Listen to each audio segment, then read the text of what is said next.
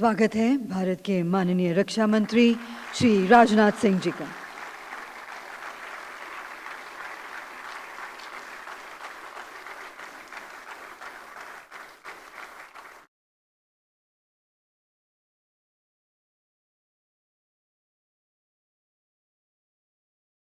नमस्कार and good morning. माननीय मुख्य अतिथि श्री राजनाथ सिंह जी, माननीय रक्षा मंत्री भारत सरकार, वरिष्ठ अधिकारीगण, प्रमुख उद्योग प्रतिनिधि, फिक्की प्रेसिडियम एवं फिक्की की क्षेत्रीय समितियों के पूर्व अध्यक्ष, थिंक टैंक एवं अनुसंधान संगठनों के प्रतिनिधि, सार्वजनिक नीति विशेषज्ञ, प्रेस एवं मीडिया के सम्मानित सदस्य, देवियों और सज्जनों, फिक्की के 96वें वार्षिक सम्मेलन के इस विशेष सत्र में आप सबका हार्दिक स्वागत है। स्वागत है मंचासीन गणमान्य अधिकारीगण का, श्री सुब्रकांत पांडा, अध्यक्ष फिक्की एवं प्रबंध निदेशक Indian metals and ferroalloys limited, doctor Anish Shah, निर्वाचित अध्यक्ष फिक्की एवं ग्रुप सीईओ और प्रबंध निदेशक महिंद्रा ग्रुप, श्री संजीव मेहता, फिक्की के तत्काल पूर्व अध्यक्ष और यूनिलीवर इंडोनेशिया के अध्यक्ष आयुक्त, एवं श्री शैलेश के पाठक, महासचिव फिक्की। इस प्रतिम अवसर पर श्री राजनाथ सिंह जी कि माननीय राष्ट्र मंत्री भारत सरकार के आगमन से हम सभी सम्मानित महसूस कर रहे हैं और निवेदन है श्री सुब्रकांत पांडा, अध्यक्ष फिक्की एवं प्रबंध निदेशक Indian metals and ferroalloys limited से कि वह ग्रीन सर्टिफिकेट भेंट कर भारत के माननीय रक्षा मंत्री जी का औपचारिक रूप से स्वागत और सम्मान करें। ग्रीन सर्टिफिकेट फिक्की की एक पहल है जिसमें माननीय मंत्री महोदय जी के नाम पर वैष्णो देवी में पेड़ लगाए जाएंगे। अनुरोध है आप माननीय रक्षा मंत्री जी को पश्मीना शॉल भेंट कर सम्मानित करें और फिक्की का एजीएम प्रकाशन प्रस्तुत करें।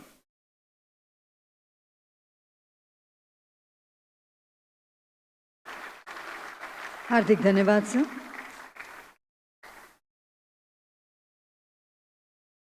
देवियों सज्जनों, जैसा कि आप सभी जानते हैं, फिक्की की 96वीं वर्षगांठ आम बैठक और वार्षिक सम्मेलन का विषय विश्व का विकास इंजन है।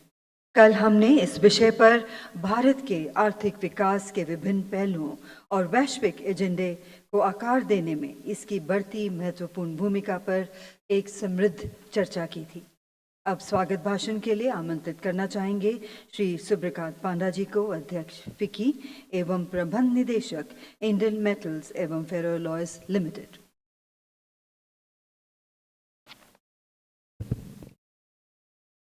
माननीय श्री राजनाथ सिंह जी, रक्षा मंत्री, doctor Anish Shah, president elect FICCI, past presidents, dignitaries, ladies and gentlemen, मैं हृदय से राजनाथ सिंह जी का स्वागत करता हूं, जो कि फिक्की के बहुत बड़े सपोर्टर रहे हैं।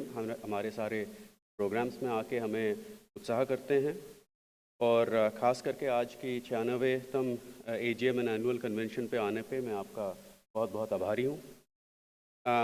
Sir, you are not just tall in terms of height, but also a tall political leader who has held many important portfolios. और आपने एक सेंसिटिव मिनिस्ट्री में जो ट्रांसपेरेंसी लाया है, thanks to your personal probity and clear headed thought process, वो सबको मालूम है। आज का जो एजीएम थीम है, the world's growth engine, it is a outcome of the sweet spot that India is in today, thanks to a combination of a large market, sustained reforms, and favorable demographics. Our growth is having a positive impact on the world at large, and nations are looking to engage with us both in economic terms as well as multilateral fora, be it economic or security oriented. आज के AGM theme defence industry के लिए भी मायने रखता है, जो कि आपके नेतृत्व के under your leadership it has grown by leaps and bounds. तो मैं कुछ मिनिस्ट्री ऑफ डिफेंस के मेजर इनिशिएटिव्स के बारे में बात करना चाहता हूँ। एक तो है reforms in the process of defence acquisition through a transition to defence acquisition procedure 2020 और अग्निपथ स्कीम, जो कि which will bring agility and technological capability to the armed forces while also providing trained, fit and disciplined workforce pool for industry. Women's empowerment through permanent commissions. Today, flying a fighter jet is no longer only a young boy's dream, and just this week, the first ever woman commander of an Indian Navy warship was appointed.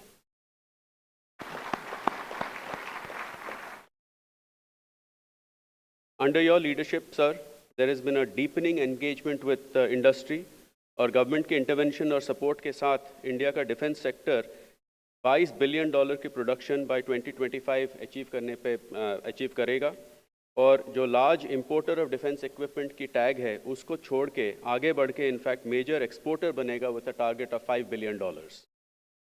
A record 75% of defense capital procurement budget, जो कि approximately 1 lakh crore रुपया है, has been earmarked for domestic industry in 2023-24. And with an infusion of 9,000 crores in this year's budget via a revamped credit guarantee scheme for MSMEs, collateral-free guaranteed credit of 2 lakh crores has been enabled, which will help boost those units which are associated with the defense sector. I can only say, sir, the defense of the country is in very capable hands, and I thank you for your leadership and presence here today, despite a very busy schedule.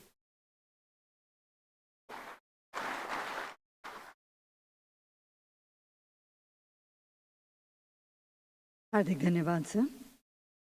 माननीय रक्षा मंत्री श्री राजनाथ सिंह जी की गरिमामयी उपस्थिति आज हम सबके लिए प्रेरणात्मक है. श्री राजनाथ सिंह जी जो भारत के एक सुपर पावर बनाने की दृष्टि के साथ सबसे मजबूत रक्षा मंत्री के रूप में उभरे हैं, सशस्त्र बलों के आधुनिकीकरण, स्वदेशीकरण एवं सुदृढ़ीकरण पर उनका एकमात्र ध्यान बेजोड़ है. अनुरोध करना चाहेंगे माननीय रक्षा मंत्री महोदय जी से कि आप अपने प्रेरक संबोधन से हम सबका मार्गदर्शन करें. और एक बार जोरदार तालियों के साथ फिर से स्वागत माननीय रक्षा मंत्री महोदय जी.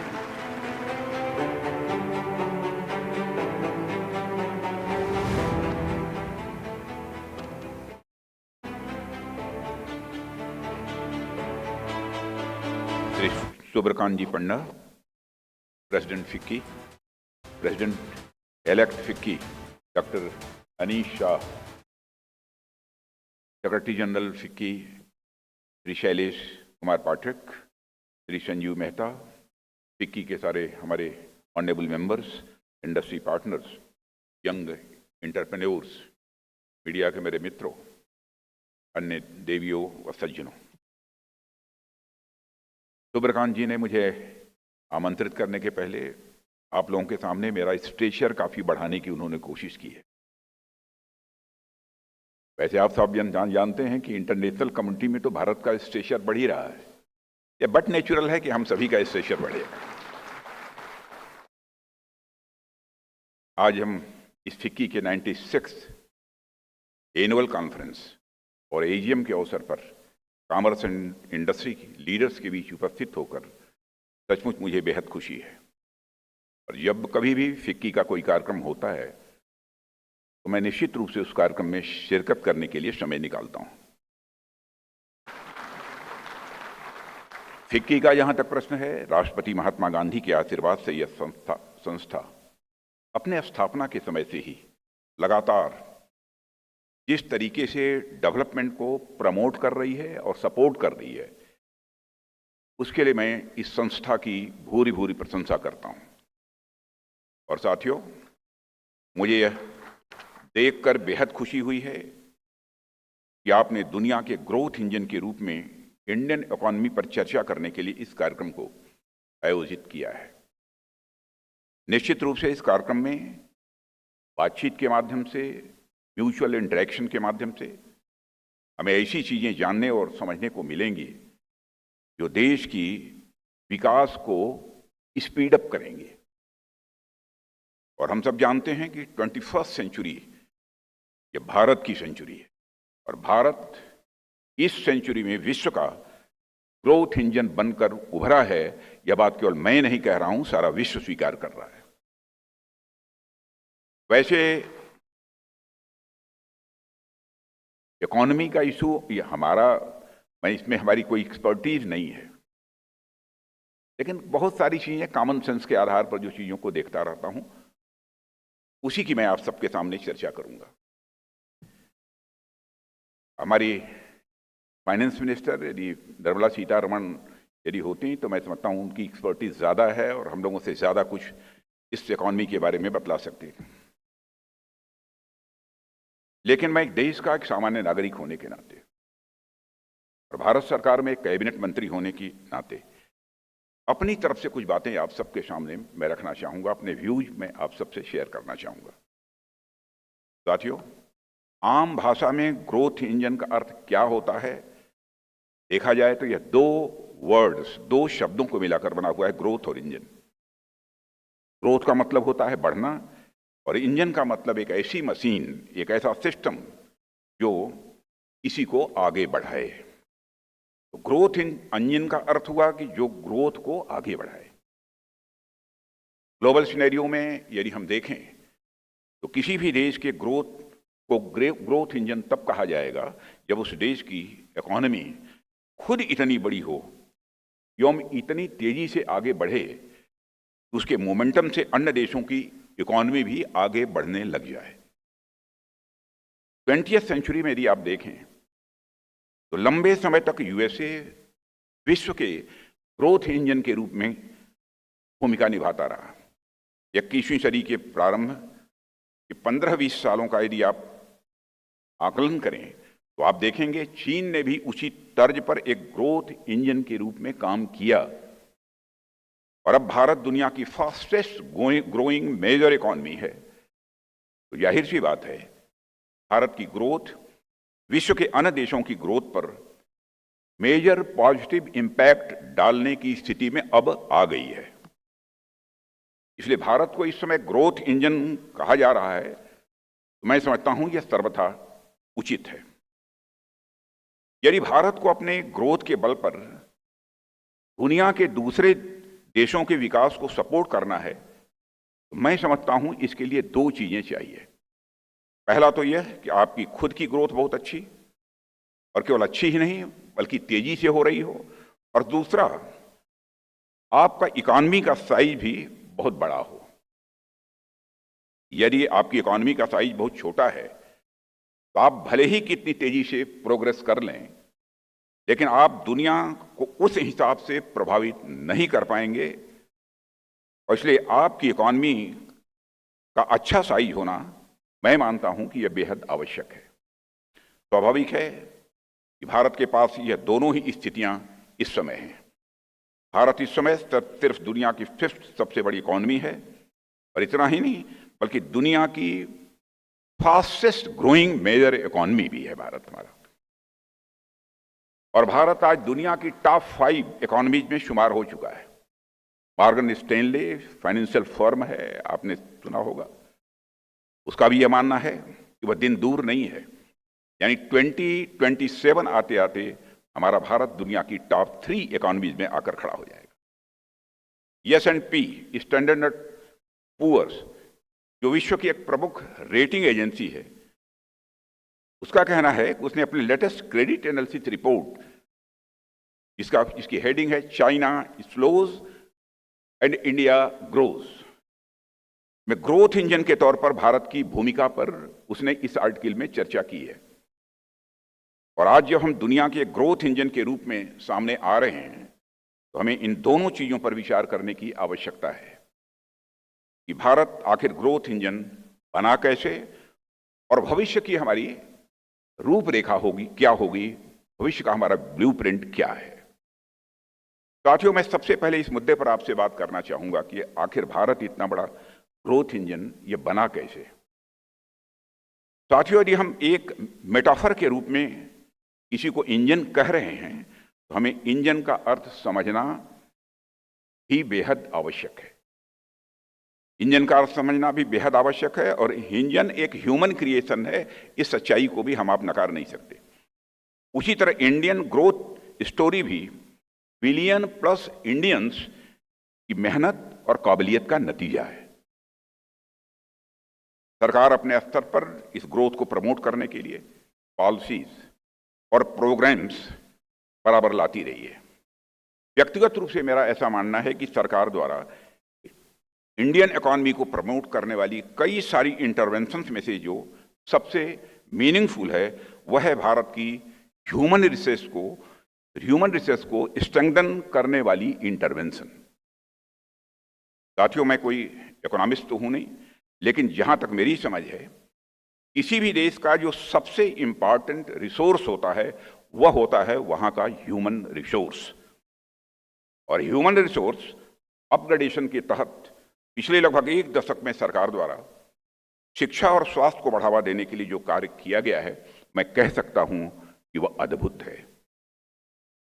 हमारे सिटीजन्स की लॉन्गेविटी बढ़ी है, इन्फेंटियम मैटरनल मॉर्टेलिटी रेट्स में भी कमी आई है, हमारे नागरिकों की पर कैपिटा इनकम बढ़ी है और उनके जीवन और उनके रहन सहन के स्तर में भी सुधार हुआ है। यहां मैं केवल अपनी सरकार की बात नहीं कर रहा हूं, मैं भारत के सभी सरकारों की बात कर रहा हूं, जो भी सरकारें रही हैं। और मैं मानता हूं कि भारत को आगे बढ़ाने में सभी ने ईमानदारी के साथ जो जितना कर सकता था उसने करने की कोशिश की है। इस सच्चाई को मैं स्वीकार करता हूं और हम सबके सामूहिक प्रयासों के बदौलत ही भारत आज एक ग्रोथ इंजन के रूप में तब्दील हो चुका है। यदि मैं अपनी सरकार की बात करूं तो 2014 में मोदी जी के प्रधानमंत्री बनने के बाद और उनके नेतृत्व में जो सरकार बनी, तब से अनेक क्षेत्रों में अप्रत्याशित विकास के हम साक्षी बने हैं। शिक्षा क्षेत्र में यदि आप देखें तो हमने 7 नए IITs एवं 7 नए IIMs बनवाने के साथ साथ देश भर में लगभग 400 नई यूनिवर्सिटीज को भी इस्टेब्लिश किया है। इसके अतिरिक्त न्यू एजुकेशन पॉलिसी को इंट्रोड्यूस करके हम शिक्षा जगत में एक ट्रांसफॉर्मेटिव चेंज लाने की भी कोशिश कर रहे हैं। साथियों, एजुकेशन को बल प्रदान करने के लिए हमने युवाओं की स्किल डेवलपमेंट पर भी तेजी के साथ काम किया है और आप देखें कि हमने स्किल डेवलपमेंट के लिए अलग से एक मिनिस्ट्री बना दी। इसके पहले यह मिनिस्ट्री नहीं थी, जो कि हमारे यूथ की कैपेबिलिटी इन्हांसमेंट के प्रति हमारी कमिटमेंट का यह प्रमाण है।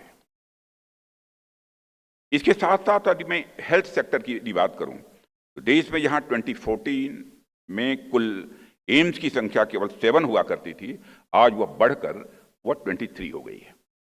आयुष्मान भारत योजना के तहत हमने देश के 12 करोड़ परिवारों को 5 लाख रुपए तक का सालाना मुफ्त हेल्थ इंश्योरेंस भी प्रोवाइड कराया है और ऐसी अनेक अचीवमेंट्स हैं जिन्हें यदि मैं आपके सामने चर्चा करना प्रारंभ करूं तो घंटों का समय लगेगा, लेकिन मैंने अभी केवल शिक्षा और स्वास्थ्य का ही यहां पर जानबूझकर जिक्र किया है, क्योंकि जब हम शिक्षा और स्वास्थ्य पर इन्वेस्टमेंट को बढ़ावा दे रहे हैं तो उसका अर्थ यह हुआ कि हम भारत के फ्यूचर पोटेंशियल को बढ़ाने का प्रयास ईमानदारी के साथ कर रहे हैं।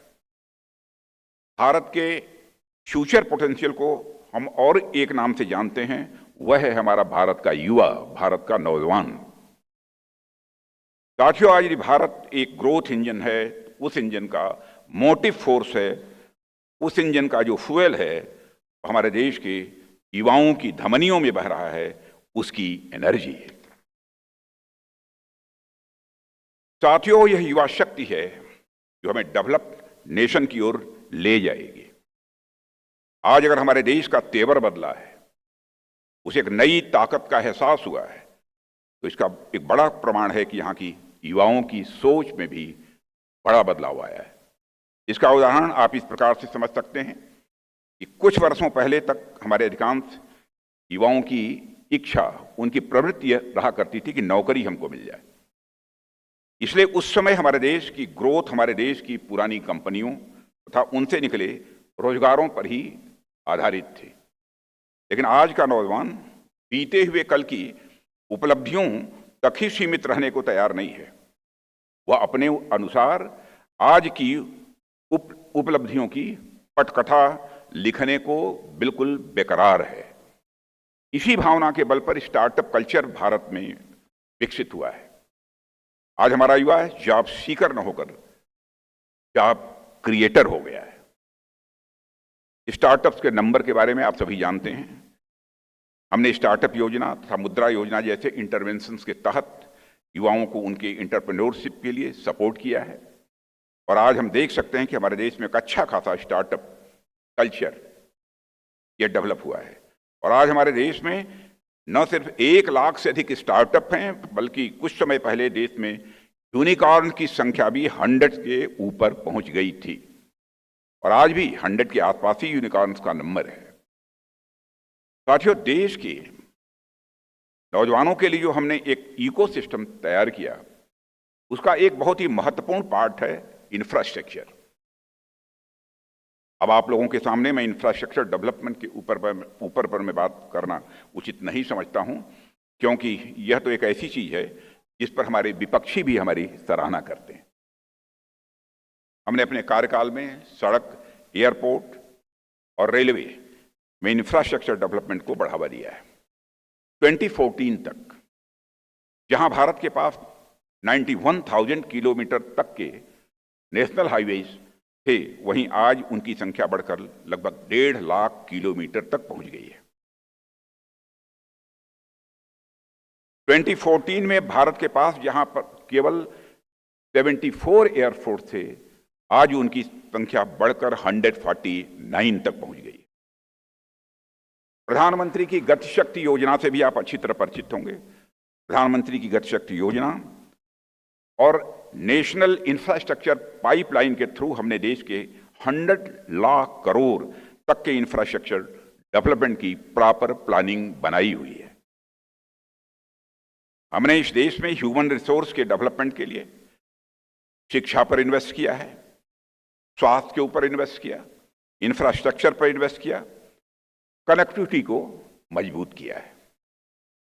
साथियों, हमने सिर्फ फिजिकल इंफ्रास्ट्रक्चर लेवल पर ही नहीं है, बल्कि हमने डिजिटल इंफ्रास्ट्रक्चर पर भी फोकस किया है।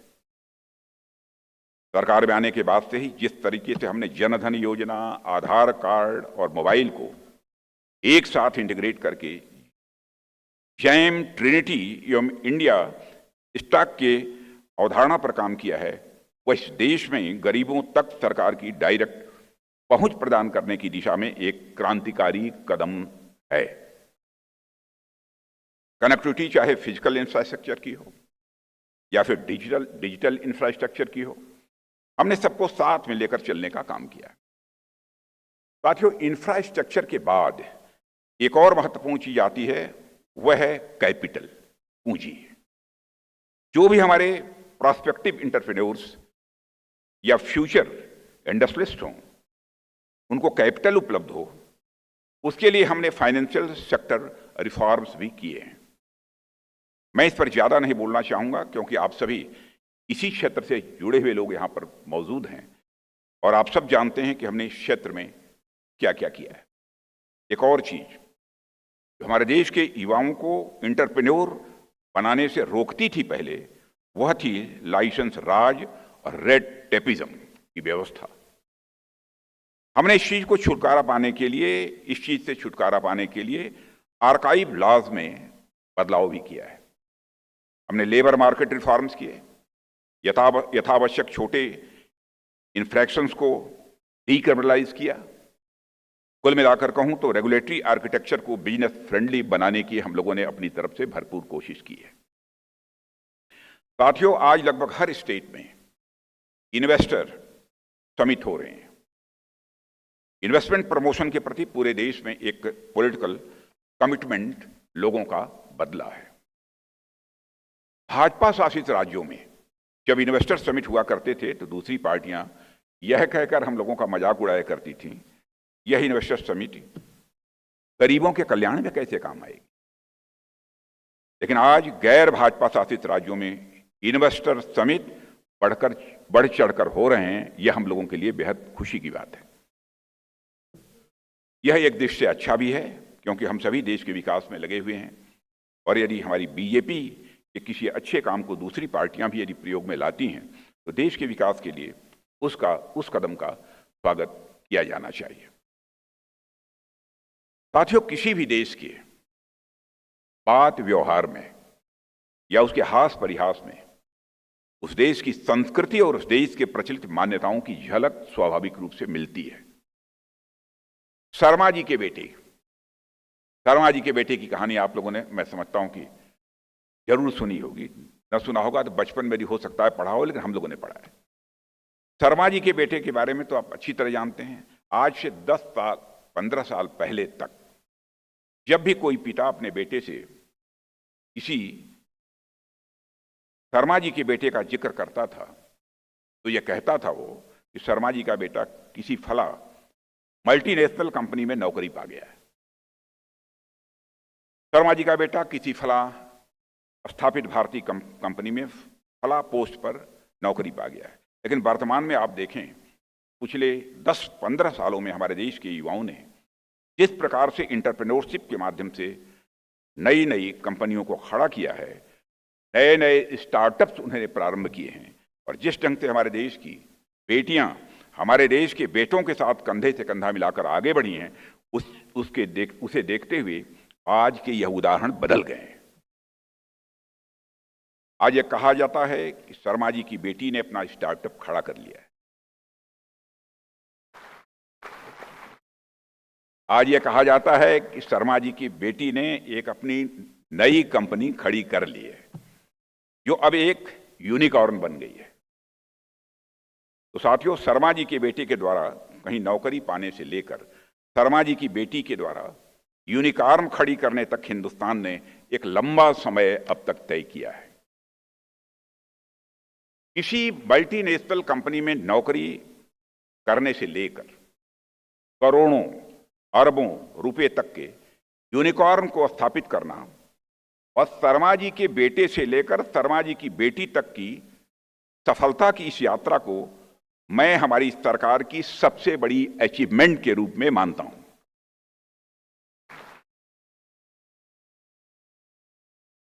साथियों, यदि मैं इस सरकार की उपलब्धियां यदि आपके सामने काउंट कराना प्रारंभ करूं तो इसमें एक लंबा समय लग जाएगा, इसलिए मैं मुख्य मुद्दे पर आता हूं।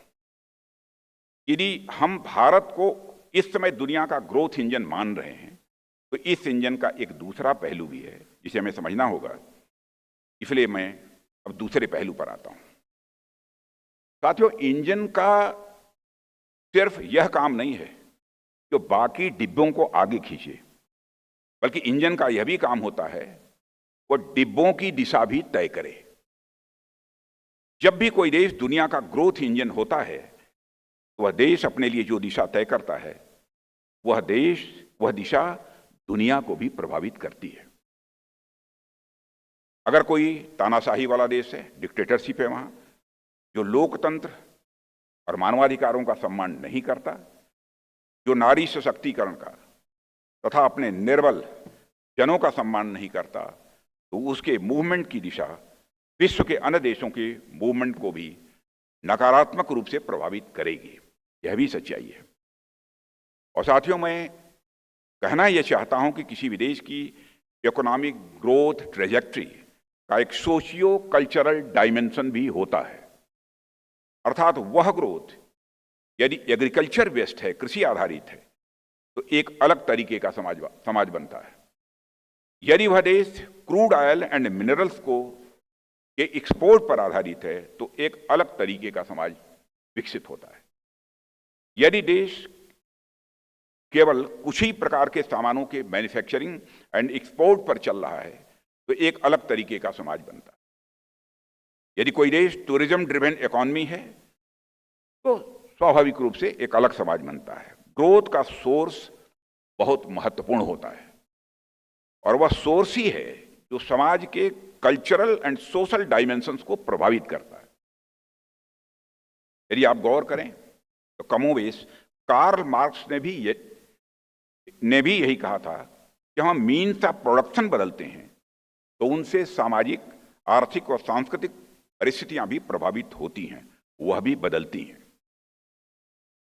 और यह उदाहरण आप दुनिया के विभिन्न देशों के माध्यम से भी देख सकते हैं। यदि कोई देश गरीब है, तो निश्चित रूप से उसकी संस्कृति, उसकी सामाजिक व्यवस्था तथा उसकी राजनीतिक व्यवस्था एक अमीर देश की राजनीतिक, सामाजिक और धार्मिक आर्थिक व्यवस्थाओं से यह भिन्न होगी। लेकिन मुझे ऐसा लगता है यह चीज एक तरफा नहीं है।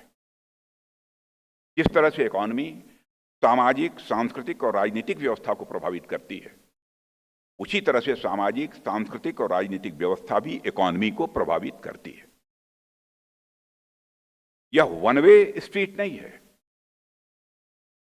बल्कि यहां टू वे इंटरैक्शन है। और यह कहना कि कौन पहले आता है, या चिकन और एग की स्टोरी जैसी हो जाएगी, अंडा पहले आया था या फिर मुर्गी। अर्थतंत्र, समाज की संस्कृति को प्रभावित करता है। इस सच्चाई को केवल मैं स्वीकार नहीं कर रहा हूं, बल्कि दुनिया के बड़े बड़े इकोनॉमिस्ट भी स्वीकार करते हैं। ठीक उसी तरह समाज और संस्कृति अर्थतंत्र, इकोनॉमी के सिस्टम को यह प्रभावित करती है।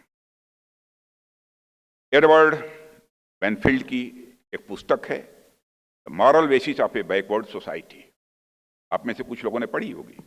उस पुस्तक में वह बताते हैं कि वे एक बार साउथ इटली में एक गरीब भाग में सिर्फ इसलिए गए ताकि वह इस बात का पता लगा सकें कि आखिर गरीबी का मूल कारण क्या है। उन्होंने पाया कि गरीबी का कारण मात्र रिसोर्सेज की कमी नहीं है, गरीबी के कारण केवल रिसोर्सेज की कमी नहीं है, बल्कि गरीबी का एक कल्चरल बेस भी होता है, सांस्कृतिक आधार भी होता है। कुछ संस्कृतियां ऐसी होती ही हैं जहां आर्थिक विकास बहुत मुश्किल हो जाता है। हालांकि मैं एडवर्ड बेनफील्ड की इस बात से पूरी तरह से सहमत नहीं हूं, पूरी तरह से इससे इत्तेफाक मैं नहीं करता हूं, और मेरा यह बिल्कुल भी मानना नहीं है जो भी देश गरीब है उसकी संस्कृति, उसकी कल्चर में कोई कमी है, या वह अपनी राजनीतिक व्यवस्था की कमी के कारण गरीब है। बल्कि गरीबी के कई सारे कारण हो सकते हैं। कई बार ऐतिहासिक कारण भी होते हैं, तो वहीं कई बार रिसोर्सेज की कमी भी एक प्रमुख कारण होती है। लेकिन इस बात से बिल्कुल भी इनकार नहीं किया जा सकता कि किसी भी देश की अर्थव्यवस्था की गति वहाँ की सांस्कृतिक और राजनीतिक व्यवस्था से जरूर प्रभावित होती है। उदाहरण के तौर पर देखिए, यदि कोई ऐसा देश ग्रो करता है जहां पर की एक लोकतांत्रिक राजनीतिक व्यवस्था है, डेमोक्रेटिक पॉलिटिकल व्यवस्था है, तो उस देश का विकास ज्यादा इंक्लूसिव होगा, ज्यादा समावेशी होगा। यह स्वाभाविक रूप से आपको देखने को मिलेगा, क्योंकि लोकतंत्र के कारण रूलिंग पार्टी पर जनता का यह दबाव होता है तो विकास के फायदे को समाज के हर वर्ग तक, समाज की अंतिम सीढ़ी तक उसे पहुंचाए। यहां मैं famous Indian economist Amartya Sen को कोट करना चाहूंगा, जिसमें वह कहते हैं कि मानवता के इतिहास में किसी वास्तविक लोकतंत्र में अब तक कभी भी फेमिन नहीं देखा गया। यह संबंध है लोकतंत्र और अर्थतंत्र के बीच।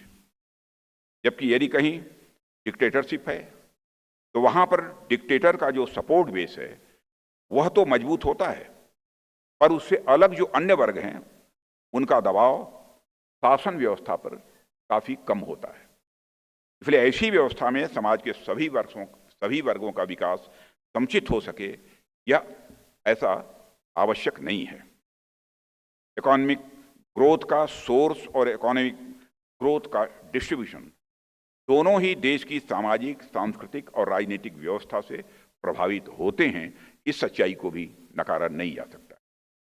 भारत किस प्रकार से एक इंजन के रूप में दुनिया को एक नई दिशा प्रदान करेगा, इस पर मैं इंडियन ग्रोथ स्टोरी के 4 रिमार्केबल जो एस्पेक्ट्स हैं, जो उल्लेखनीय पहलू हैं, उस पर मैं आप सबके बीच यहां चर्चा करना चाहूंगा। पहली बात, तो भारत में ग्रोथ पर्यावरण की नुकसान पर नहीं होगा, इसलिए हमने पेरिस एग्रीमेंट पर साइन किए, हमने इंटरनेशनल सोलर अलायंस बनाया है, हमने क्लीन एनर्जी को बढ़ावा देने के लिए कई इनिशिएटिव्स भी लिए हैं, हम जीडीपी की इंटेंसिटी में भी कमी लेकर आए हैं, हमने ग्रीन ग्रोथ का रास्ता स्वाभाविक रूप से अब अख्तियार कर लिया है। साथियों, दूसरी बात आप देखें तो एक समय था जब इकोनॉमिक ग्रोथ मात्र पुरुषों का डोमेन यह समझा जाता था, औरतों को घर में रखा जाता था और माना जाता था कि राजनीतिक, आर्थिक व्यवस्था और समाज को संभालना यह सब औरतों का काम नहीं है, बल्कि पुरुषों का ही काम है। एक ऐसा भी समय था। लेकिन प्रधानमंत्री मोदी जी के नेतृत्व में जब से हमारी सरकार आई है, हमने इंश्योर किया है, ये सुनिश्चित किया है कि हमारा economic, political and social development महिला सशक्तिकरण के बल पर ही होगा। हाल ही में नारी शक्ति वंदन अधिनियम संसद से पारित करके हमने महिलाओं को उनका वह राजनीतिक अधिकार दिया जो वर्षों से लंबित था। यदि मैं रक्षा मंत्री होने के नाते रक्षा क्षेत्र की बात करूं तो आप देखिए कि हमने सैनिक स्कूल में बच्चियों को दाखिले की शुरुआत कर दी है, जो पहले नहीं होता था। नेशनल डिफेंस एकेडमी में आर्मी, एयरफोर्स और नेवी की वीमेन ऑफिसर्स की भी ट्रेनिंग हो रही है। एयरफोर्स, वायुसेना में लड़ाकू विमानों में अब महिला पायलट के रूप में अपनी भूमिका निभा रही हैं। सेना में भी बड़े बड़े पदों पर आज महिलाएं हमारे यहाँ काम कर रही हैं। अग्निवीर के माध्यम से भी बड़ी मात्रा में हमारी बच्चियां इस समय सेनाओं में, हमारे जो तीनों विंग हैं, आर्मी, एयरफोर्स, नेवी, उसमें अपनी भूमिका निभा रही हैं। साथियों, जो तीसरी बात है वो है कि अक्सर किसी भी देश की इकोनॉमिक ग्रोथ को उसके कुछ प्रोमिनेंट लोकेशन पर ही सेंटर्ड पाया जाता था। जैसे आपने ग्रोथ पोल की थियरी सुनी होगी। इसके अनुसार कोई भी क्षेत्र यदि विकास करता है तो उस क्षेत्र का एक ग्रोथ पोल होता है, एक सेंटर होता है, जहां से उस क्षेत्र का विकास कंसंट्रेटेड होता है। अब तक यही माना जाता रहा है, अब तक यही धारणा रही है कि सिर्फ ग्रोथ पोल ही डेवलप करता है, बल्कि सारे क्षेत्र जो हैं वो उसकी छाया में डेवलप होते रहते हैं। लेकिन आज ऐसा नहीं है। आप देखिए, भारत में हमने जिस तरीके से फार फ्लंग एरियाज में इंफ्रास्ट्रक्चर डेवलपमेंट किया है, पीएम गति शक्ति योजना के तहत जिस तरीके से हमने देश की कनेक्टिविटी का एक जाल बिछाया है, चाहे वह सुदूर नॉर्थ हो या फिर छोटे शहर या कस्बे हों, हमने सबको एक दूसरे से जोड़ने की पूरी कोशिश की है। इसे ग्रोथ पोल से आगे बढ़ते हुए मैं ग्रोथ वेब का नाम देना चाहूंगा। आज देश में एक ग्रोथ वेब की अवधारणा सामने आ रही है, जहां पर भारत के सारे क्षेत्र एक साथ मिलकर तेजी के साथ विकास कर रहे हैं। आज टीयर 2 और टीयर 3 सिटीज में भी लगभग उसी तरह की ग्रोथ हो रही है जैसे देश के महानगरों में हो रही है। चाहे आप इंदौर, वाराणसी, नासिक, कटक, सिलचर, सूरत या फिर ऐसे अन्य टीयर 2 सिटीज को देख लीजिए, तो अभी भारत के महानगरों की तरह ही तेजी से ग्रो कर रहे हैं। यह सब उसी ग्रोथ वेब का हिस्सा बन गए हैं, जो वेब हमारी सरकार ने इंफ्रास्ट्रक्चर डेवलपमेंट के माध्यम से पहले से बुन रखा है। साथ ही चौथी बात जो मैं यहां पर करना चाहूंगा कि पहले जब विकास की बात होती थी तो यह कहा जाता था कि आप यदि डिस्ट्रीब्यूटिव जस्टिस की बात करेंगे तो आपके विकास की दर के पीछे छूट जाएगी। यानी कि या तो आप ग्रो कर सकते हैं या फिर डिस्ट्रीब्यूटिव जस्टिस को फॉलो कर सकते हैं। यानी या तो आप समाज में प्रोडक्शन को तेजी से बढ़ा सकते हैं या फिर आप समाज में वेल्थ और इनकम की इनइक्वलिटी को कम कर सकते हैं। दोनों काम एक साथ नहीं हो सकता, ऐसा माना जाता था। लेकिन भारत ने दिखाया है कि ग्रोथ और डिस्ट्रीब्यूटिव जस्टिस के बीच कोई इनरिकॉन्सिलेबल ट्रेड ऑफ नहीं है। यानी सभी नागरिकों को उचित अवसर उपलब्ध कराना एवं विकास दर को तेजी से आगे बढ़ाना, दोनों को एक साथ साधा जा सकता है और हम दोनों को एक साथ लेकर चले हैं। साथियों, इसका उदाहरण आप देख सकते हैं। इस देश के लगभग 80 करोड़ लोगों को मुफ्त में अनाज उपलब्ध करा रहे हैं।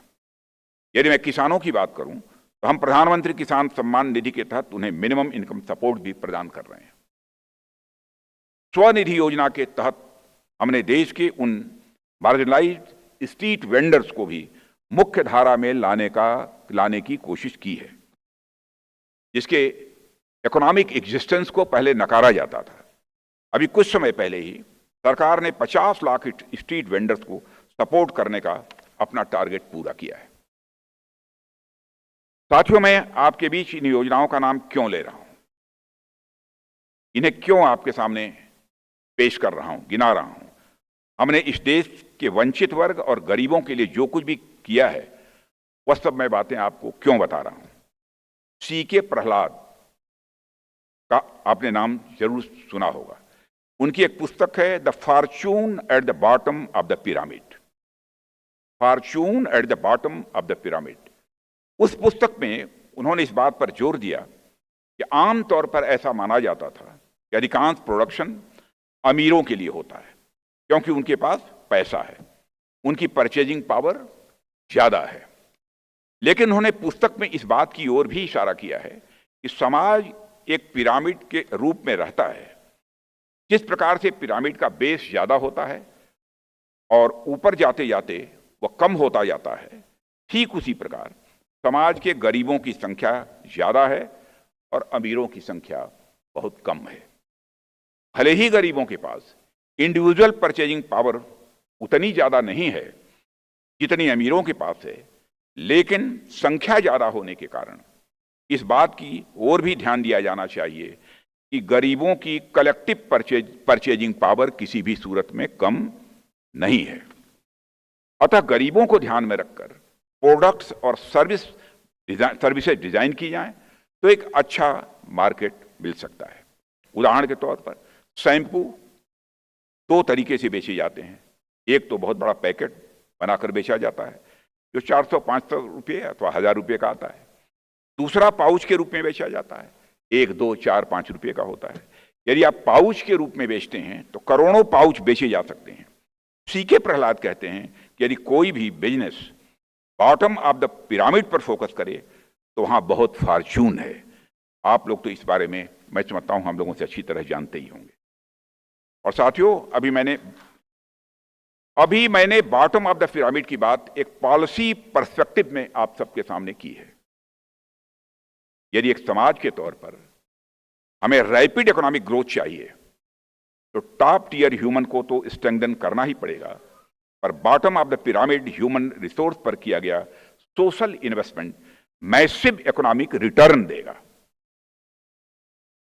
प्राइमरी हेल्थ केयर एवं प्राइमरी एजुकेशन के यूनिवर्सलाइजेशन पर हमारी सरकार का जो फोकस है, एफोर्डेबल हाउसिंग पर हमारा जो फोकस है, स्किलिंग और वोकेशनल ट्रेनिंग पर जो हमारा फोकस है, डिजिटल एंड फाइनेंशियल इंक्लूजन पर हमारा जो फोकस है, ये बॉटम ऑफ द पिरामिड के अनटैप्ड पोटेंशियल के बल पर सोशल वैल्यू अनलॉक करने का एक ब्लूप्रिंट है।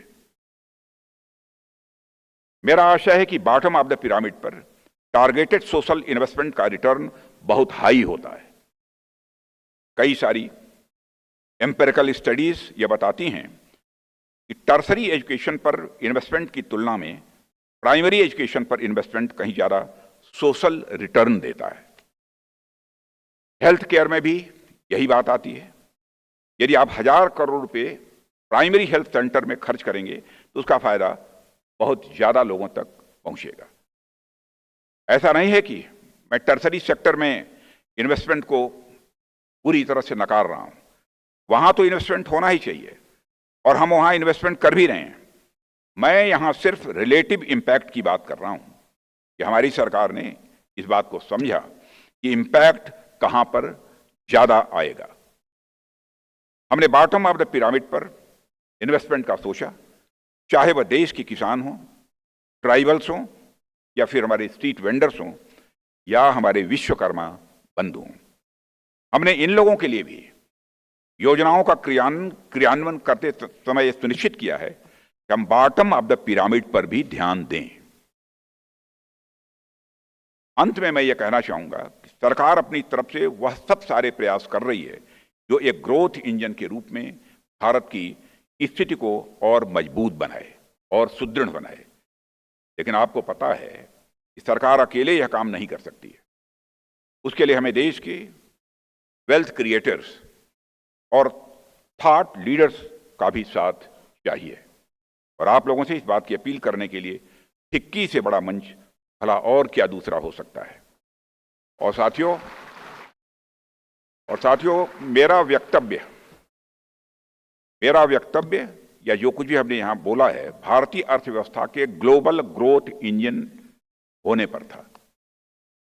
इस परिप्रेक्ष्य में मैंने ग्रोथ इंजन की गति पर भी बात की और ग्रोथ इंजन की जो दिशा है उस पर भी आप लोगों से हमने चर्चा की है।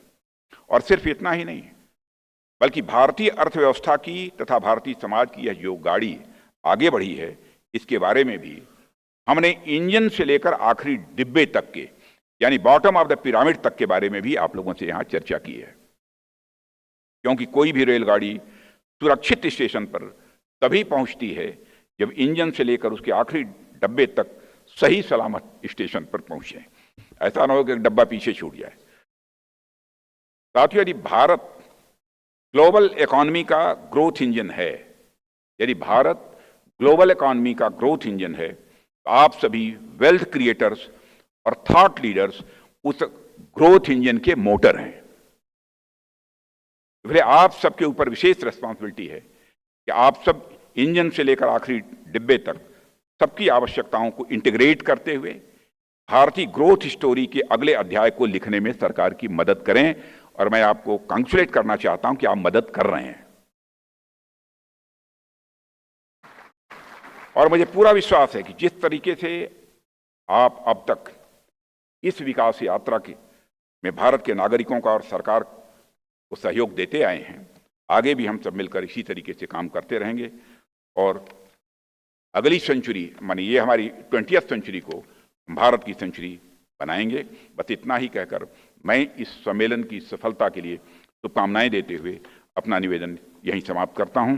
आप सबको बहुत बहुत धन्यवाद।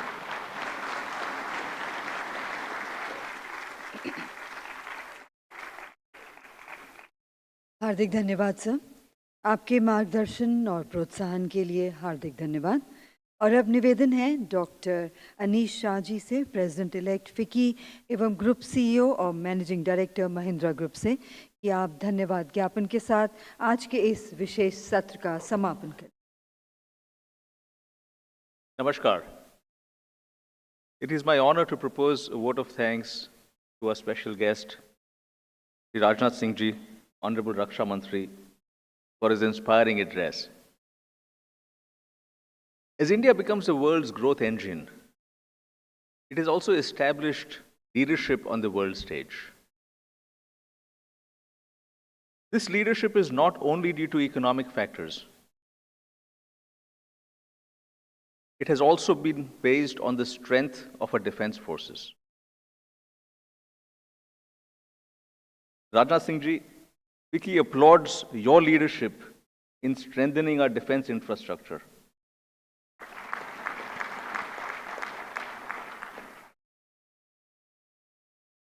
You focused on becoming Atmanirbhar, and we had our first indigenous aircraft carrier, INS Vikrant, inaugurated by Honorable Prime Minister in Cochin last year.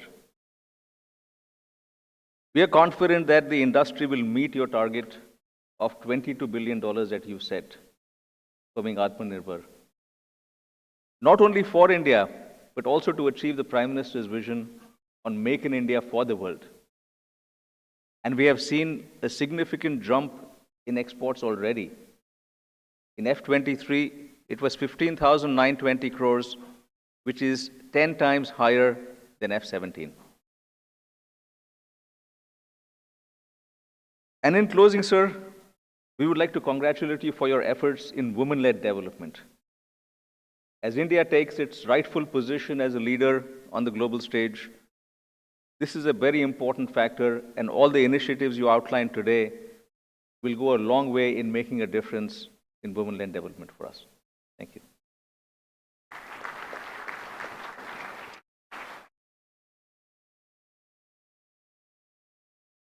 हार्दिक धन्यवाद सर। और अब मंच पर आमंत्रित करना चाहेंगे फिकी के सभी पूर्व सम्मानित अध्यक्षों को माननीय रक्षा मंत्री जी के साथ एक ग्रुप फोटोग्राफ के लिए।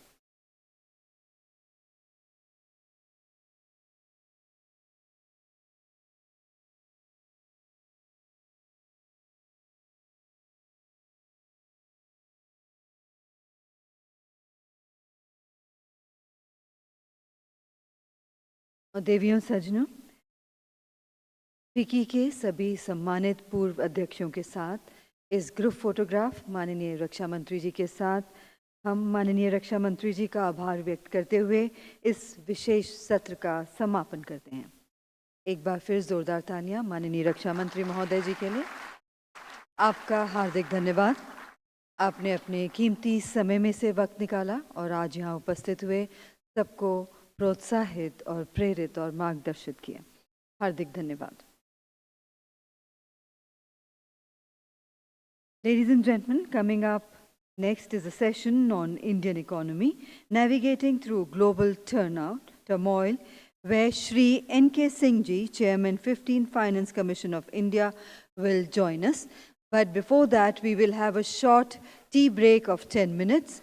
Tea is served outside in the atrium. I would request everyone to kindly join us back in time for the next very important session. Thank you.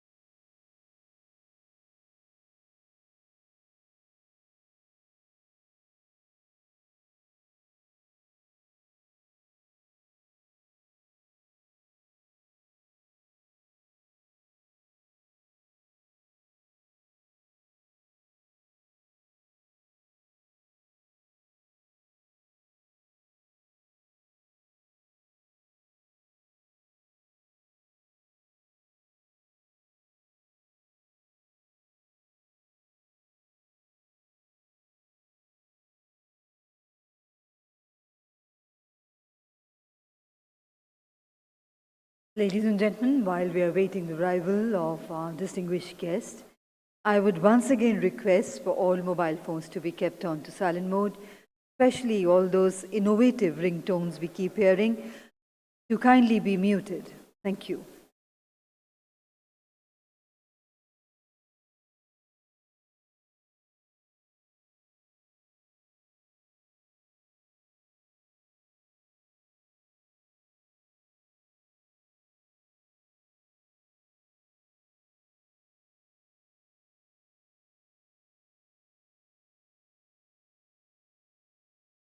And ladies and gentlemen, let's put our hands together to welcome our very special guest, Shri N.K. Singh Ji, Chairman, 15th Finance Commission of India. May I invite you, sir, to kindly grace the stage.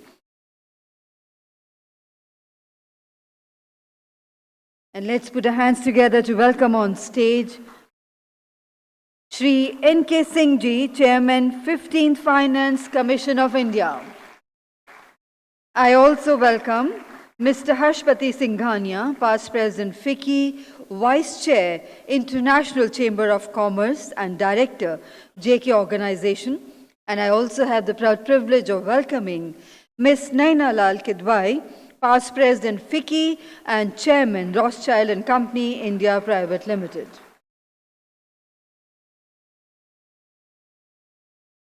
Namaskar and good morning.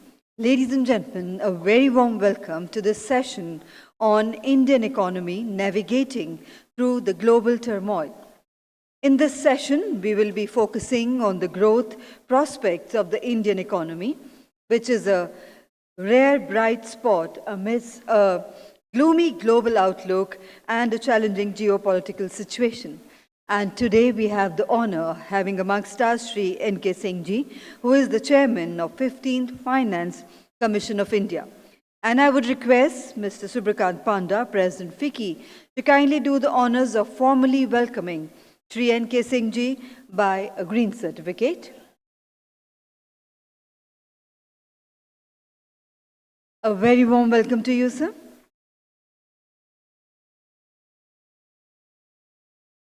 I would also request Mr. Panda to kindly felicitate our distinguished guest with a Pashmina shawl.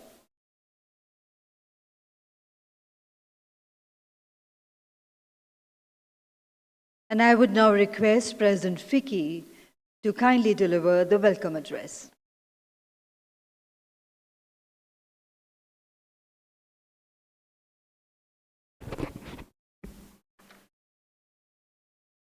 Mr. N.K. Singh, Chairman, 15th Finance Commission, Mr. Harshpati Singhania, Past President FICCI, Ms. Naina Lal Kidwai, Past President FICCI, Past Presidents in the audience, Dr. Anisha, President-elect, dignitaries, ladies and gentlemen. It is indeed a pleasure to welcome Mr. N.K. Singh to FICCI's 96th AGM and annual convention. He is someone who needs no introduction given his long track record, first as in the government, then as a Member of Parliament, and more recently Chairman of the 15th Finance Commission, and of course part of multiple other initiatives given his intellect, expertise and acumen. I'd like to talk a little bit about the AGM theme, which is the world's growth engine, which aptly captures India's economic rise and the positive impact that it is having on the rest of the world. And in fact, the recently announced Q2 GDP numbers bolster the argument for picking this theme. India is in a sweet spot given the trifecta of a large domestic market, sustained reforms, and favorable demographics. And as I said, it is indeed in a situation where it is not just India's economic rise is not just benefiting its own citizens, but also having a salutary impact on the rest of the world. And that is how we chose this theme and have had various other sessions all anchored around the main theme. To talk a little bit about the outlook, it's a rare bright spot in an otherwise gloomy scenario. And therefore, keeping in mind that we live in an interconnected world, we must indeed prepare for headwinds, especially due to complex geopolitics. India has done much better than advanced economies when it comes to keeping inflation under control, but we certainly cannot declare victory due to supply-side shocks and volatility which happen now and then. Monetary and fiscal policy worked well in tandem during the COVID pandemic and its aftermath, and the focus on structural reforms in line with the Prime Minister's call to treat every adversity as an opportunity is now paying rich dividends. But some of the issues that we need to keep in mind is the fact that the WTO Global Trade Outlook, released in October 2023, has revised the growth in volume of world merchandise trade downwards to 0.8% for the year, which is less than half of the earlier forecast of 1.7%. And clearly, while our own growth numbers in terms of GDP, etc., are racing ahead, but there is a noticeable slowdown in the rest of the world, particularly the advanced economies and perhaps more specifically Europe. So your thoughts, sir, on how Indian policymakers could steer the economy under these circumstances will be of interest to all those present here. But we are also looking in this conversation to cover other topics, as I said, given the vast breadth of experience and various initiatives that you've been involved in. You chaired the 15th Finance Commission, which made many important recommendations regarding state finances and devolution of funds from the center to the states. There was also a recommendation about studying the impact of GST. And perhaps from an industry perspective, there has been talk about whether it is now time to embark upon a GST 2.0 sort of an approach, where we look to reduce the number of slabs and simplify the whole exercise further. That apart, you were co-convener of the G20 Independent Expert Group and submitted a report on MDP reforms. And this is certainly another area where we would like to hear your thoughts, especially given that energy transition and climate change mitigation will require massive funding. And how is it that Indian companies and others can meet this challenge? So thank you for taking out to be here today. And I now hand over the proceedings to Naina and Harshpati to take it forward.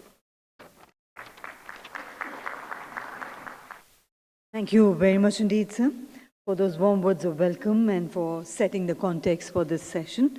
Ladies and gentlemen, before we move ahead with the panel discussion, I have the privilege in inviting Shri N.K. Singh Ji, Chairman, 15th Finance Commission of India, for his opening remarks. Over to you, sir.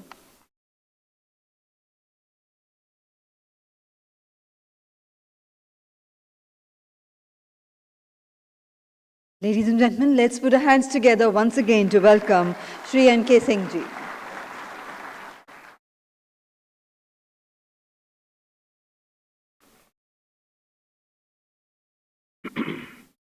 Well, good afternoon. It's a great privilege for me to be able to come and participate at this 96th year when FICCI was first initiated. I want to congratulate Vibrikant for having steered this complex organization with such skill. Shefalika, who has really lent more than her helping hand in enabling Subrikant to achieve all this outcome. It was a great pleasure for me to be associated with this organization in its very, very important time when, both globally speaking and nationally, we are at the cusp of some very important, complex challenges. I look forward to the panel discussion, respond and to comments on issues which will be there. A few brief remarks which I want to make before the panel discussion. I want to touch on 4 themes. The first is the restructuring of the international financial architecture. What does that mean?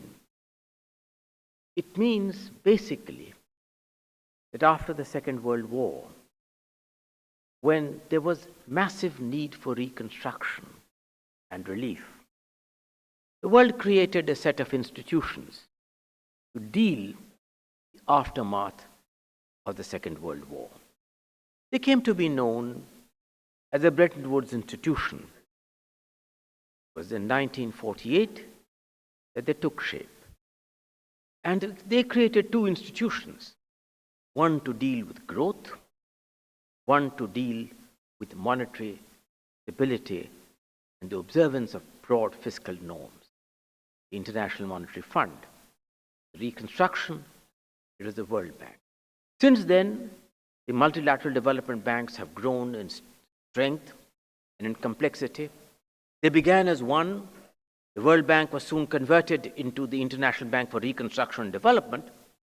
Since then, believe me, I lost count of how many multilateral development banks exist. There are now 17. I didn't realize, for instance, that the development of the Black Sea needed a multilateral development bank. But apart from the regional ones, the Asian Development Bank, the African Development Bank, the Inter-American Bank, there are 17 of them. They have served the world well since their creation. Now, geopolitics, alternative forms and challenges necessitate the reinventing of these, meet these new global challenges. So under the India's G20 presidency, the restructuring of these institutions was a concept that the Prime Minister had much before India assumed the presidency of the G20. Therefore, it was logical that at the inception of our assuming that, they constituted an expert group, of which I am privileged to be the co-chair along with my good friend, Professor Larry Summers, along with 5 experts, to do a report on how these institutions can be restructured. And these reports have been given. These reports make far-reaching recommendations on how will these institutions stand up to the challenges which lie ahead. So there's a bit on that, and I'll be quite happy to elaborate on some of these concepts and ideas. Most important which, Naina, would be one of the big challenges where your expertise can be of great assistance, and also, of course, of Harsh. But so far, these institutions have done a remarkable job in being able to be efficient financial intermediators. What does that mean? It means that, for instance, to give you an example, the total amount of money which has been put in the World Bank group is only $22 billion. What is $22 billion? Against that, they have successfully lent $900 billion. Very good example of efficient financial intermediation with no kind of NPAs, with no other kind of stuff. Fortunately, with respect to private capital, the record has been an abysmal one. The first challenge is how to garner support and to be able private capital to be mainstreamed in the development story of the world. So that's the one theme. The second theme I want to talk a little bit about the COP28. I didn't realize I did a bit of stuff when I was in Dubai 3 days ago, to participate in the special session with the heads of all multilateral development banks, the presidents of all that, Banga, Agustelina, so on. So where does now the COP28 stand in relation to its original conception, which was COP1? We've almost forgotten that there was a COP1. COP1 was in Berlin 28 years ago. The world has traveled a long distance, so has the complexity. Where do we stand in relation to that? So those are 2 international themes. On the national side, I think there are these issues of India is regarded as a bright economic spot. Clearly, we are a leader in terms of macroeconomic stability. What are the drivers of growth for the Indian economy? And what is the medium-term prospect? Along with it, what are the challenges? What is the kind of reform agenda which has yet to gather steam? So that's a bit on the Indian economy. The last theme is something which you mentioned in the introductory, is the issue of center-state relations. Federalism, is it in a flux? Does federalism need to be restructured? Does federalism need to be redefined?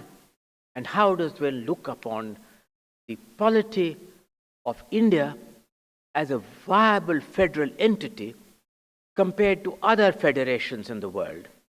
And what is it that we need to do or do differently to make this a really shining example of a working federal entity? So these are some of the broad themes I thought that I could interact with. Over to you, now the panelists, to take this discussion further. Thank you.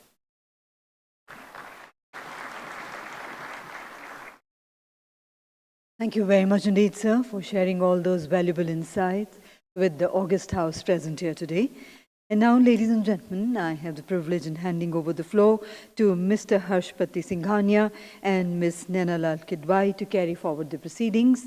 Over to you, sir. Let me start by thanking you. Mr. Singh is, for all of us, an amazing example of someone who leads with his intellect across so many different spaces.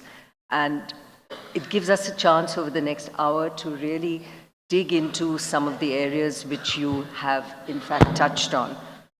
I thought if I could just kick off by bringing us back a little bit to the here and now, the economy, just given the huge wealth of experience you have there, Mr. Singh.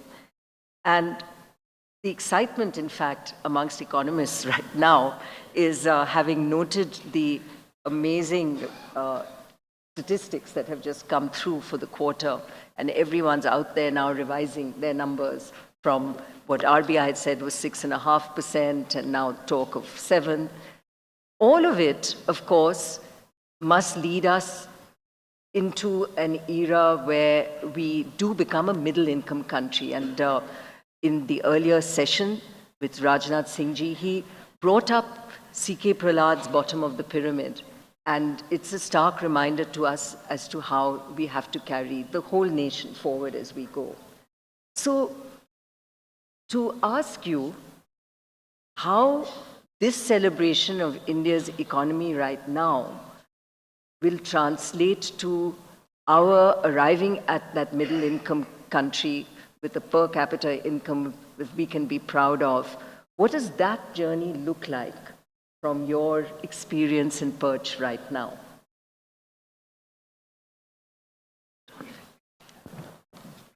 Well, very frankly, one-line response to your question, Naina, would be that unlike in the past, there have been few other occasions when that journey looks doable. It looks probable, certainly well within the realms of possibility. Why? Driven, in my view, by three important factors. And they are basic factors. They are factors which are terrifically complex or technocratic. The first important factor is, rarely has India been in a position where the track record of macroeconomic stability and the coherence and congruence of monetary and fiscal policy being so favorable as it is today.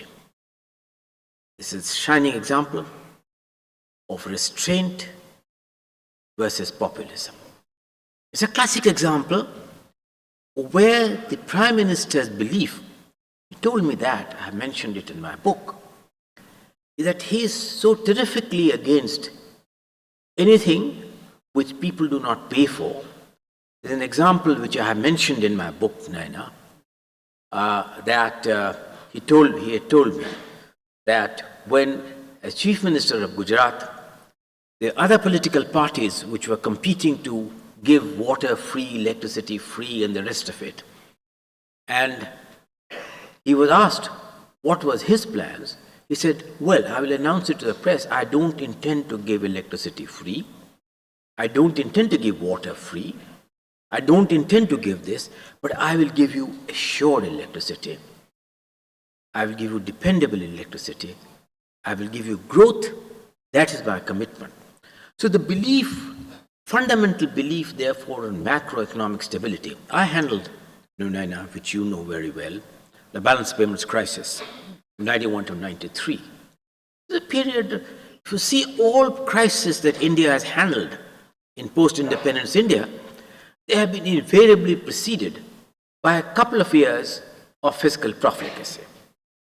So the first important thing is fiscal profligacy versus fiscal rectitude.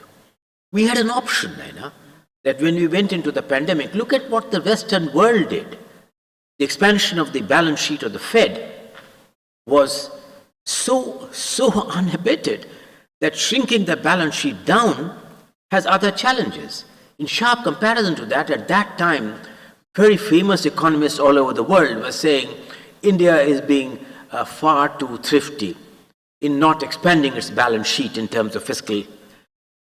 But we did through a combination, monetary policy, fiscal policy, and this is one of the great pieces. Second big piece is this, that we have a huge unsatiated consumption and demand, driven by the nature of our demography.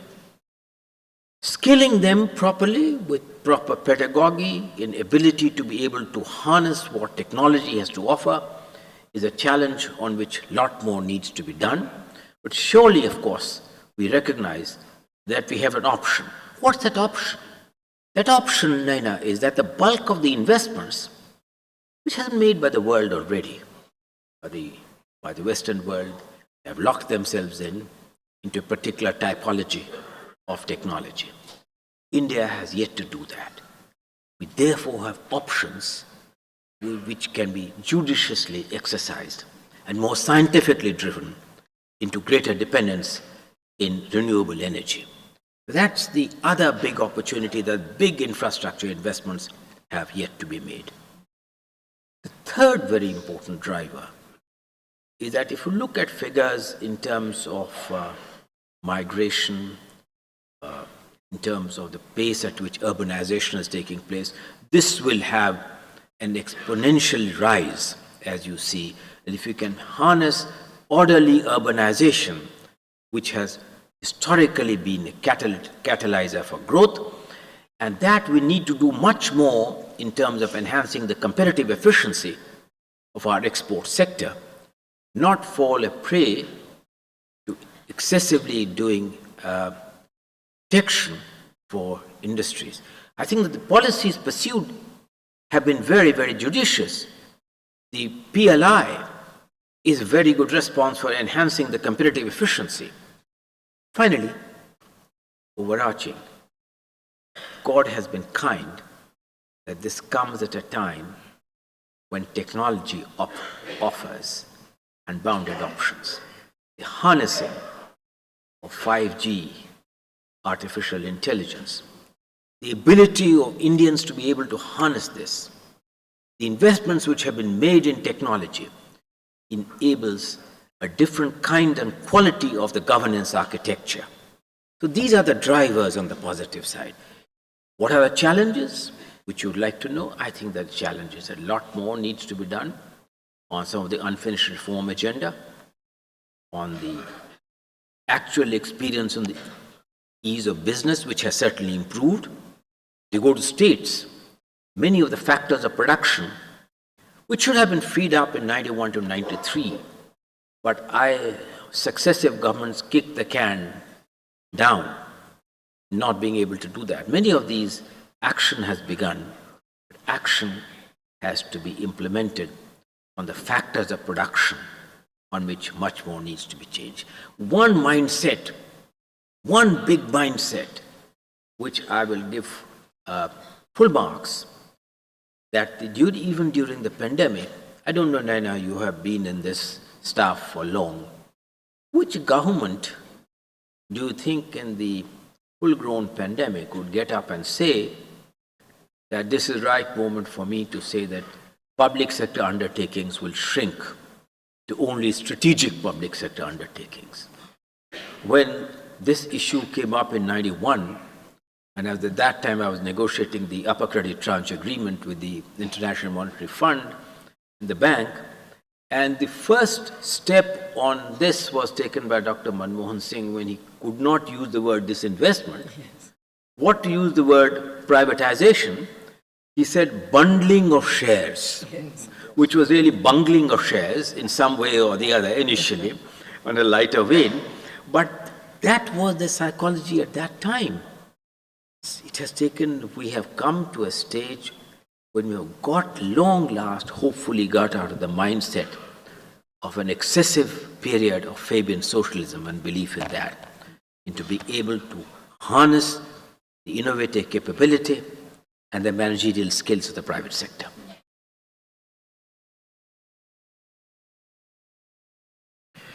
Well, that was a good overview, as only you could bring in terms of some of these issues, N.K. Singh ji. But I just want to press one more point on the domestic side before we turn to some of the other issues about the global and multilateralism that you raised, which you have alluded to in your response to Nana's question, this whole issue of competitiveness. When you talk in terms of production factors, and we talk in terms of increasing productivity through digitalization and adoption of technology. So one of the areas, despite efforts of successive governments and administrations to increase the share of manufacturing in our GDP, we have been limited and have not really been able to sort of cross the threshold to get to the 25% that we desired. And one of the reasons really has been the lack of, or the weakness in our competitiveness. So factor inputs is one part, but there are other things, and you touched upon it in a different way about the federal side, the state and the center relationships. So the center can formulate and postulate certain policies, but a lot has to actually happen at the state level because the factories are there, all the enterprises are there. So how would you suggest this be fine-tuned so that we can actually deliver this competitiveness in terms of much more state action? Your thoughts, sir, on this?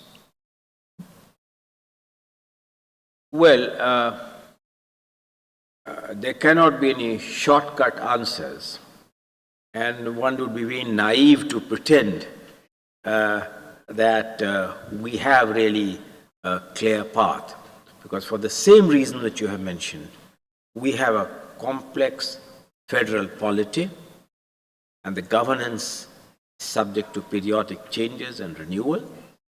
And the fact that, Harsh, we have India is one of those rare countries which is in a perennial election mode does not help really the predictability of the governance matrix. So we need to do some thinking on that, and happily some thinking has begun on that issue. You're involved with that, sir. You're involved with that. Well, I will not want to comment on that, but yes, that's an issue on which some thinking has certainly commenced. The second is that how does one, I mean, what worries me, for instance, even more, Harsh, is how does it ensure the sanctity of contracts across governance? Predictability and sanctity of contracts. They should not be, I mean, people who invest do so on the basis of a certain predictable course of return. And if that is reviewed in a fundamental way, it does not add to business confidence. So what are mechanisms which can be put together to ensure an orderly transition, even if the matrix of the governance changes? So I think that comparative federalism was and ranking of states on the ease of doing business, although I do not like the typology and the methodology of the World Bank, because which is the sample survey is far too narrow, the coverage is far too skewed, whatever faults. But I think in some ways ensuring that nudge, push through ranking of states to making resources available based on of penalties and incentives would be a path forward. I think that we should find mechanisms in which states which consistently adhere to improving the overall business environment for private sector investment, moving away from excessive dependence on public outlays, should be in some ways be recognized and rewarded. And I think that that's just something on which we need to give greater thought to, of how to reward better quality of expenditure, not merely capital expenditure versus revenue expenditure, but improving within the capital expenditure itself, those where the multiplier effects are much more significant. These are issues which is a continuing one, but you need to now take up the challenge to make a quantum change exactly for the reasons that Naina, which you mentioned, a faster movement towards a middle-income country in terms of per capita income, if the quest is to be realized of becoming a developed economy by the 100 years of our independence. You know, as we look at the great success story on infrastructure, and I was very struck by some of the analysis I'm seeing on how the cost of logistics for companies has clearly come down, and that evidence must now translate to lower cost of goods for us, higher quality of goods, but even more important, exports, where, dare I say, a nation of our size and our economy has really not been a major exporter except in the technology and IT services, where the logistics possibly mattered less. So as we go forward, looking at least this one major aspect of logistics costs having improved, can we now dream of being a large exporting nation outside of the ITES sector?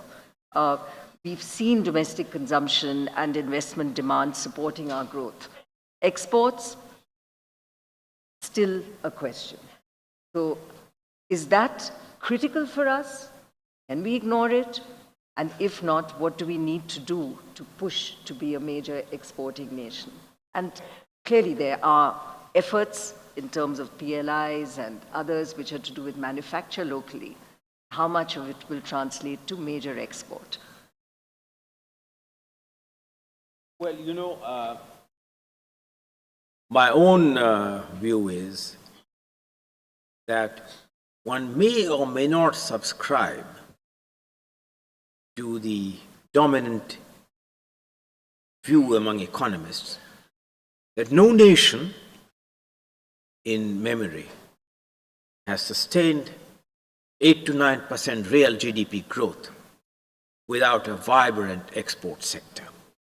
Now, are we believing that given the fact that the services sector has achieved dramatic improvements and progress in terms of its global competitiveness, goes back to the question that Harsh raised earlier. Well, how does one ensure and secure the competitiveness of the manufacturing sector, because for very long, Naina, very long before I think the current government arrived on the scene, we lulled ourselves into the belief that India would be a soft power in services, China can be the hard power in manufacturing. I think this was a myth. You cannot sustain in the long run one without the other.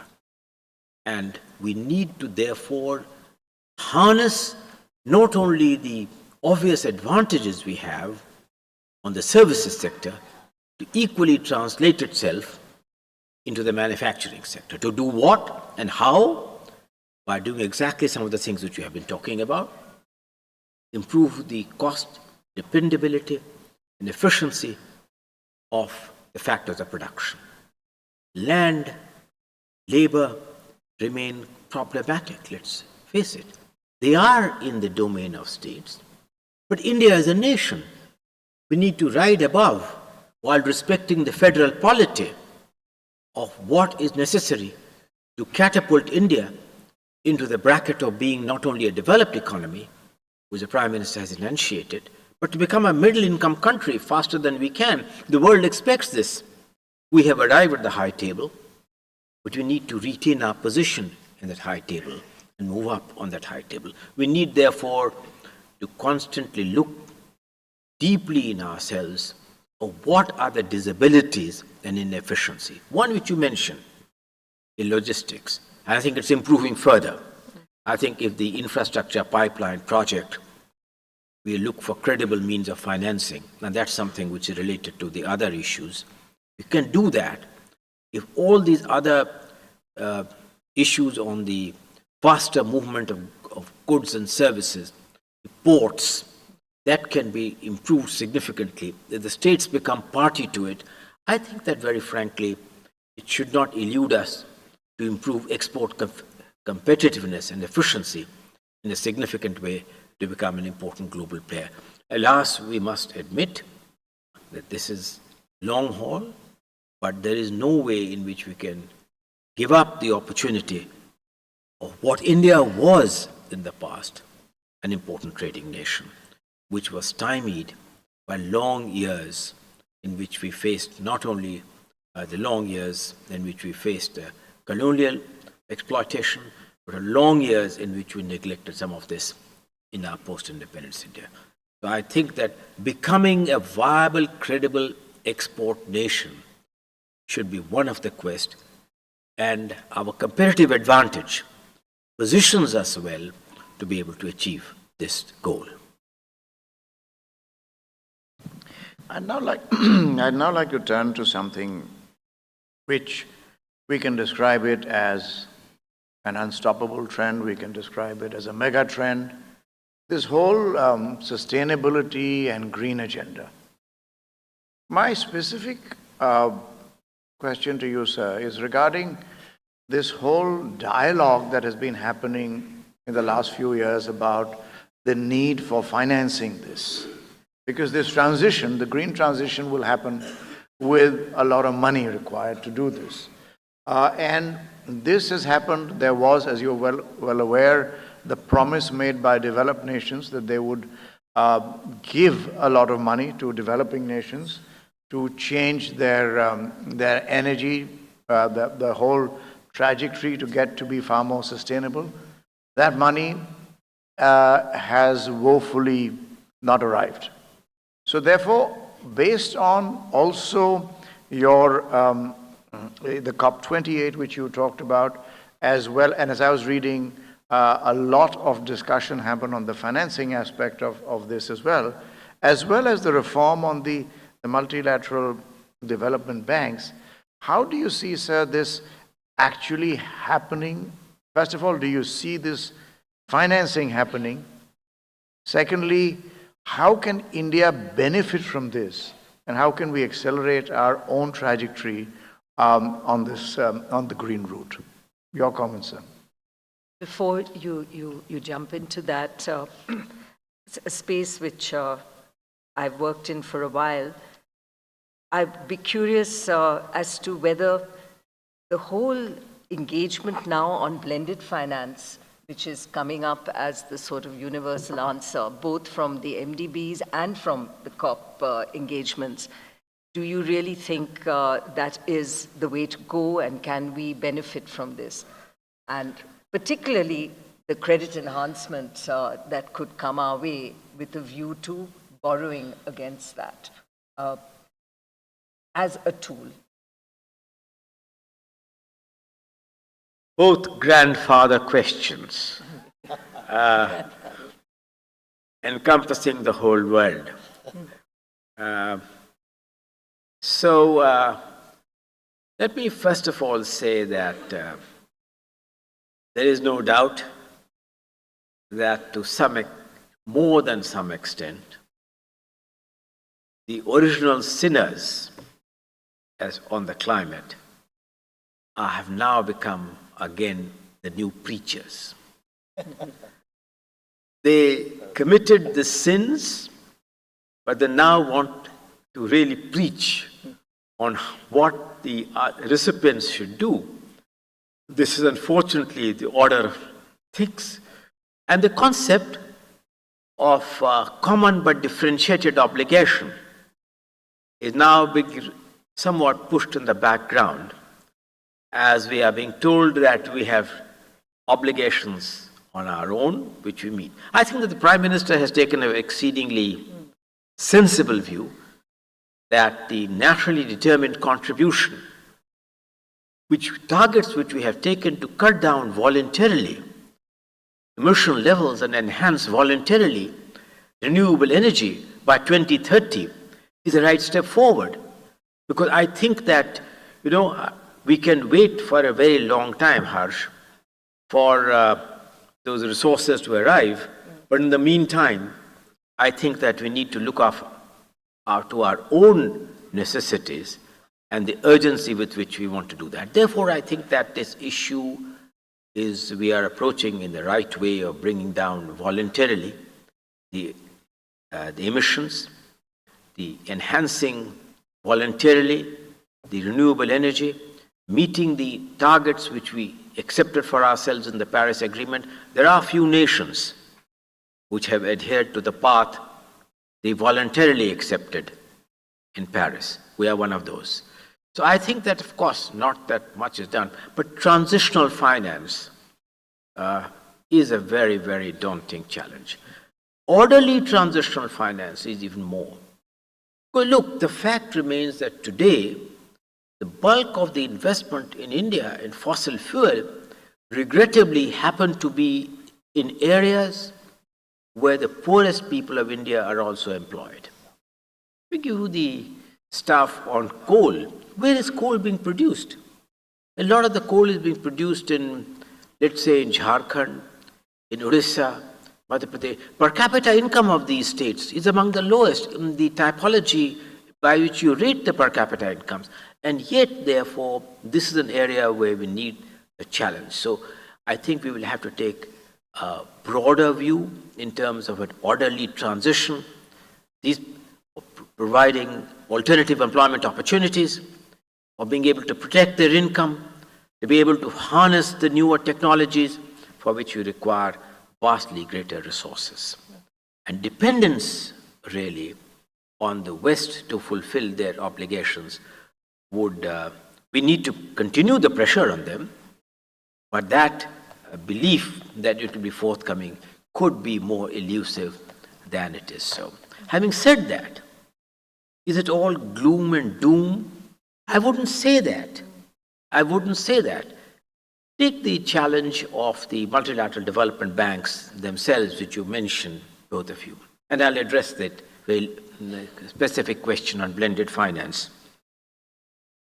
So, right now, if you take all multilateral development banks, you add it all together, all the 17, 18 of them, whatever it is. In an average year, let's say 2019, leaving aside the years when their lending bumped up on account of the pandemic, they lent all taken together $120 billion. Well, the $120 billion of what I called concessional and non-concessional finance.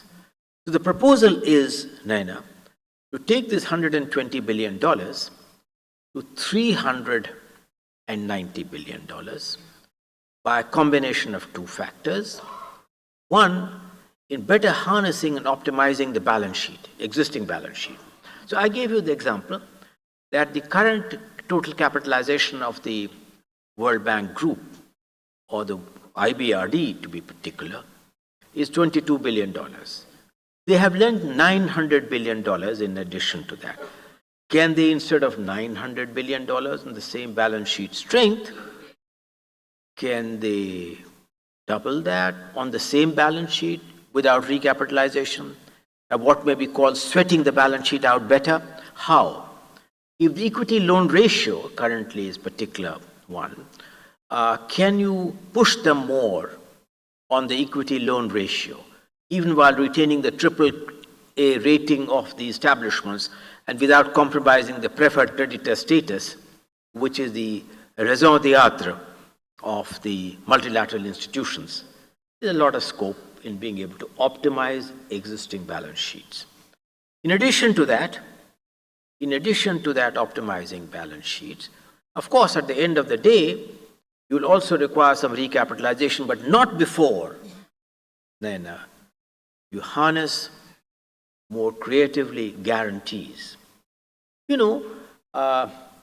Instead of direct lending, we need to learn how guarantees can be leveraged, how hybrid capital can be integrated. Can you follow the cascade principle, where you eschew from lending, private capital is available in terms of a blended capital? But that requires a different mindset. It requires restructuring processes and procedures. What do I mean by that? Give you an example.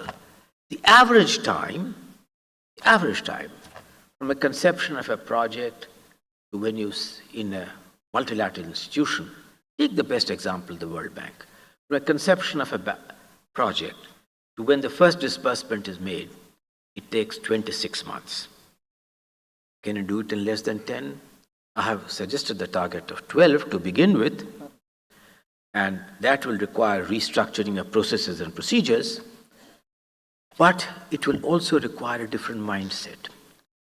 People who are waiting in the same comfort way in which public sector bank officials wait in India for proposals to turn up, after all, who are you? You are a potential client for me. With that mindset, you cannot do that. Therefore, it requires reinventing mindset. Can the existing structure of the manpower which exists, are they capable of this? Well, that's the big challenge which Mr. Banga and his colleagues have.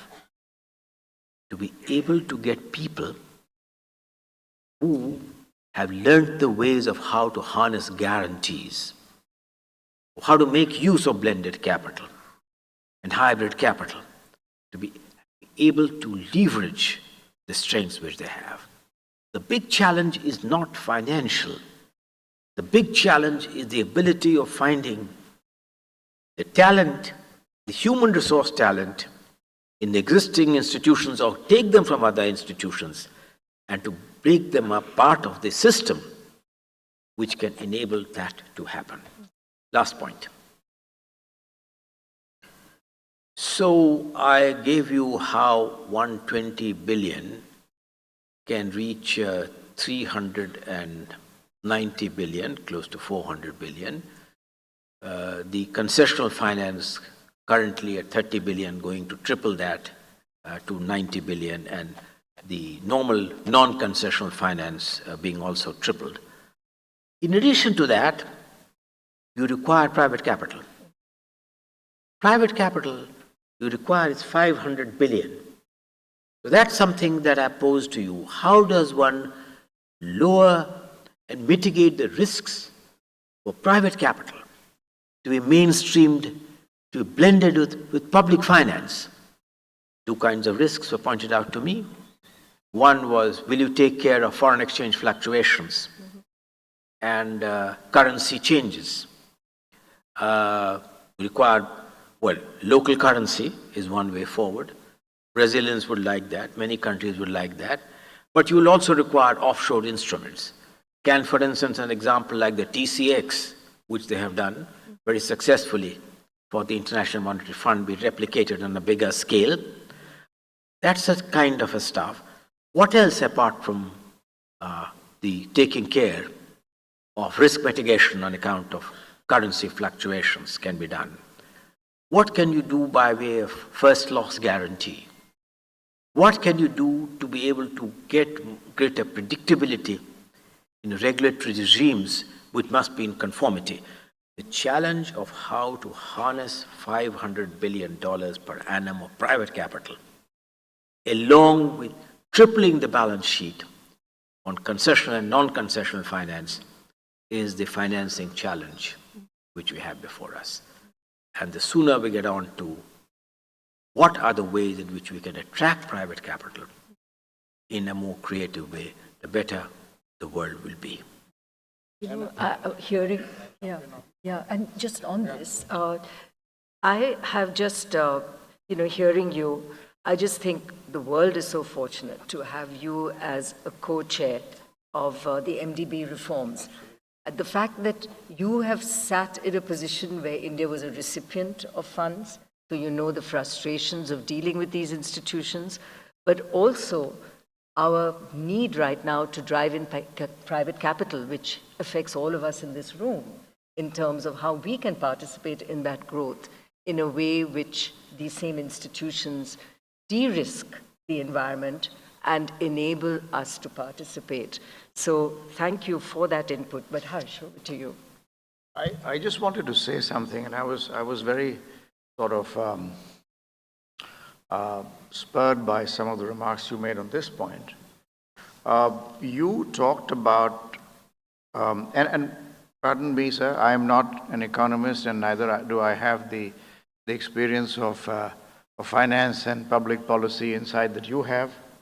I am a boring old businessman, but I will, at the risk of sounding stupid to this audience, I will give you a couple of thoughts, which you are completely at liberty to discard and throw into the garbage bin. One is you touched on the issue of complete change in mindset, and you specifically talked about the time. I can share with you our own experience. Obviously, as a business, we take money, borrow money from banks, and we also borrow money from the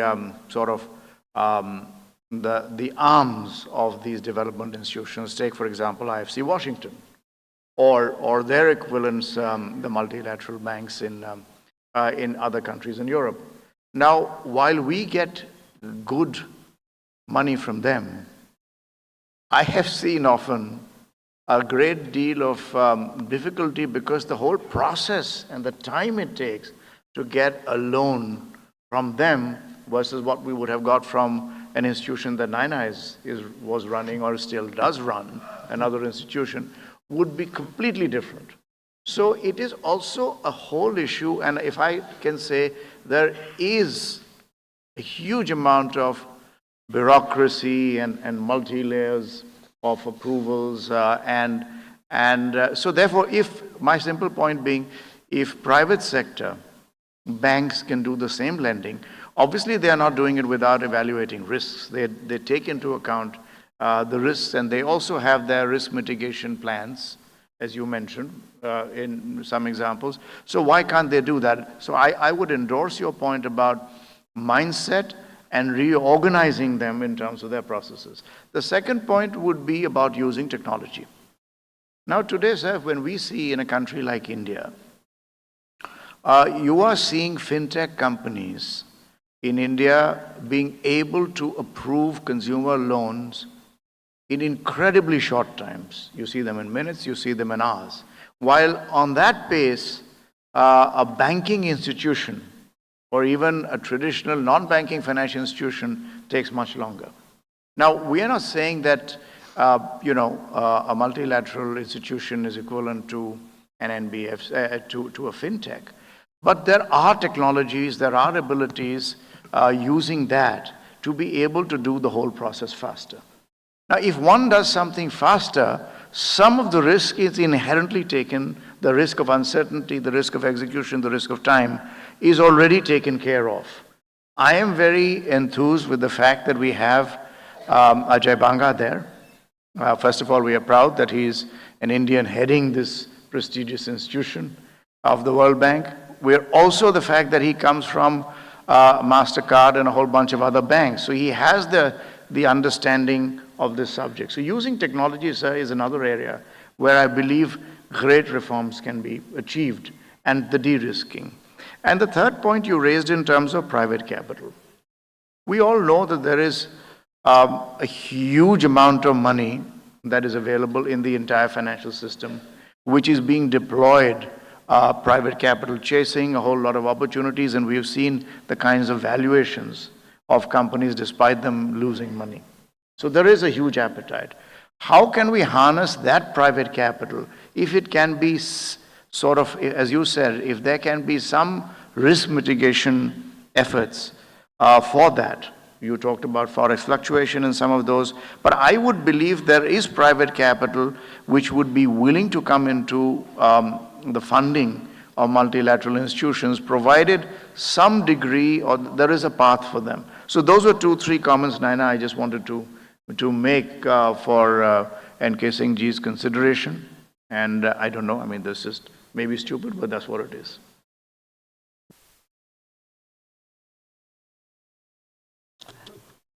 I think I'm mindful of the fact that we stand between you and lunch. We'd like to just open this up if there's anyone who would like to ask a question of Mr. Singh. We do have an opportunity to quickly take that on board. So, there is? Yeah. Yeah. And if there's anyone else, we can take the questions together. So you could get your answers collectively. Good afternoon, everyone on the panel, and I think a brilliant discussion. I happened to hear the Honorable Prime Minister today at the IFSCA Gift City talk, and he very clearly brought out the leading role India can play in the in being a pivot for the global financing, and especially for green technologies. So I'd like to have Mr. Singh's comments on those efforts which are going on in Gujarat. Efforts on global financing. Yes, on global financing, India being a pivot on... India can be a pivot. Pivot. And the efforts being made at the Gift City, The Gift City. Specifically. Okay. Yeah. And there was a lot of talk again about Yeah. financing green projects. So the question really is on how can really India's own prioritizing now of accessing global finance. We are really not a player in the global finance world, and doing it through Gift City can help us going forward. And I clearly agree, I mean, the thrust of your question is right. We need that financing. We are not going to be able to manage our growth without that access. So are some of the steps that we're taking steps in the right direction. Gift City. If there's any other question, then we can take that now. Yeah. Let's go ahead. Be pointing to us. Yeah. Right here.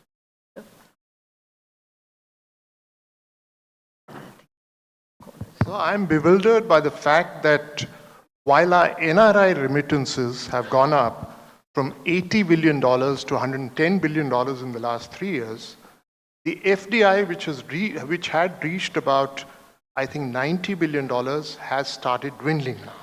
It's come to about 70, 75. Now, if NRI remittances contribute so significantly to the country's liquidity, why is it that FDI is going down? Because FDI is also a reflection of foreign capital coming into the country, like NRI remittances are from citizens outside. Thank you. NRI versus FDI. So why is FDI going down? Yeah, go ahead there. Mike there, please. All dignitaries and all FICIs, members and persons. Yeah. Can you hold the mic closer to you? Yeah. I want to ask one more question. How the peoples of China are going to finance MSMEs and micro industries? What is the difference between China financing and Indian financing? Sir. Yeah, and there's another question there. And we'll end the questions here. And at the pretext of COP28, its the chairman said, we can only cut emission, we can't cut production. So in such scenario, how can we achieve green estimated net zero target? And my second question, under carbon border adjustment mechanism, EU ETS put sanction on China and India for exporting its iron, steel and aluminum, while they exempted US. So under such discriminatory scenario, how trade and commerce can flourish globally? Thank you. so we will end with Mr. Singh's response. But over to you. Well, thank you very much. There's a wide array of questions, in addition to comments that Harsh made. First, let me make some comments on the very useful intervention by you, Harsh, on a couple of points. I agree with you on your experience, not a very happy one, with the IFC. Part of the malaise, IFC cannot act in isolation. One of the factors that inhibited IFC from doing is that IFC could not take on obligations of ensuring and protecting against sovereign risks. And that was a handicap. The big proposal which we have made is to triple or quadruple the quantum and exposure of MIGA, Multilateral Investment Guarantee Agency, to act in tandem with IFC, and given both of them somewhat daunting targets, with a path where MIGA can play an increasingly more important role along with IFC's own enhanced lending capacity. I agree with you that the banks with which Naina was associated acts with much greater alacrity than an entity like the World Bank. But that's what I said, that if those working in multilateral development banks act with the same psychology, that they are not a private bank, they want to behave like a public sector bank, that is the malaise. Waiting for clients to show up with processes and procedures which are exceedingly cumbersome and antiquated, then these institutions will lose contemporary relevance. They have to harness the capital available. And I hope, Naina, we were right in assuming that a lot of private capital is waiting outside. It needs to be harnessed. We believed that. We acted on that. And our recommendations are designed to harness exactly that large private capital. But that requires a different approach. It requires a different mindset. It requires a different kind of HRD talent and ability. A big challenge for Banga, who I wish all the well. He's one of the most dynamic bankers who has come. He's tried to shake up a bit. He's tried to shake up minds as much as personnel. He told me that it may be easier to influence minds, but everybody looks to job security than to change personnel.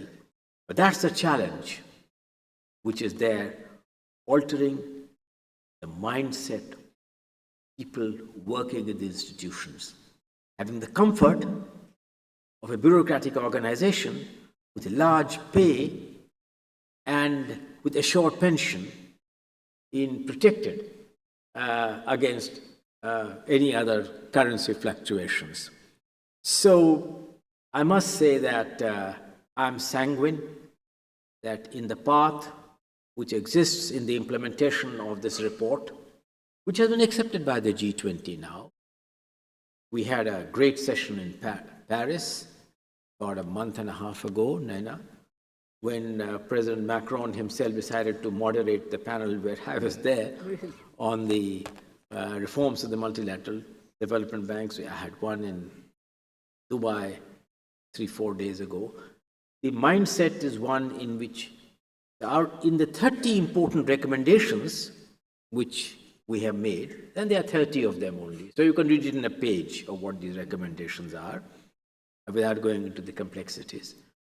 On each one, he has set up a working group, and we are going to have an assessment report in April, which we'll give to the spring meeting of the IMF and World Bank. So keeping constant focus, nudging them, keeping the pressure alive, not allowing the current focus that the world has on these to die down will be a path forward. But I agree that clearly requires a different way in which you can do risk mitigation in a reasonable way.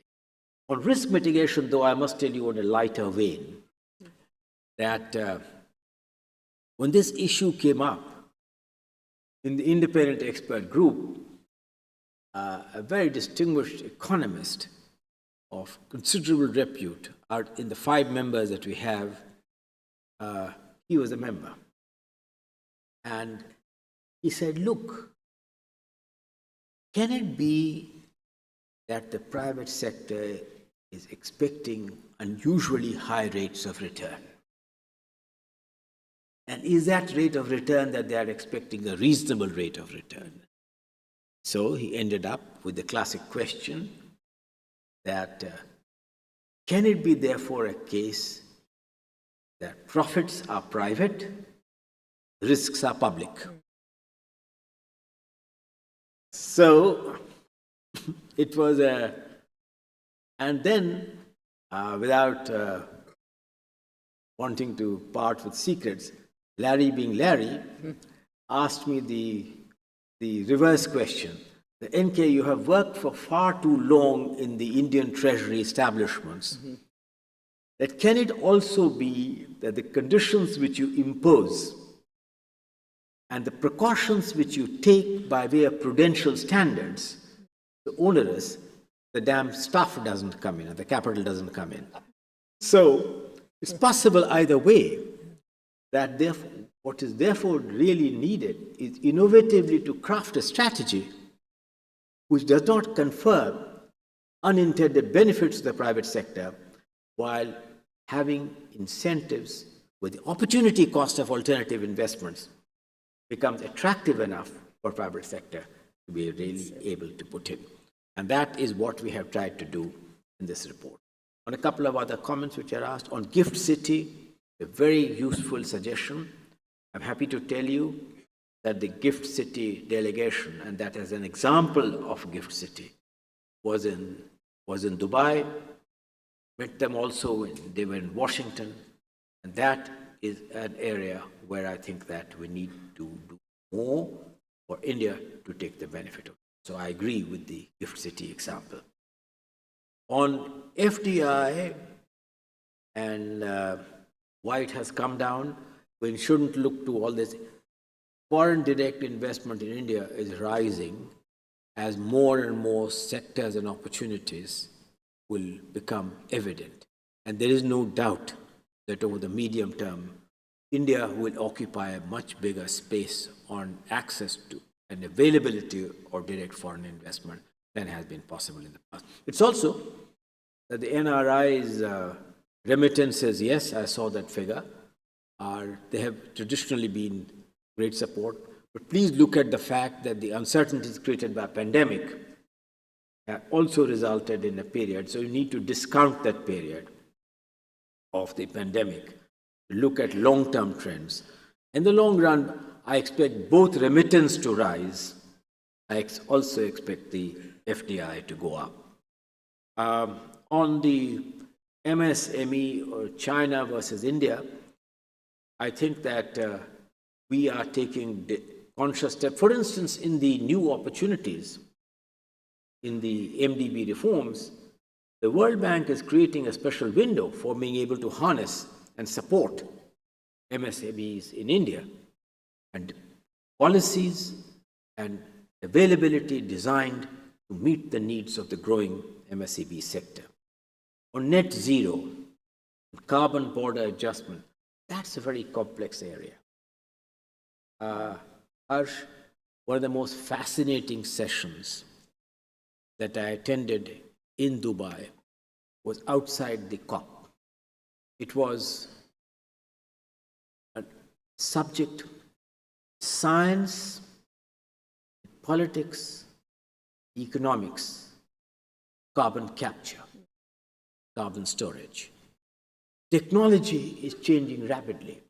For instance, what would it be for the really steel and cement, which are the two most difficult sectors and really dependent quite a bit on fossil fuel? So is the current cost on carbon capture representing, that's going down very dramatically, the cost of carbon capture. But then storage for how many years? What kind of assured storage, and what will be the cost of that? And how will all this therefore impact on the final outcome of the traditional materials from which we need to therefore move away in a conscious by way of strategy? That, I agree, will be necessary if the daunting target of net zero that India has taken upon is to admit we need to go more deeply into the politics, science, economics. Science is developing in a phenomenal way, which will impact the economics of carbon capture, carbon sequestration, carbon storage in a manner where this can be really assured.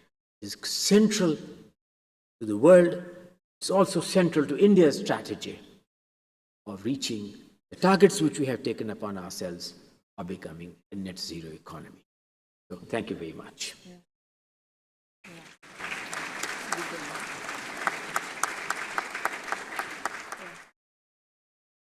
Great answers there. Thank you, Mr.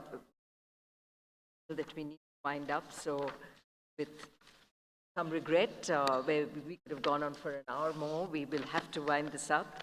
But thank you for here with us and for sharing your experience and your experience indeed of even just this last week of engagement, both at the COP engagement, some of the NDB discussions, and keeping us current with what is going on in that space. So Harsh, we can not end without the last word from you. No, I just want to thank, of course, N.K. Singh ji and you, Naina, and the entire audience for being here. I think very significant issues. Thank you very much. Thank you very much indeed, ladies and gentlemen. Let's put our hands together for all our eminent dignitaries on the stage, on this panel, for sharing their perspective and recommendations for this very important topic. And with that, ladies and gentlemen, as I request our dignitaries to come together for a group photograph. We announce the lunch break. Next session will commence at 2 o'clock. We would request you all to kindly be back in time and be seated by 2 o'clock for the proceedings of the next. So ladies and gentlemen, please enjoy your lunch and be back in time for the next session. And once again, before we break from here, I take this opportunity to thank all our sponsors who have extended their support to us in organizing the proceedings, AGM and the annual convention. Thank you to each one of you. So once again, enjoy your lunch and be back in time for the next session.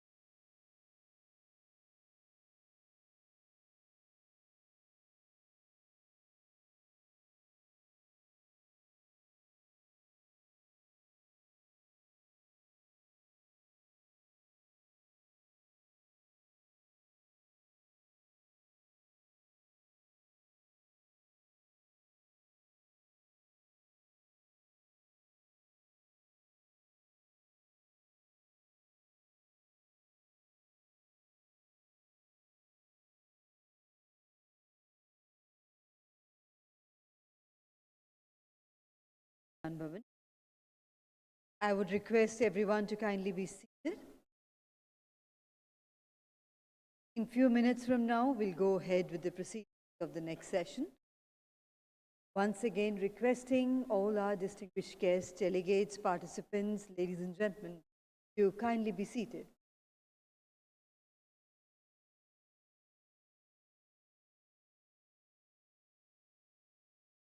And at the outset, before we go ahead with the proceedings of the next session, ladies and gentlemen, on behalf of FICCI, I would like to convey our gratitude to all our sponsors who have extended their wholehearted support to us in organizing the proceedings of the AGM and the annual convention of FICCI. Thank you to each one of you.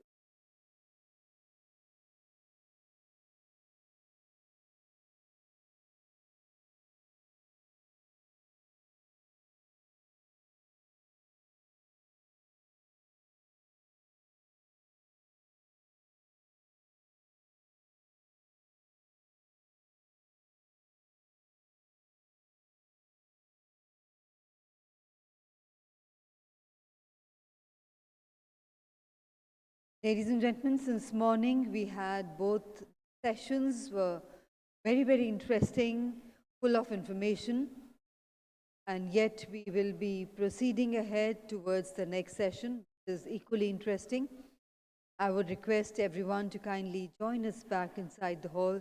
Be seated, comfortable, with mobile phones kept on to silent mode.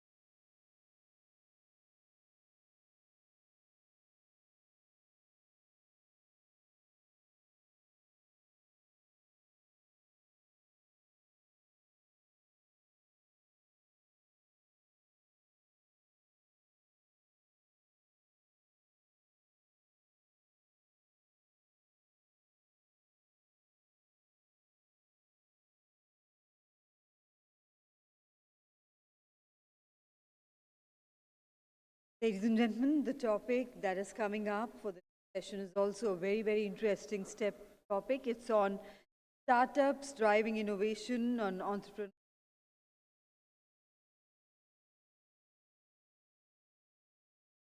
And we have some very eminent speakers who would be joining us for the proceedings of this session. Ladies and gentlemen, a small announcement for all our distinguished guests seated in the audience. There are speakers in front of you. Make sure that all the speakers are off at all the times, because they are causing disturbance in the audio system of this hall. And we would request all our distinguished guests who are seated in the August House in the front, for the question and answer sessions, kindly raise your hand, and when you get an opportunity to ask a question, we request you to kindly identify yourself with your name and the name of the organization you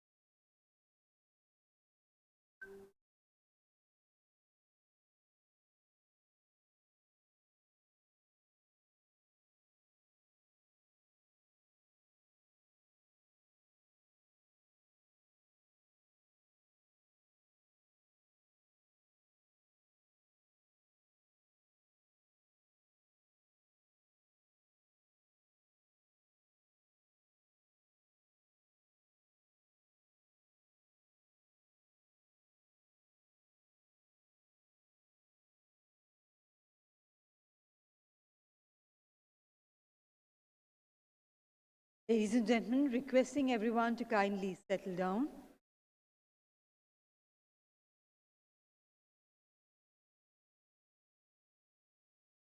All our eminent panelists would be joining us on the stage any moment now.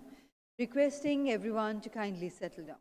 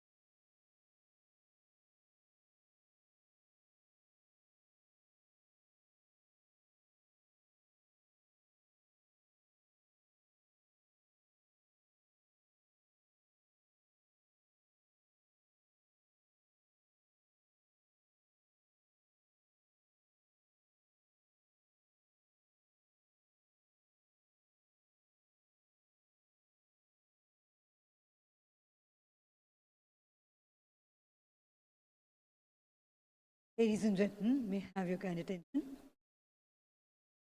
I would request everyone to kindly settle down as possible. Our eminent panelists would be joining us on the stage any moment now. And the next session coming up is on startups, the driving innovation and entrepreneurship.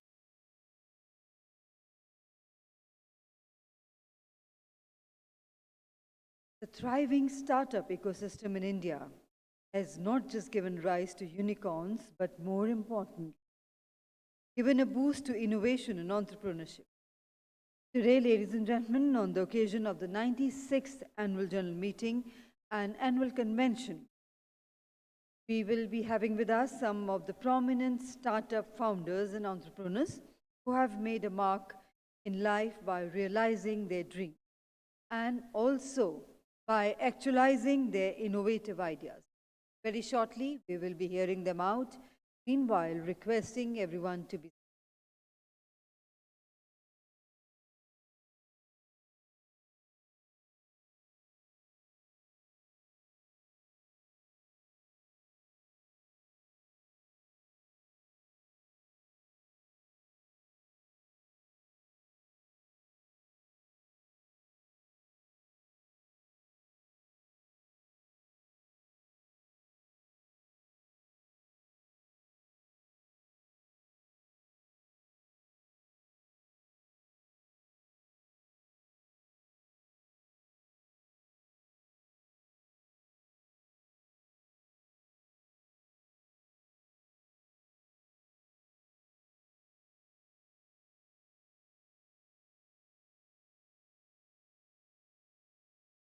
And ladies and gentlemen, let's welcome on stage for the next panel, Ms. Ghazal Alag, co-founder Mama Earth. Honasa Consumer Private Limited, we welcome Mr. Rohit Bansal, co-founder Titan Capital and Ace Vector Group. We also welcome Mr. Sanjeev Vikchandani, founder and executive vice chairman Info Edge India Limited. We welcome Mr. Neil Mehta, director and co-founder Asteria Aerospace Limited. And ladies and gentlemen, esteemed moderator of this session, let's welcome Mr. Vikram Chandra, who is a journalist and founder, Editor-G Technologies. Namaskar and good afternoon, ladies and gentlemen. A warm welcome to the session on startups, driving innovation. For this session, we have a very eminent panel on who have made a mark in life by realizing their dreams and actualizing ideas. And we all are looking forward to hear it more from them. And I would now like to hand over to Mr.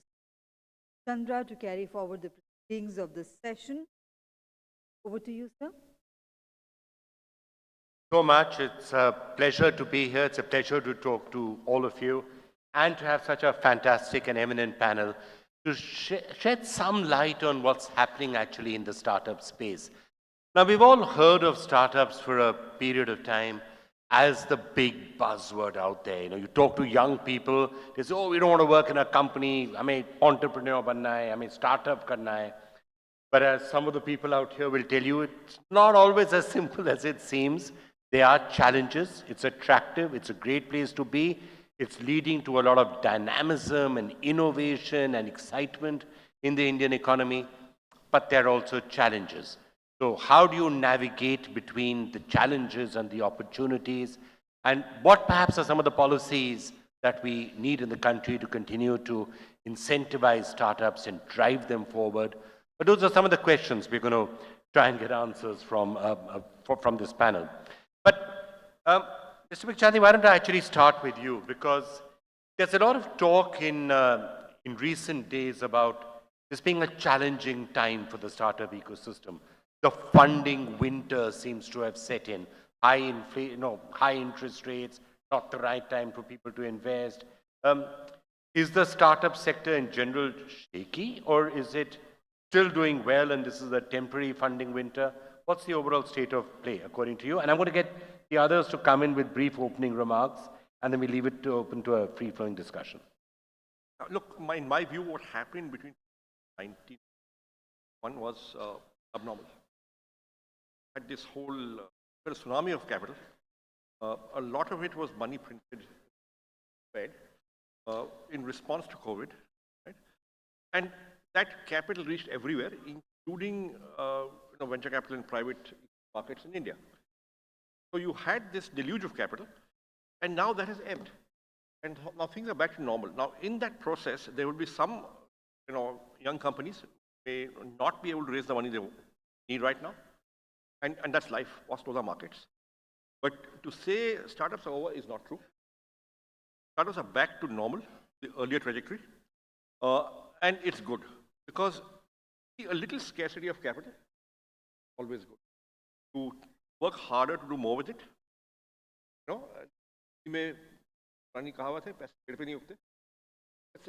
Let's come back to be true right now, and it's okay. So I think let's look at the startup ecosystem. Components. One, are there enough bright young entrepreneurs trying? There are.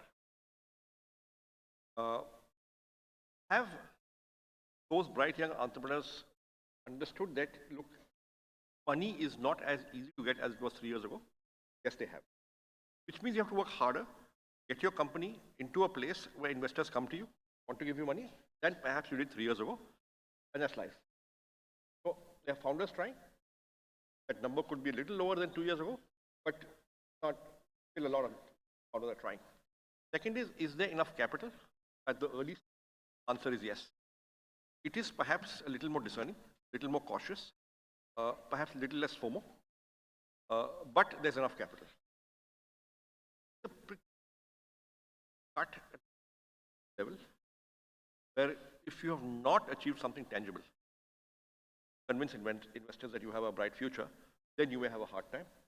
And that's also a market. In entrepreneurship now, when you try a few, that's how it is. So there's capital, there are founders are trying. The government, in enough effort, answer is yes. So I'll give you, 20 years ago, was there a startup policy there? At least, in the last 10 years, there's a recognition by the government that startups are important. Startups drive growth. Giant companies like HCL and startups in the early. The giant companies, some of them, of tomorrow, will come from the startups of today. Government recognizes that and is doing what it right. So you have an enabling environment. You now have a much larger market with the kind of penetration of mobile and internet and digital. Have the digital public infrastructure that's developed in India in the last 5, 7, 10 years given a fillip to the kind of startups we're seeing today.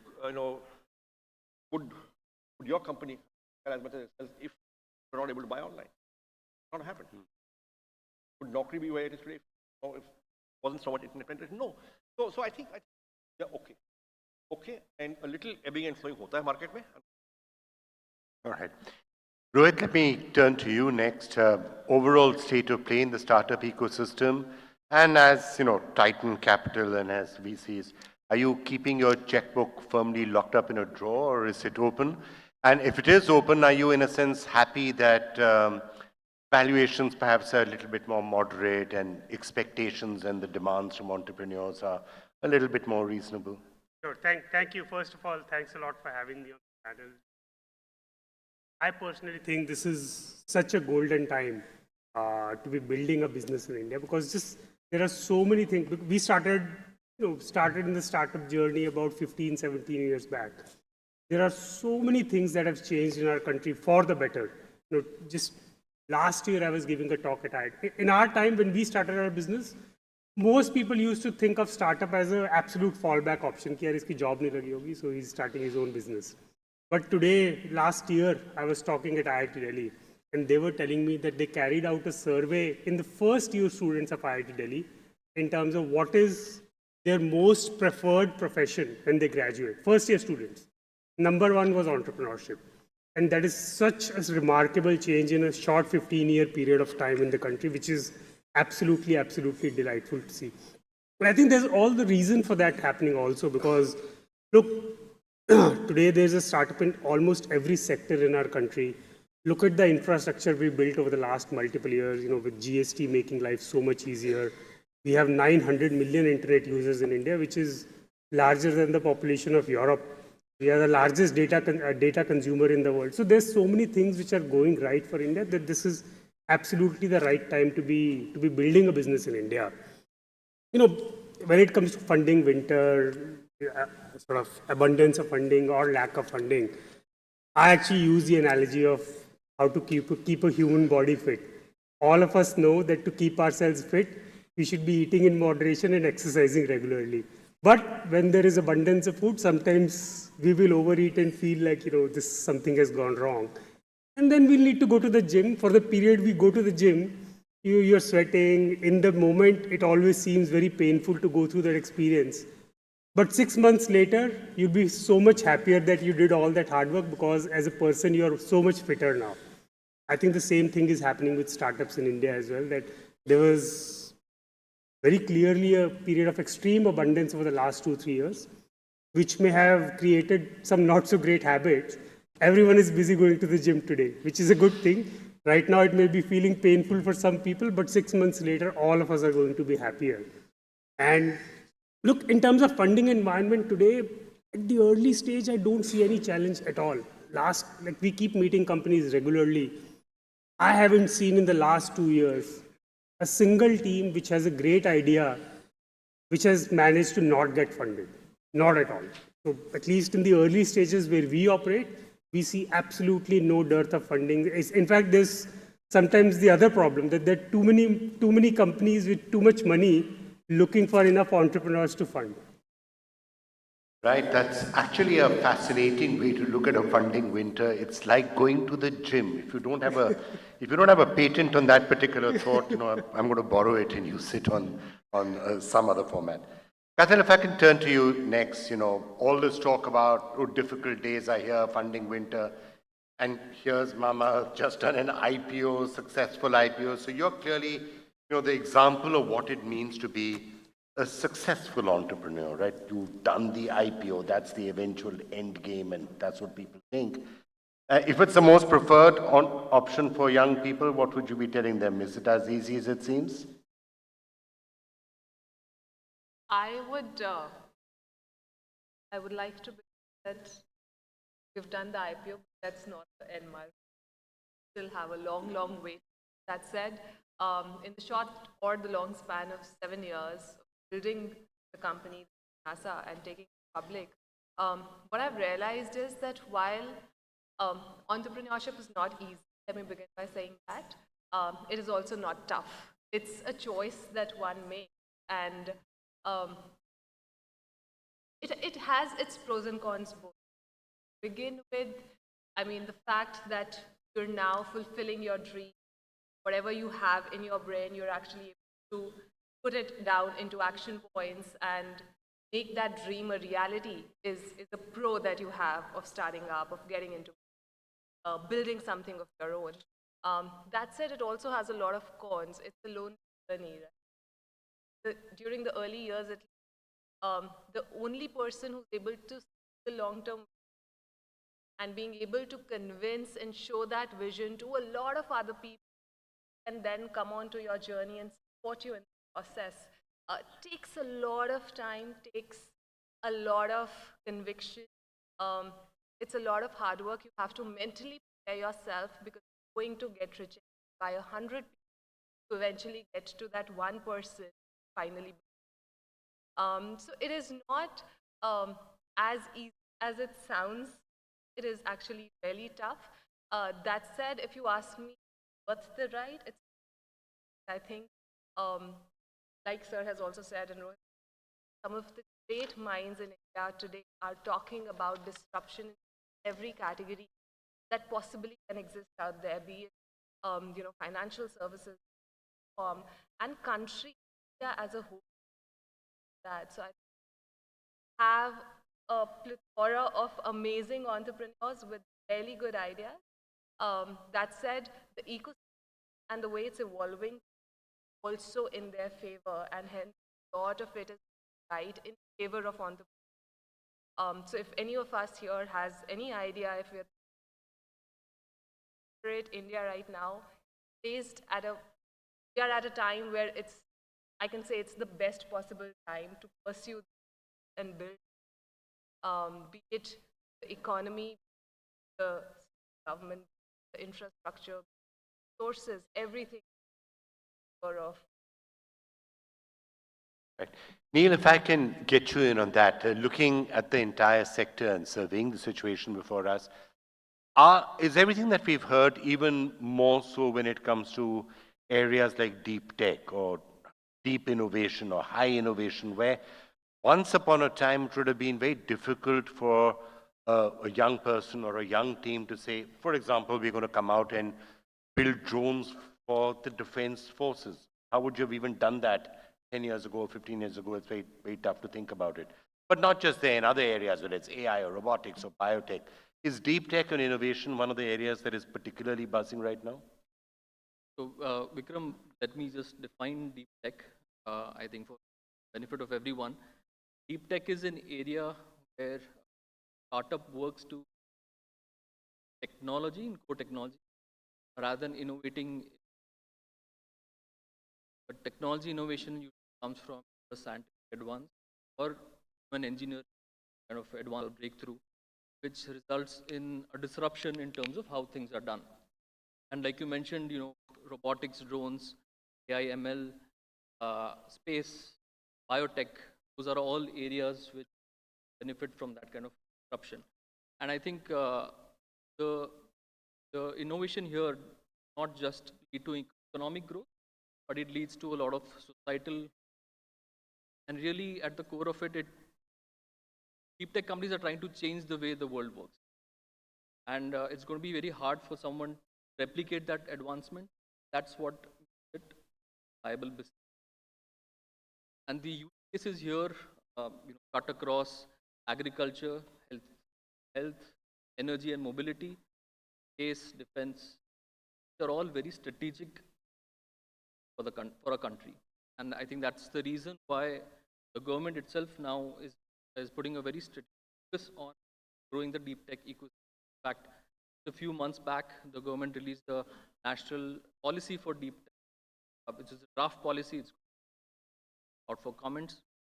There was a policy for space and a policy for robotics also, which was last year. There is a lot of focus on this sector, and I think the government has realized that we must be ahead in terms of the global competition in this sector because of the strategic importance of this sector. I think when I started Asteria about 10 years back, designing and building drones, that time, I think we had to go out and educate people how this technology could be. Most people come to us and say, can we use it for XYZ? So I think that has been the change in ecosystem because of companies like us and a lot of other companies who are doing similar work. And I think what has happened is that we've been able to create jobs which were not existing 10 years back. Like when I graduated probably about 20 years back, if someone had told me I would be able to work in a company to design drones or rocket engines, I would be stoked. But those jobs were not existing at that time. I think now, with the support of the government and industry is going, as manufacturing output is going, I think there are these new age jobs which are being created, viable options for someone who has a passion for such technology and actually translate that passion into. That's that. Sanjeev, if I could, you interface so much with entrepreneurs, with people who have the entrepreneurial spirit in them, and also with companies in this space. I just wanted to get your sense on what you think is the most important thing, because a lot of young people, when you meet, they're saying, but the crucial part about entrepreneurship is having a really good idea. That may well be true. Having a really good idea is a requisite. But is that what's important? Is it the ability to execute that is more important? Is it the ability to manage teams that is more important? Ability to get funding? What's important? All of them are important. But of that, the least important is the funding. Right? There was entrepreneurship and startups and new companies being formed before venture capital came in. And it was fine. I've always maintained that the customer's money is better than the investor's money. Because if you're getting the customer's money, right, and you're getting it at a price higher than the cost, getting it repeatedly from the same customer, chances are you have a viable product and a viable business, get enough customers. And the capital is a company ban rahi thi. So this is not कि भाई अगर venture capital नहीं मिलेगा तो मैं. So, but yes, good idea is important, but good idea means an idea that resonates the customer, that satisfies the unsatisfied need, unmet need that customers want, and therefore is important. So when we invest, does the customer want this, or will the customer want this? That question, then that's half the battle. And very often, best ideas come for unsolved problems. If I look at idea for Zomato came, customer insights about that done, and that something different was customer traction. So small try and pick up. So we were the first check into Zomato in 2000. All of these customer insights. I think customer insights. But sometimes there's also a theory that the customer doesn't often know what she wants or he wants immediately, not right now. So is it possible to get funding? And, I think, why don't you answer that, then I'll turn to the others. Yeah, also. Very few people are Steve Jobs. I was actually thinking about him. When he said the customer doesn't always know what he or she wants. Very few people are Steve Jobs. I kalpana karunga. The customer will want this, and I'll produce it, and the customer will want it. Steve Jobs did that repeatedly. I don't know of too many others. Let me turn to you. I think you asked the question, startups, and what does it take to build a successful startup? Actually, that always reminds me of this famous saying by Tolstoy, that all happy marriages look alike. Each unhappy marriage is unhappy for its own reason. It's the same applies to startups. All successful startups look alike, which means they need to solve all these problems. They need to have a good idea. They need to execute well. They will need money to build the business also, and so on and so forth. And requires perseverance, all those things put together. I think if you lack any one of these ingredients, eventually it's harder to become a successful startup. That said, I think I completely agree with Sir that the best ideas have to be the ones customers are willing to pay for. Even Steve Jobs, he was right in many things in Apple. I was actually coincidentally just reading a book today morning. He was one of the biggest believers in Segway, which absolutely bombed as a product. No one really bought it. Steve Jobs loved it. He saw it, he fell in love with it. He said, I want to invest in it because this is the next big thing for transportation. Customers didn't want it because they thought it $8,000 is too much to pay for a personal mobility device. And as a result, it is and perhaps the fact that the founder was thrown off by their Segway over a cliff and died. Unfortunately, which also happened much later. So I broke my arm once on a Segway, so yes. So it's a case being. So Steve Jobs was the first investor who fell in love with the product. So even he, someone who's so celebrated, can be wrong because you look at the end of the day, where I completely agree with Sanjeev sir is eventually when you're building a business, you're building it for a certain customer who has to be, one, willing to buy our product, whatever you sort of, whether it's a product, software, etc. They have to be willing to pay for it. Enough number of people need to be willing to pay for it to be a large business. And actually the third most important vector also is that they have to be willing to pay for it more than what it costs you to make it. Sometimes people may be willing to pay for it, which means you will have great product market fit. But if the economics of your business doesn't work, that product market fit is not going to last very long. So actually we at Titan, we always believe in product market economic fit.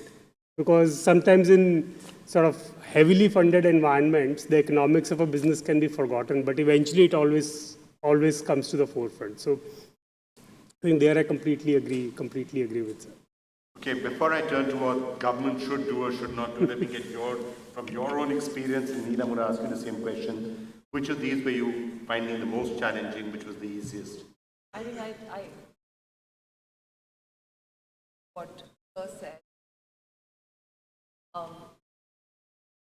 The idea needs to be built on something that is something our and Mama Earth, and that what actually set us apart from science or technology marketing was finally felt there was something that was them understand cultural little things. Some of the multinational taking care. That said, I also would like to add that in this process of building the company, I've also realized the importance of execution. And any idea is only as good as the power of execution. Also, I think is extremely important. Having a team which is able to see your vision and then put it into action and deliver to that is what makes or breaks at the end. Results is matters the most. So while it's in that priority order, but any idea without execution, that's good. So all of these things, along with So Vikram, I think I broadly agree with the panelists, but slightly different take is that I think the priorities change along the course of the company. Might be that the idea is the important thing, and being close to customer and knowing what will work and what important. Probably down the line, the right team. But also, I think for some, it's different for different types of companies. I think for some companies, funding is equally important, right? Like without money, might not be able to do that breakthrough. Look at SpaceX, right? Musk. I don't think if he didn't have that money, might not have been able to bring that technology to life. So I think it's different types of companies and might change along the course of the company. But I think broadly. Right. If I could now ask all of you to take a look at the ecosystem, the startup ecosystem as it exists in India. Now, what are the good parts of it? What are the bad parts of it? So if I could just try by sketching out some of it. Obviously, a lot of the startups are being done in a digital environment, and that digital environment in India is robust. You've got very cheap data rates. You've got this entire digital stack that is easy to build off, payment systems that actually work well. That's the good part. The bad part, ease of doing business, it's obviously improved a lot. Is it good enough? And one of the things that keeps striking me, Sanjeev, and I want your sense on that is, A lot of the really good, great startup ecosystems have often been centered around universities, Silicon Valley and Stanford, Boston around MIT and Harvard. Do you have that level of research and higher education helping with? How do you see the overall ecosystem? Look, our R&D labs aren't in the same. But are we better than we were 10 years ago? Answer is yes. Tough? Answer is yes. And look, startups happen very often in clusters. We have seen that globally. Silicon Valley is the world's #1 cluster.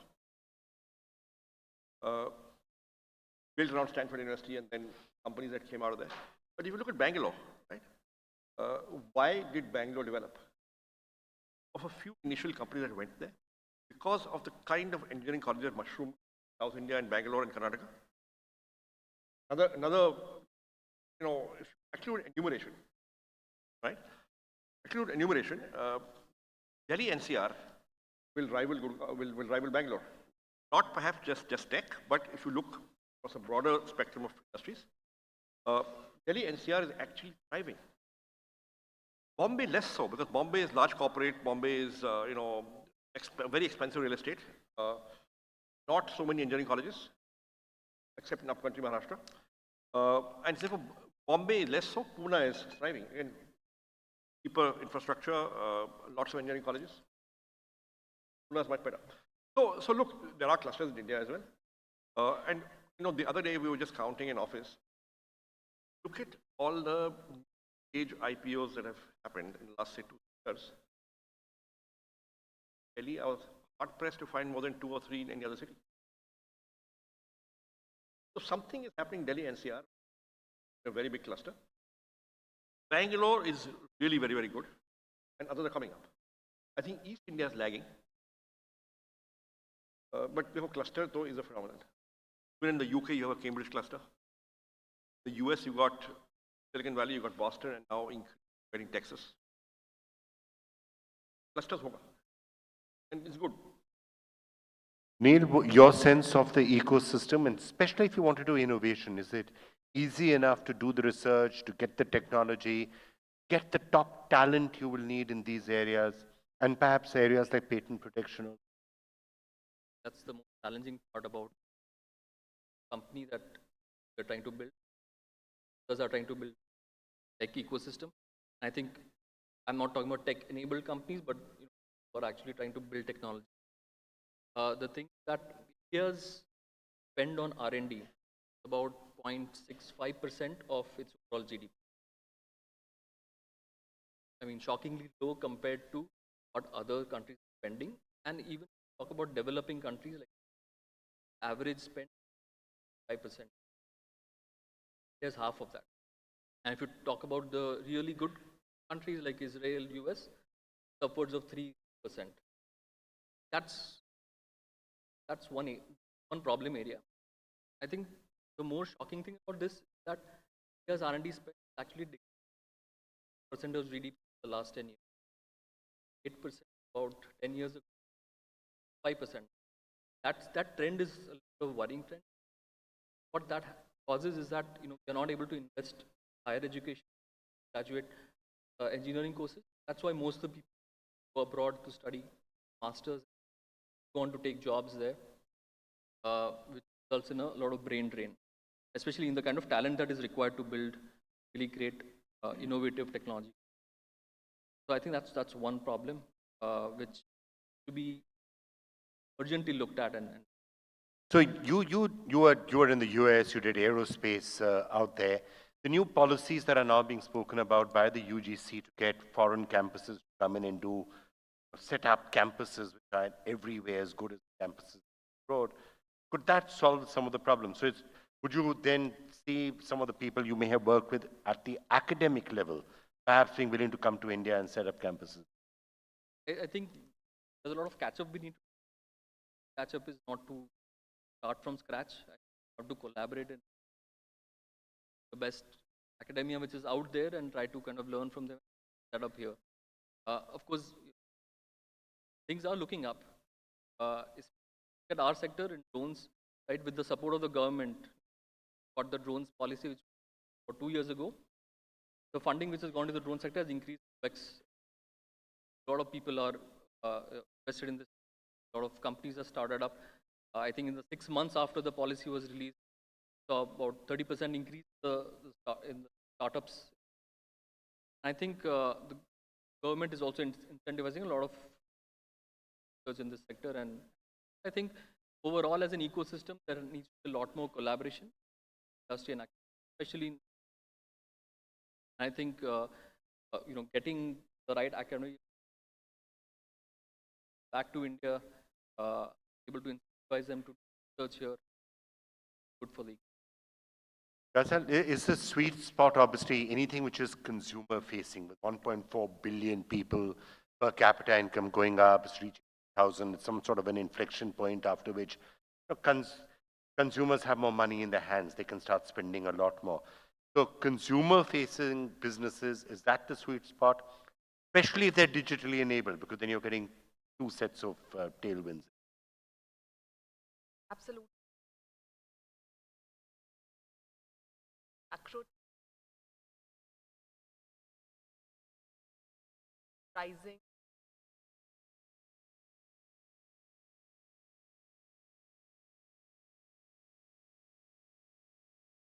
And at just one location, one geography. I think all of those have been large enablers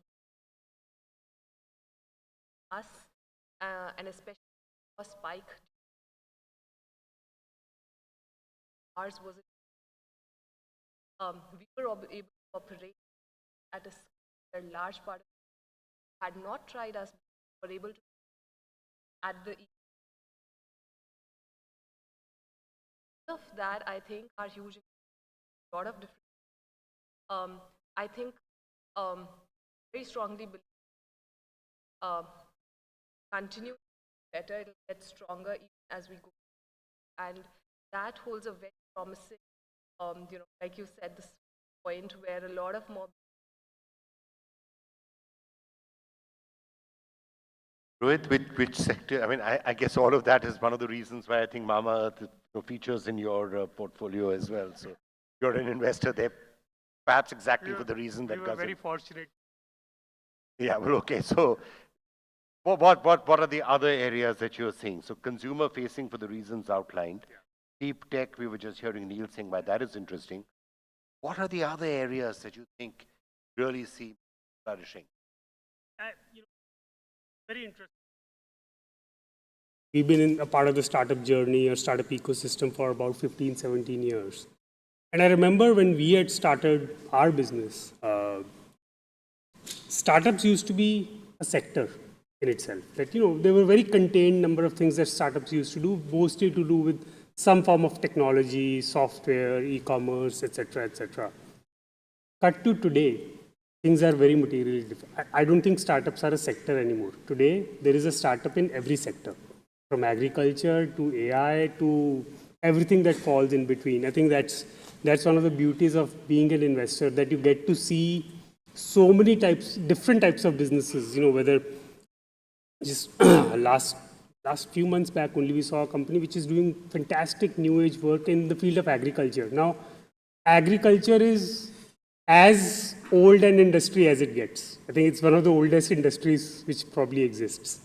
There are new age companies starting in that field, whether it's healthcare. So I think the number of companies and the ambition that entrepreneurs have is increasing by the day. And it's also being fueled by the fact that there are now a lot more, thanks to, I think, Sanjeev sir being one of the first sort of pioneers in starting up new age businesses in India. Thanks to that, there are now more than enough role models and examples that make entrepreneurship seem a lot more accessible to the young talent. 20 years back, it used to seem so remote. I don't know anyone who's ever started a business, who's in one generation built a large business, etc. Today, most of the people who are graduating with 1 degree of separation would probably be able to get to someone who they know personally, who started a business in the last 1 decade and became a large and successful business. that just makes it so accessible and so approachable that if these guys can do it, chances are we can also give it a shot. And that in itself is creating so many new age companies. I don't think India has ever had a dearth of talent. We just need to look at the management page of top technology companies in the world, and we'll know it's all Indians out there. The only difference is that 25 years back, a lot of that talent was going abroad and just staying abroad. In the last decade, a lot of that talent has started staying back in India and trying to build for India, which means इतने talented लोग हैं तो काम भी अच्छा ही करेंगे, which is what we are seeing in the sector today. Sanjeev, we're all calling you the father of the startup sector in India. I don't know how you feel about getting that particular title. But also, is it as they were saying, a dramatically different landscape? And specifically this point, that maybe a lot of those same people would have done those startups, but they would have started up in America or Britain or Middle East or Singapore rather than setting. Absolutely. Being an entrepreneur has become for people in India's colleges, many colleges, my class in business school, 9. If you polled my class of 175 people, how many of you would be entrepreneurs at some point in time or the other? At some point of time in your life. So, you were conditioned and trained, study hard, get the grade, IIT, get IIM, then have a corporate career and you're okay. Today, if you ask that question, maybe 40-50% of the hands will go up. This is at an IIM where you're getting jobs, paying salaries, the best companies of India, and are very often over. And still it's amazing. That has changed. Very importantly, very often when I go and give talks at the IITs and the IIMs, and I ask a question: how many are from middle class families? How are they defined middle class? But typically it's government, public sector, nationalized bank, public sector insurance companies, defense, police, academic, right? Typically, roughly 70 to 80% hands go up. And these are tough entrance exams to clear to get into this. What it means is that something we've always known, that middle class parents have always had this great quest for financial security. And therefore, their children are brought up and told, growing up, that listen, you have nothing to inherit. There's no family wealth. You're going to make it in education, so study hard. And get a good job at the end. So that condition is. So today it is socially acceptable for middle class parents to proudly say that my son or my daughter, ये बदलाव हुआ है. So India was always entrepreneurial, but typically entrepreneurs did not come from salaried middle class families. They would come from business families. Maybe there are some castes and communities where there's more entrepreneurship. तो हम entrepreneurship नहीं बोलते, business बोलते हैं.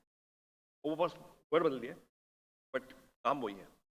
But it is these youngsters, first generation, highly educated, highly qualified, middle class by choice. That is the difference. And these are the people getting venture funding. Right? If you're from a wealthy business family, A, you won't ask for venture funding, and B, you may not even get it because you don't need it. So, Ghazal and Rohit, you were both nodding your head violently in agreement with that. Is it as simple as that? Because in some middle class homes and other homes, you'll say, no, let's face it, startups do still have a failure rate of 80% or 90%. And if you don't have that something to fall back on, you don't have a safety net, you're borrowing money from your parents who may ill afford to give you that money, or from friends, how do you repay that? Is it not that easy for middle class or lower middle class homes? Well, actually, us start very close to what sir. जब हमने भी startup किया था, we went to our give up on our set of No, 1 second, 1 second. Your husband was in Unilever, right? Yes. So there's a job in Unilever, MBA, job in Unilever, he's quitting it to do his own startup.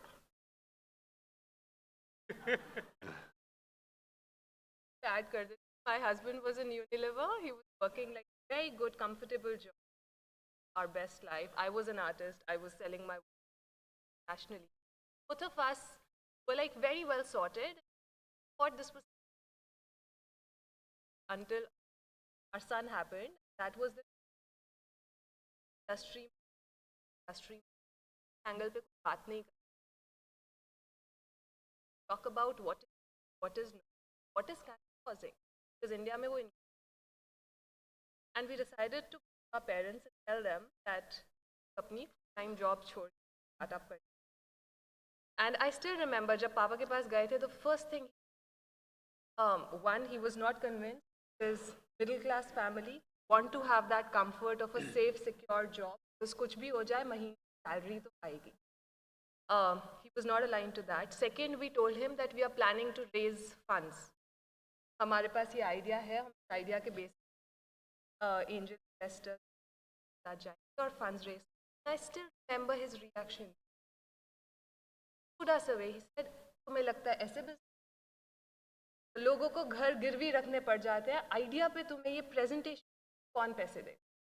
I think almost 7.5 years back, so really changed the last 7 years itself, where people now believe the fact, and we did raise the angel round, we did pull in money, we were able to show some success in 1 year after my father finally got convinced guys are onto something. But till then, he wasn't sure of that. That, I would say, that represents 90% of us families that all of us are talking about. But to be fair, I'm not sort of being devil's advocate out here. To be fair, what your father was saying may well have been correct in 80% of cases. It may well have been correct in 80% of cases that somebody left their good, well-paid job, had Unilever, set it up, borrowed money, and it didn't work. But listen, their business has failed. Qualified, you got to leave, you got a CV. On that CV, you get a job, yeah. And with most of the kids that sir is talking about, that's this. Worst case kya hoga? Startup nahi chalega. We have these companies, have the education need, and that will agar try nahi karenge, and that's a regret. So it's regret minimization. Now let me ask you that question. One thing is to say, TK, you've heard these arguments being done that you're leaving a job and doing a startup. The second is the question of America, where you could have set up the same company in the US. You were aerospace up. And to say, no, I'm going to come and I'm going to do it with all that we have heard and read about ease of doing business and policy flip-flops and all that stuff and what's the environment going to be like. And that also in defense, which is a very controlled space. I think everyone has a personal story about why they started. I'm trying to put these personal stories together to get a big picture. Right. So I think for us, me and my co-founder, we were both working in the US, and good income stream, no issues in job, whatever, 9 to 5.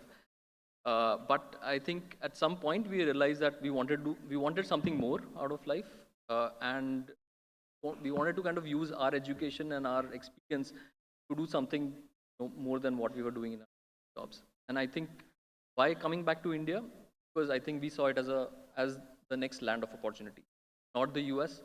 I think what we saw is that India is a market where such technology doesn't exist. We are importing such technology. Can we use our experience, our knowledge, something for the country? So I think it was a sense of nationalism, I think, prompted us to kind of start up there. So I think everyone has a different kind of take on it. Because I think what has happened in the last 10 years is that a lot of this risk-taking has been normalized, right? I think even shows like Shark Tank, I think are normalizing that risk and making it acceptable for people to take that risk, which I think was not there at that time. There were a lot of questions about, why are you coming back? Why are you doing? I think that risk-taking now, which was maybe a few people were doing that, I think has been normalized largely. Right. Sandeep, before we end up, I think we have another 6-7 minutes to go.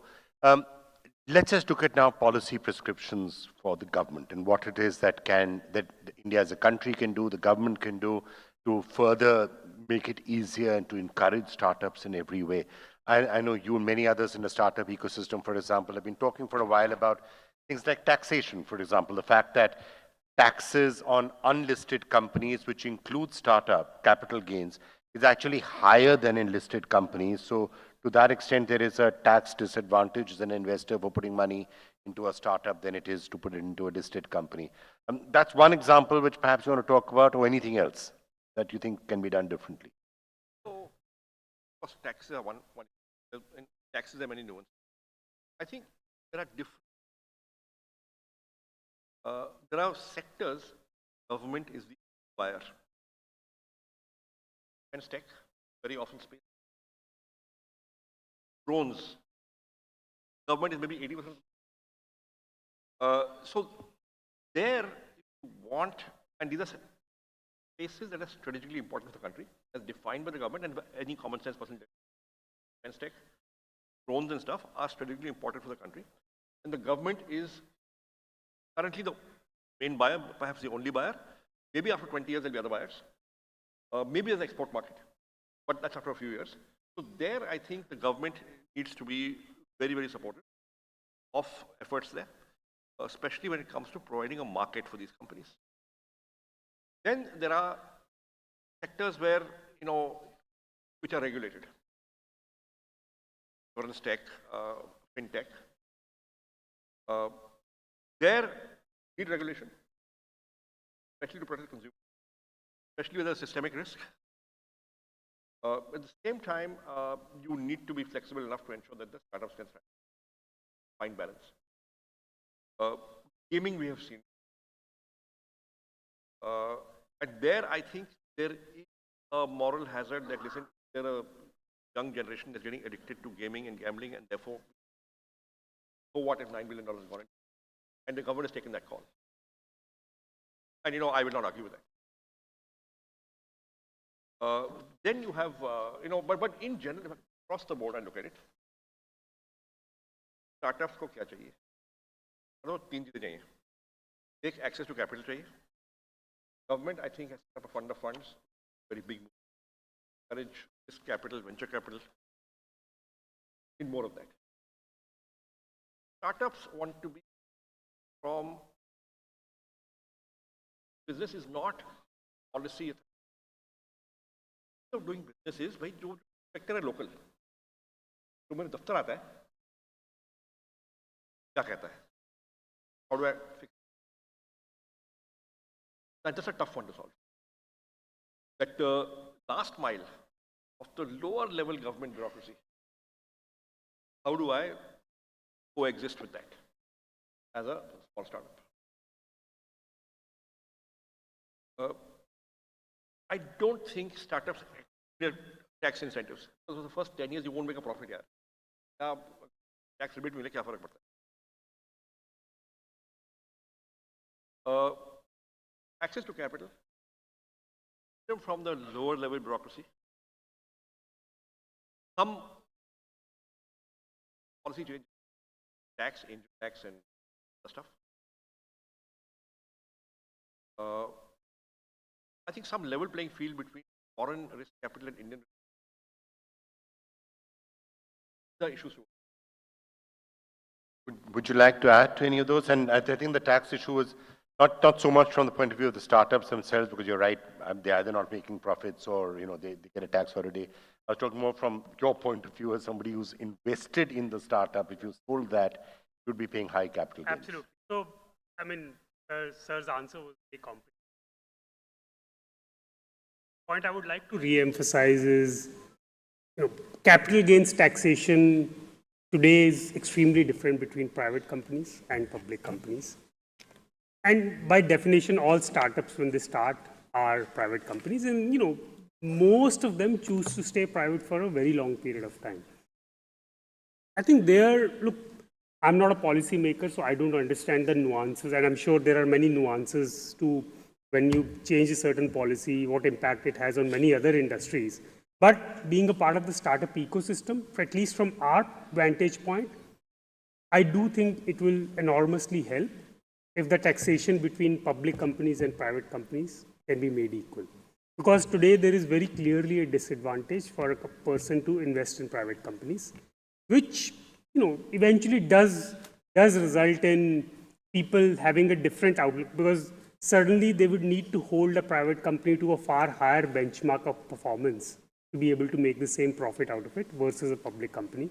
If that level sort of playing field is leveled, I do think a lot more incremental investments will start going into the private sector, which startups are a part of, which I do think will help our economy and just give even further investment to the startup ecosystem and help the startup. Yeah, I know there's a panel of secretaries coming, so we can perhaps start making these notes. A low level harassment at local inspector Raj, level playing field.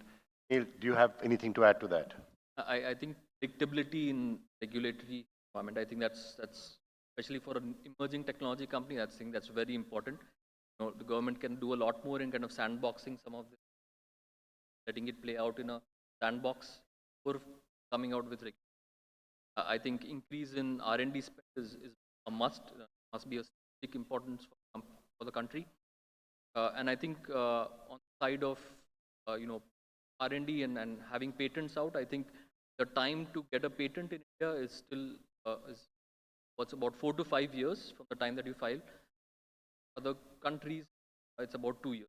I think patents have to be relevant. I think that time has to come down. I think there are already steps in that direction being taken, and to subsidize patents for companies, because I think one of the problem with deep tech companies is that there's a long gestation period. Before you go to market, you need to spend at least 5 years developing the tech. It's not as easy to just go to market and scale up.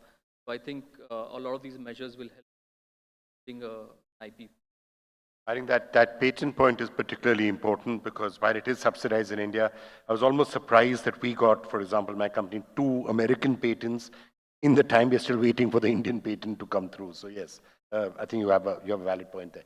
As a final thought on all of this for you, a wish list or just something you want us to leave us all thinking about? Talking about and the startup ecosystem. And the world is looking at India as an opportunity. Everybody, foreign investment, being in India or be we are so rightly poised. There are a lot of things that the country is doing in the right direction. What startups within the country. And I was amazed. Several centers that the government has set up to encourage the youngsters to pick up a passion of voice, try and build it out. So by the time they graduate, they would have actually had their hands, tried something to how entrepreneurial like for them to decision that. So I think we're moving in the right direction as a country. We're just talking about taxation. I think that's the only area where I strongly believe that we can rightly by incorporating and Rohit talked about, even to the point where joint startups, right? So for example, ESOP taxation in other places, I think a little more work and can be brought into, which encourages more people to take more risk, build for the country, and then prosper in this idea. But like I said before, this is the right time for anybody to start building for India, possibly from India for the globe, and that's what we aspire to do. And take that risk, contribute.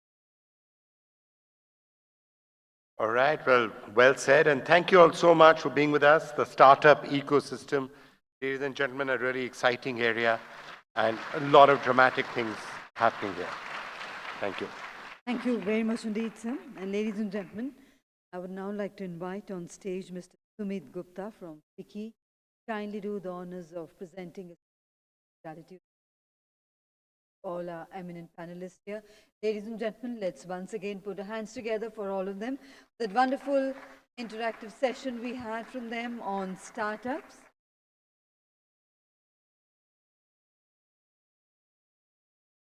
Like earlier said, all of them are entrepreneurs who have made a difference, made a mark in life, realizing their dreams,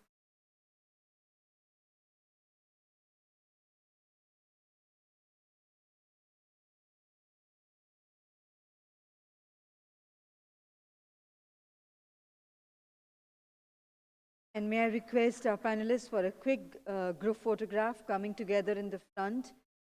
Mr. Gupta, if you could kindly join the panelists.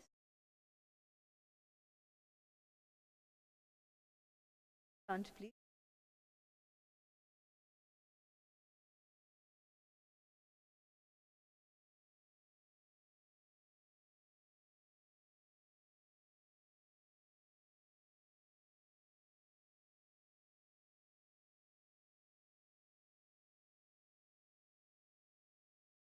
Very much indeed. Ladies and gentlemen, after that very interesting session, we are moving ahead with yet another topic, very eminent speakers who will be joining us. Next session is on aligning stakeholders for growth, and in this session, gracing us would be Sri Rajesh K. Singh. He is Secretary, Department of Promotion of Industry and Internal Trade, DPIIT, Government of India.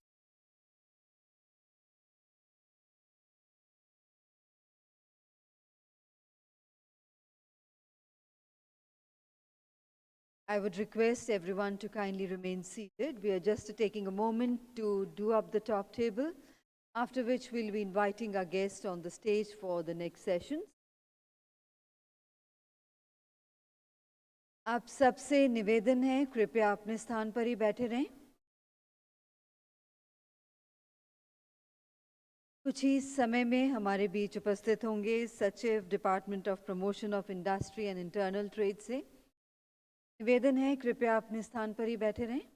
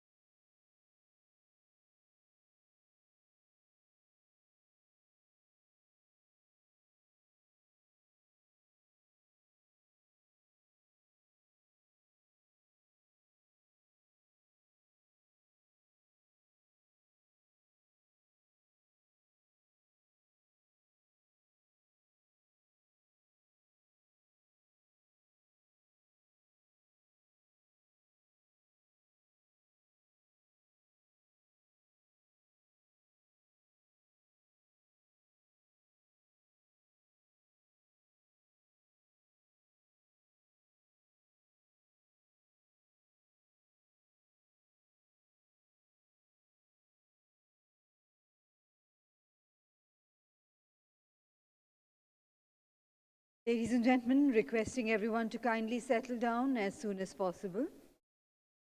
We are going to invite our guest on the stage.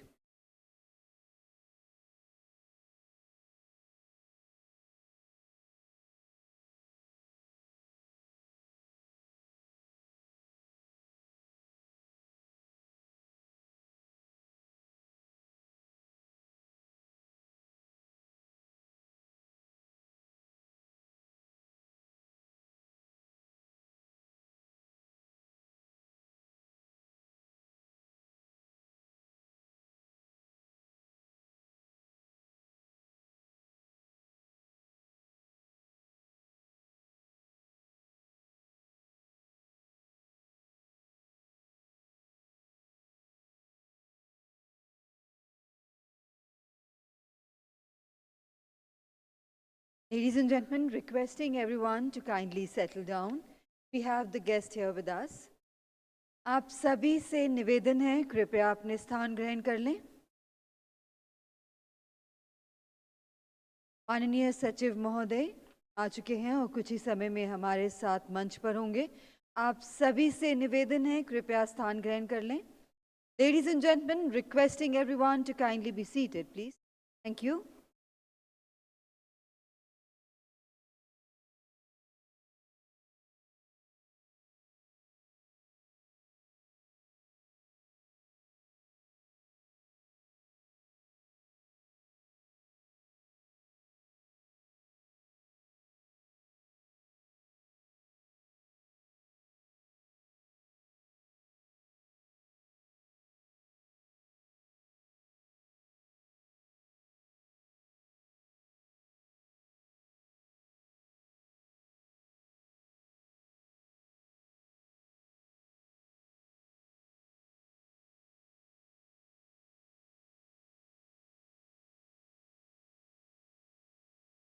Ladies and gentlemen, kindly be seated.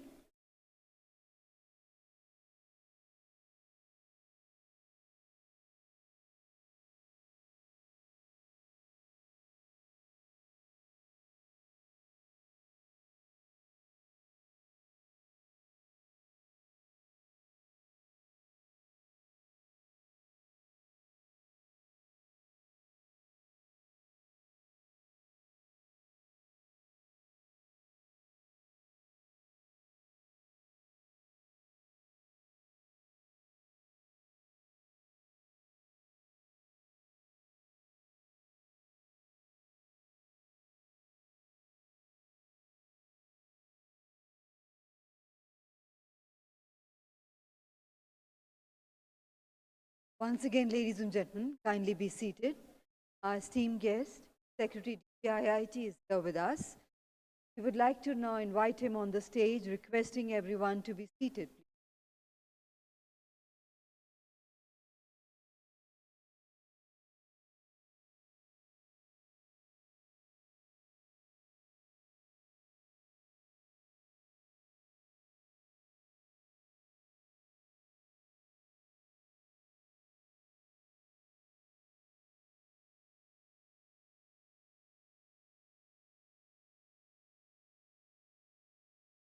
And ladies and gentlemen, let's put our hands together to welcome Sri Rajesh K. Singh, Secretary Department of Promotion of Industry and Internal Trade, DPIIT, Government of India. Also joining him on the dais is Mr. Shubhrakat Panda, President FICCI and Managing Director, Indian Metal and Ferroalloys Limited. Dr. Anish Shah, President-elect FICCI and Group CEO, Managing Director, Mahindra Group, and our moderator for the session, Ms. Jyoti Vij, Additional Director General FICCI. Namaskar and good afternoon, ladies and gentlemen. A very warm welcome to the session on aligning stakeholders for growth. And ladies and gentlemen, to enlighten us on this topic, we have amidst us Sri Rajesh K. Singh, Secretary Department for Promotion of Industry and Internal Trade, DPIIT, Government of India. And may I request President FICCI to kindly do the honors of welcoming Sri Rajesh K. Singh by presenting him with a green certificate. We'd like to inform you, sir, the green certificate is a FICCI initiative wherein a thicket of green trees will be planted in our honorable guest's name in Vaishno Devi etc. Very much. And we would also like to inform that the FICCI's commemorative publication, which was unveiled yesterday by Shri Kulji, has been tabled for the distinguished guest. And may I now hand over the floor to Ms. Jyoti Vij to kindly carry forward the proceedings. And ladies and gentlemen, to begin with, we will have a brief opening statements by all our distinguished guests, and after that, followed by the panel discussion session. So over to you, ma'am, to kindly carry forward. Good afternoon, everybody, and a very warm welcome to Secretary IIT and, of course, our President and President-elect. So given the bright spot that India is, there is a need for all the stakeholders to really come together to have more sustainable and a higher trajectory of growth. And of course, the center and the state is one of the, the two components which really need to work together. In this, we did hear a lot about, we had Mr. N.K. Singh earlier in the morning, and we talked about how factors of production is something where states really need to work together. But states apart, cities are very important as well, so because much of the growth is going to come out of the cities, and we need to really plan all that aspect as well. And given the India Inc. and the business chambers having, a significant role to play in the nation building. So that's really the background in which we thought we could, come together today and share some thoughts and ideas. So it'll be great to hear, a few points from you, maybe a short opening speech from you, and then yes. My distinguished colleagues, business leaders on the dais and off the dais, ladies and gentlemen, it gives me great pleasure to join you here today on the occasion of FICCI's annual convention and the 96th annual general meeting. We are going to talk about aligning stakeholders for growth, and I'll just make a few opening remarks. I want this to be a conversation, so maybe after those opening remarks by all of us, maybe we could, have a more of an interactive session. When you try to align stakeholders for growth, the first target really is to have good communication as to what is it that we are what does that growth really mean in actual terms? And in that, our Honorable Prime Minister, who is a great communicator, has made it very clear what is that growth that he has in mind.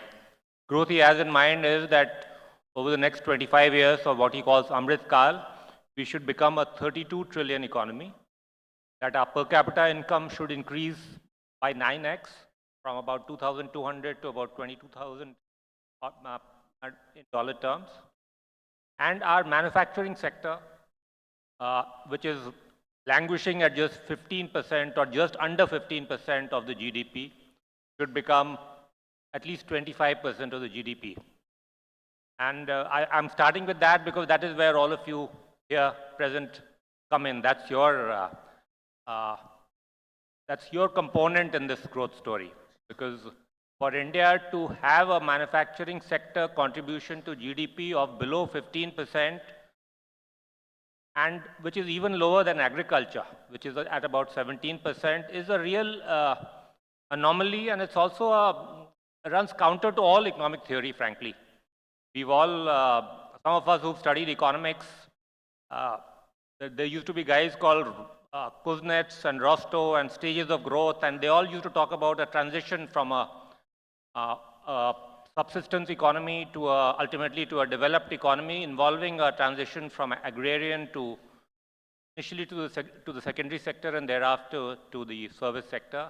Here we've had a transition directly to the service sector, which now contributes 50% to our GDP.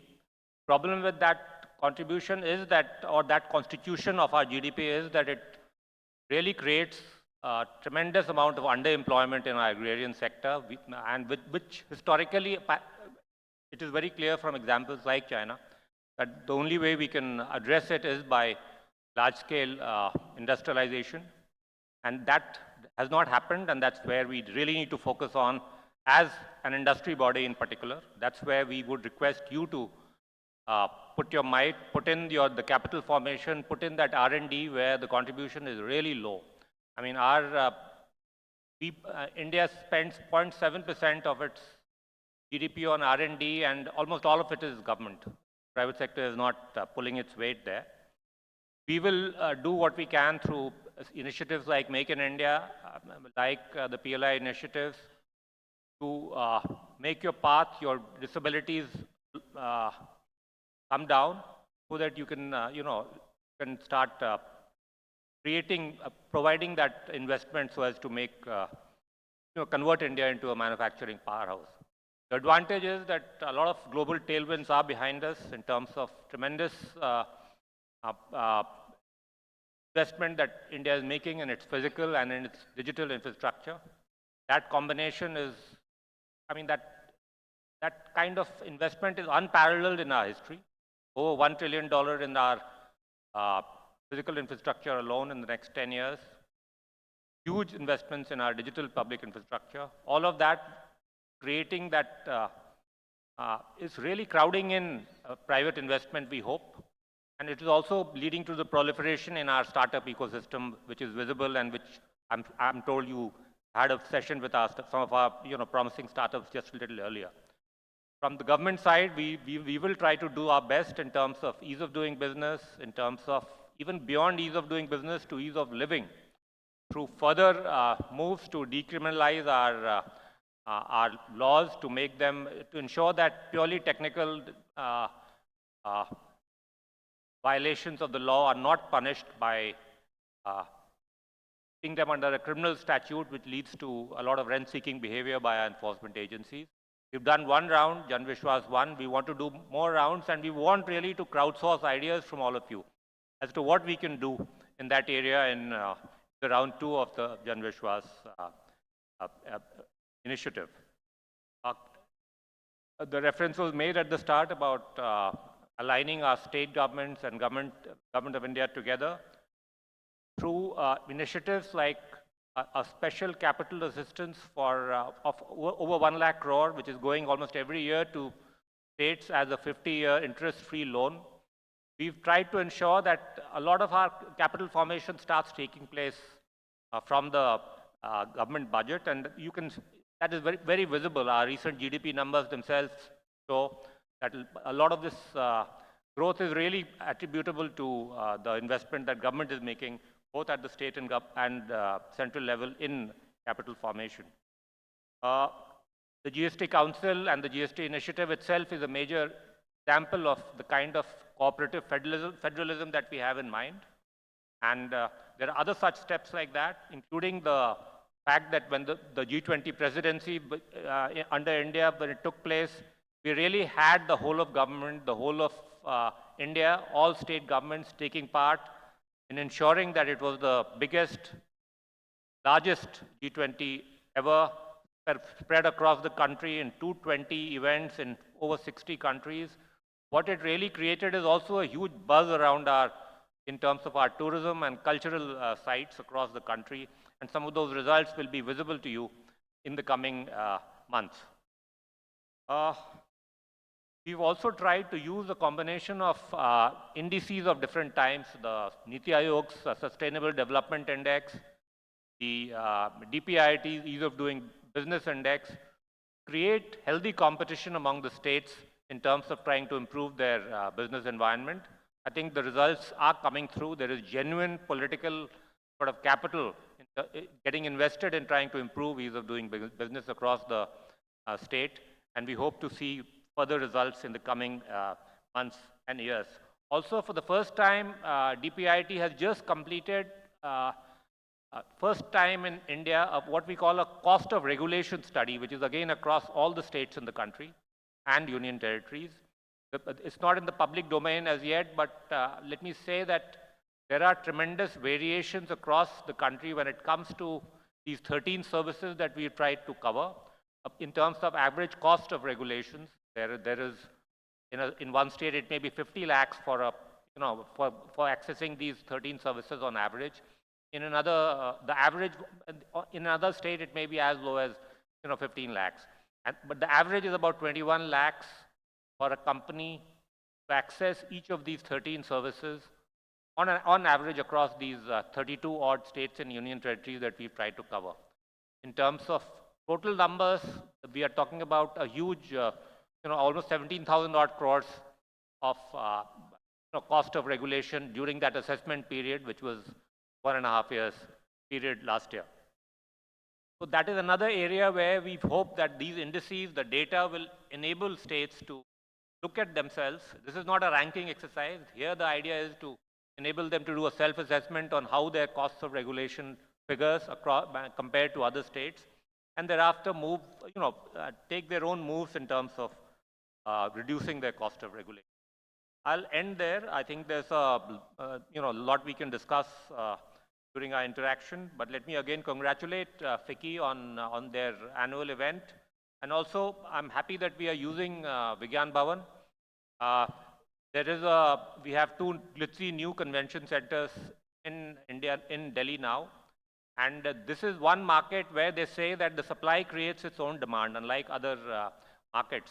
In the sense that the more convention centers, more facilities you have, the more of this business starts coming to that country and to that city. So we look forward to a real, and it's already happening, it's visible, the huge number of MICE events that are slated for India over the next 1 year or so itself points to the fact that India is being recognized as globally as a very promising, perhaps the best of the emerging market investment destinations. So look forward to the further engagement, and thank you for having me here today. Thank you, sir, for your opening remarks, and you did talk about a lot of structured government environment, and this is much in consultation with the industry itself. We do have with us someone who out here running a sector.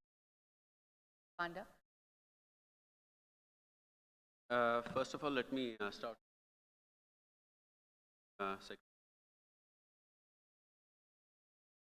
Action. Quick. So I'll couple of minutes.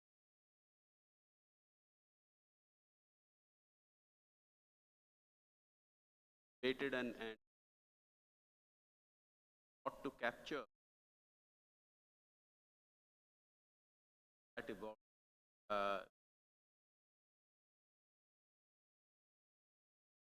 What we have looked at through of the panel discussion. Now, if I were to talk about and today,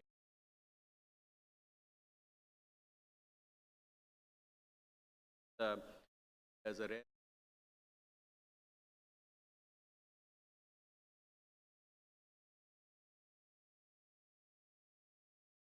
and the point I want lightning device, but in the India for manufacturing, politics and various other factors have, and macroeconomic fundamentals have come together to give us a second opportunity. And what is heartening to see is that there's a lot more focus on capitalizing on the coming part of global value chains. Again, as the Prime Minister says, there are sustained reforms, and there is a there is a thoughtfulness to policy making, and clearly, I think what is called for is focused execution to ensure that we really capitalize on our potential. So, with regard to aligning stakeholders for growth, I think the couple of points that I would like to make, and I think lay the foundation for discussion. One is comes out. We had a session with titled "The Role of Regulators in Development," because it is nobody's case that the regulations aren't. I think those are guardrails which are essential for an economy. The faster that an economy grows, I think it's imperative to have those guardrails astray. The question is, how far apart do you play? Close, and it acts as a hindrance. Far apart, and it's safety. So how do we? That is, I think that's one important important alignment which is there, which needs to be there between industry and regulators. The second point is really a continual push for reform, but I think that is already there. We had the industry yesterday talk about that, Jan Vishwas bill and second, third, fourth phase. And I think that is where chambers can play and to us, the access that we have to our members can play a very good role in terms of pointing out those outdated rules, regulations, or areas where there can be greater alignment in terms of decriminalizing minor offenses, various fields. One point I wanted to make out, which was touched upon in the subject, and that is something because even now I think we get a lot of about contracts which have been signed. Fortunately,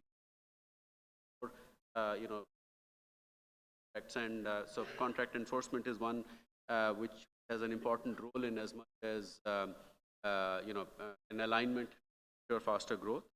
And the last point I wanted to make is, we do talk about states needing to be aligned, but at one level, I think it is fair to say that the states are already aligned, because with the implementation of GST, which has created a unified market, I think it is very, very clear that states are competing to get.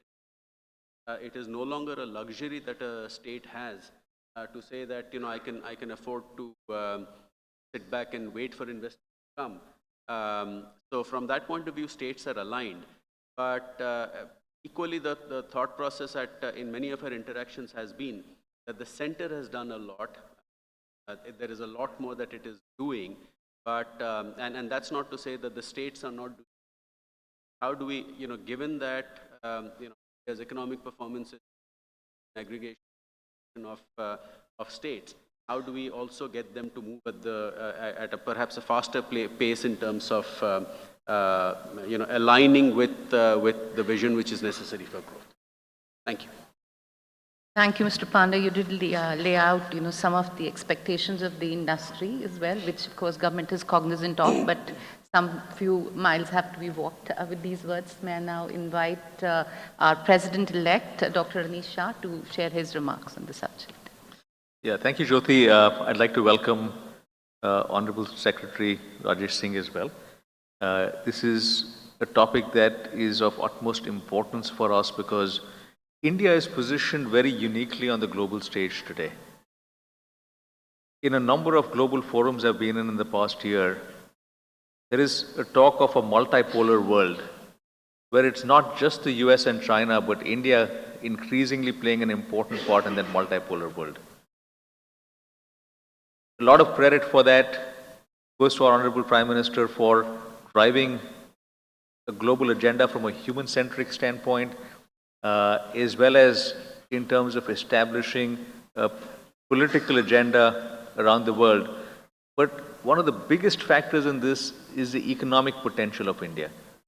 And we are not going to be a global leader without being an economic leader around the world. There are two very important trends that are making this happen now. One is China plus one. There's a limited window of opportunity, and it is for us to capture that opportunity. But I would argue that the bigger trend is that Indian manufacturers have come of age. And India is building world-class products. India is investing in research and development. And Indian manufacturers are ready to take these products around the world. Therein, again, we've got a limited window of the next 3 to 5 years to establish ourselves firmly on the global stage. How do we align stakeholders to make this happen? It starts with a clear vision of the outcome. And that has been laid out already. 32 trillion with 25% manufacturing. If I were to just translate that to one step further, manufacturing today at 15% is roughly 0.5 trillion. At 25% of 32, it will have to be 8 trillion. So we're looking at a 16x growth in manufacturing. A number of things are required to achieve this. Infrastructure is a key part to that. On digital infrastructure, we are among the best in the world today. On physical infrastructure, yes, we have some way to go, but a tremendous amount of effort is being put in to accelerate the physical infrastructure around the country and to bring our logistics costs down to a much lower level, which is required for us to be a global leader in manufacturing. We're also seeing a number of efforts around the ease of doing business. GST was a big one, but there are a number of others. And here again, there is still a long way to go. There are a number of things to be done. But it is for us as an industry to work closely with the government to help identify what are those areas, why do they make sense, and why is this good for our economy. At the same time, having the governance that's required. Other things like incentives, and I won't dwell much on that because I know that's the first thing industry always asks for, but I think there's a lot more than that we can do together. And things like inverted duty structures, etc., which again the government is looking at very closely. But if I conclude with the role of industry chambers and the role of FICCI in particular, is to really try and bring all of this together to partner with the government to say, here's how we can make a difference. It's not just what we ask for, it's what do we do together as well. And that dialogue is going to make us a much stronger manufacturing country and help us achieve the 16x growth that we need to achieve. Thank you. Thank you, Dr. Shah, for sharing your views. And you did talk about, how industry needs to really take advantage of some of the, the reforms which the government is taking. So rising from that, a question for all of you actually, and maybe I'll start with Secretary DPIIT. So how do you think the businesses and government can really come together towards accelerating the economic growth and also some developmental goals of the nation? So what could be some of those aspects? And then I'll come to, the other two panelists as well.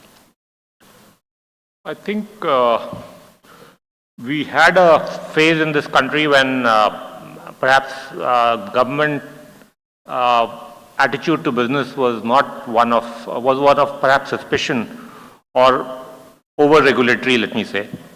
That stage is now over. I think the government recognizes that we have to collaborate with industry, and that means important industry associations like FICCI, in terms of even drawing up policies, getting your feedback on policies, in terms of changing or getting inputs on the regulatory landscape that we have in areas like ease of doing business, decriminalization, regulatory costs, regulatory impact assessment, all of these areas.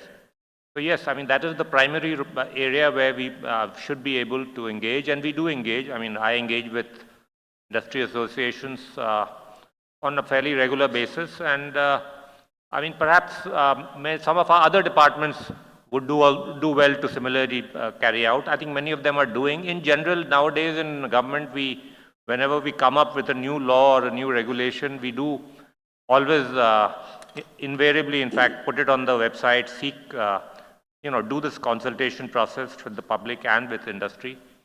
But yes, I mean, that engagement is extremely important for this government in particular, and we hope to sort of take it forward, make it even more intense in the future.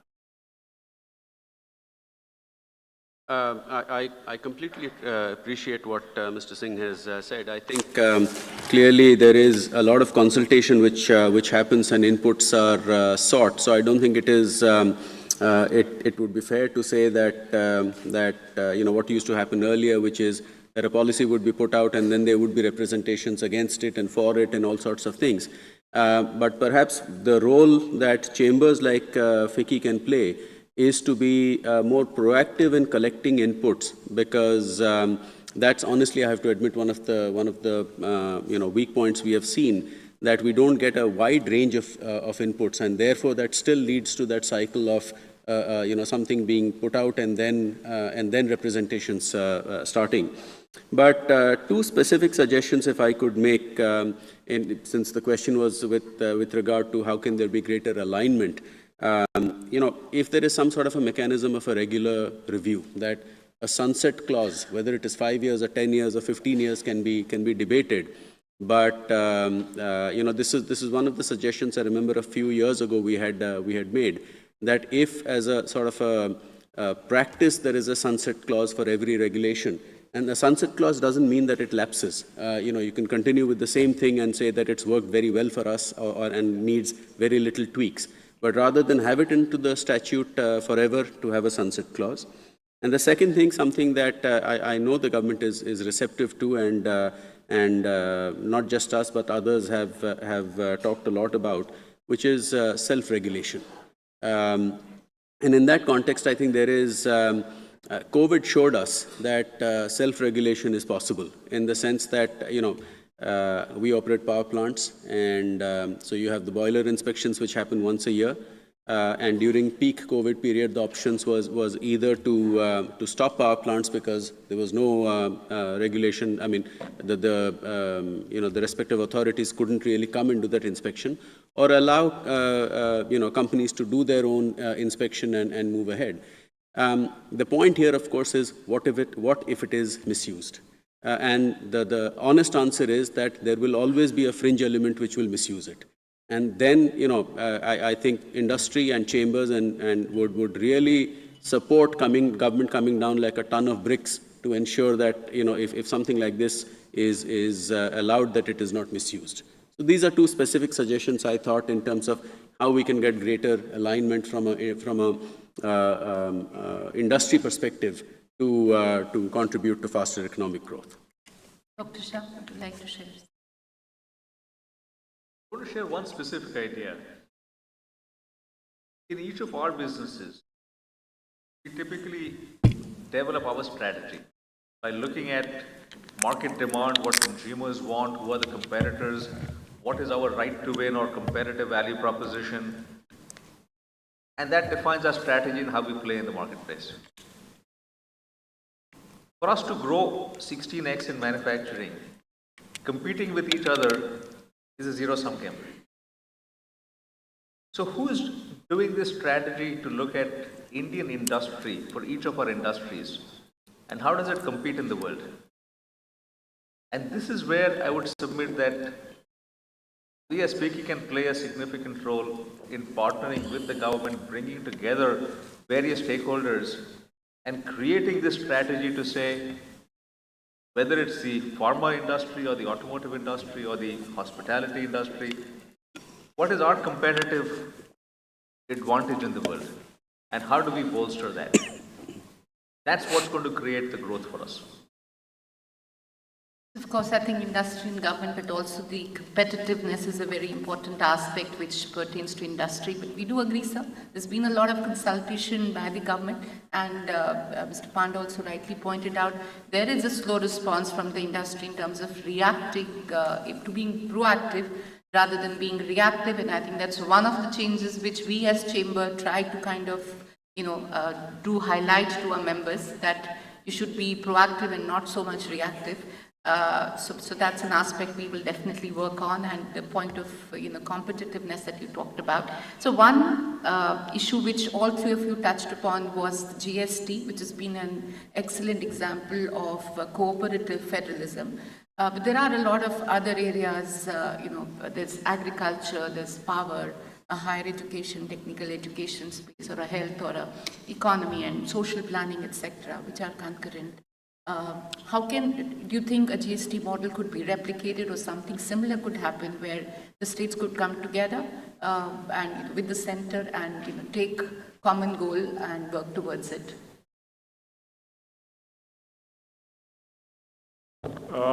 GST was a kind of a one-off. I don't think it's possible to repeat it in that sense. It was primarily driven by the desire to create a national market, to get rid of these state-level checkposts, which really,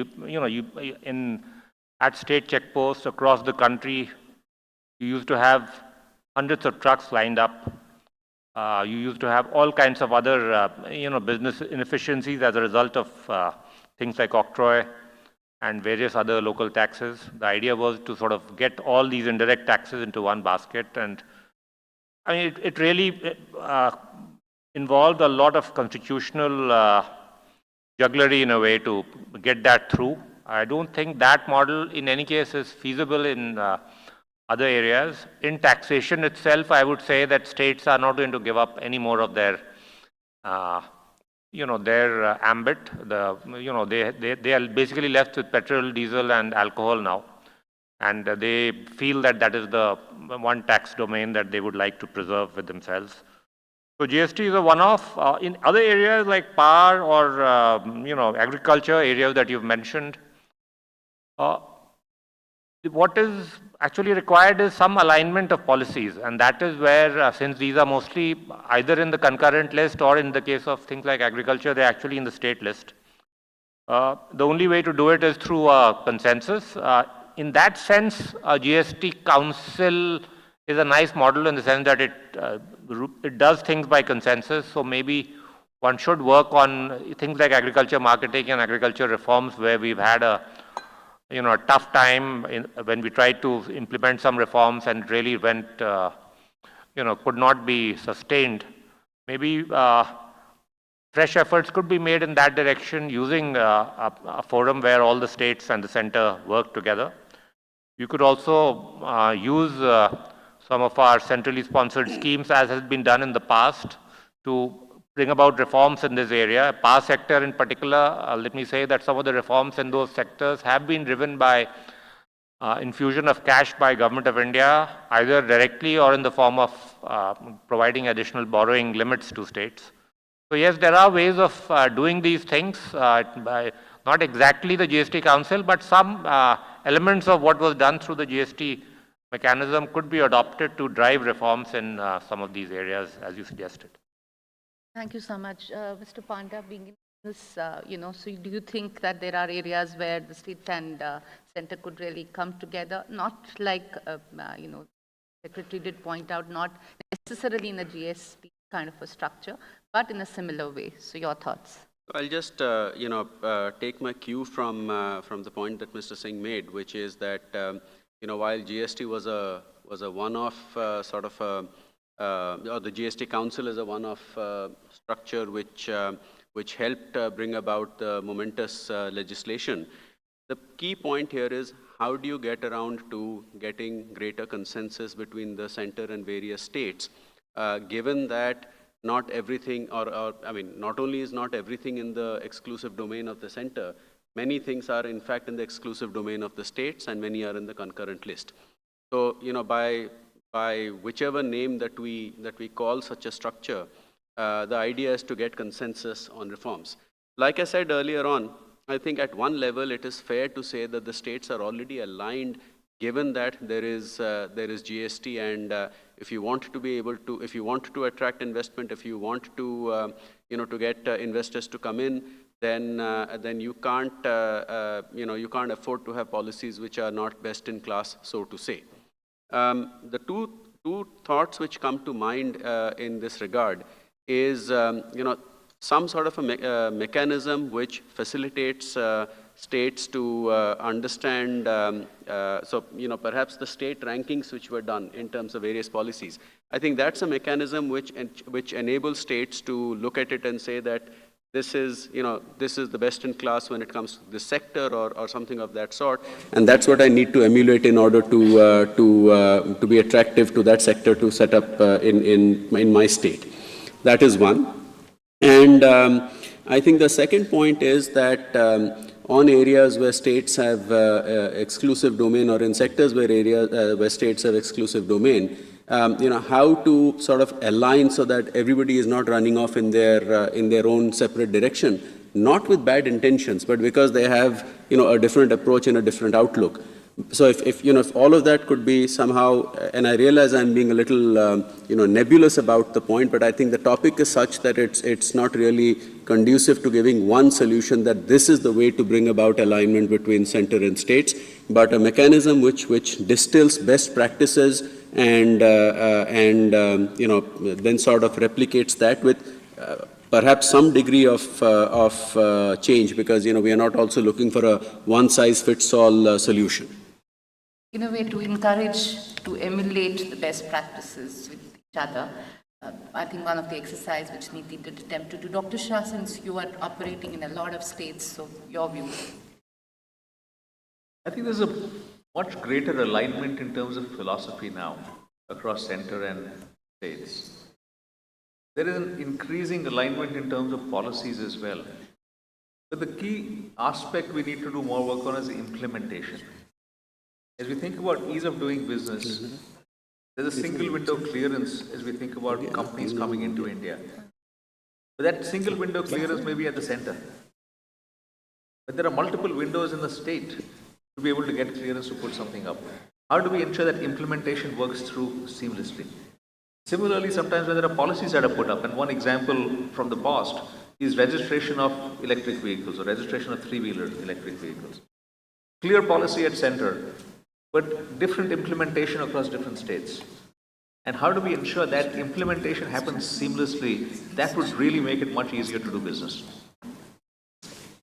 Yeah, if I can just come in with one point, which I just remembered an interesting conversation I had some time ago, I think a couple of years ago with, in Odisha with the then Chief Secretary and others, where the point was also about, in looking at best practices and what has worked, also not to end up facilitating incentive shopping.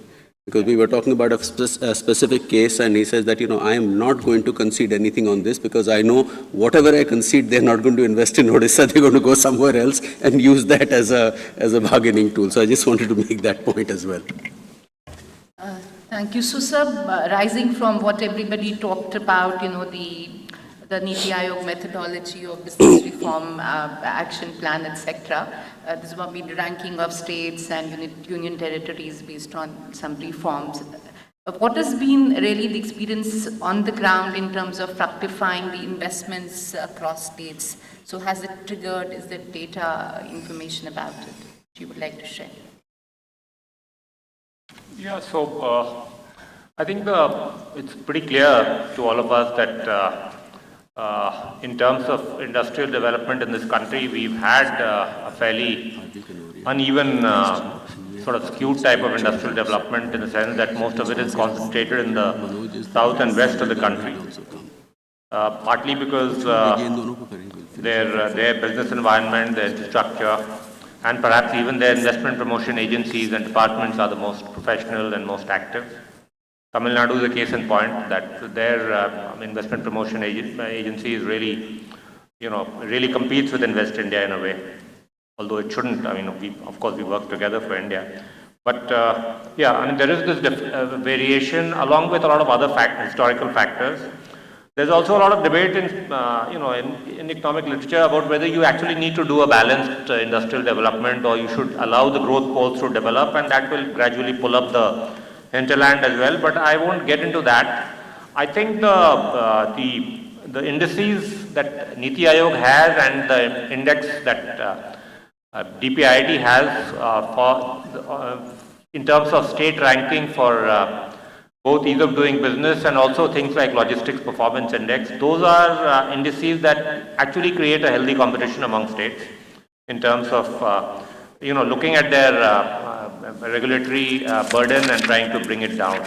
So I think that's the most effective way of doing it, since it really is a more of a naming and shaming kind of a thing rather than perhaps is the wrong word, not even naming and shaming, but merely showing their ranking is enough of an incentive for most states to basically, the Chief Minister's notice, and then thereafter the state machinery does try to take steps for improving their business climate or their logistics and things like that. So in a federal system with fairly well defined legislative domains, this is one of the better ways of ensuring healthy competition towards improving our infrastructure, towards improving our business climate. So we have amidst us, some past presidents, and we have our Secretary General and some state chairs. I would like to invite Mr. Raju Kanoria. He's been vetted with the chambers and an industrialist. So your views on the subject.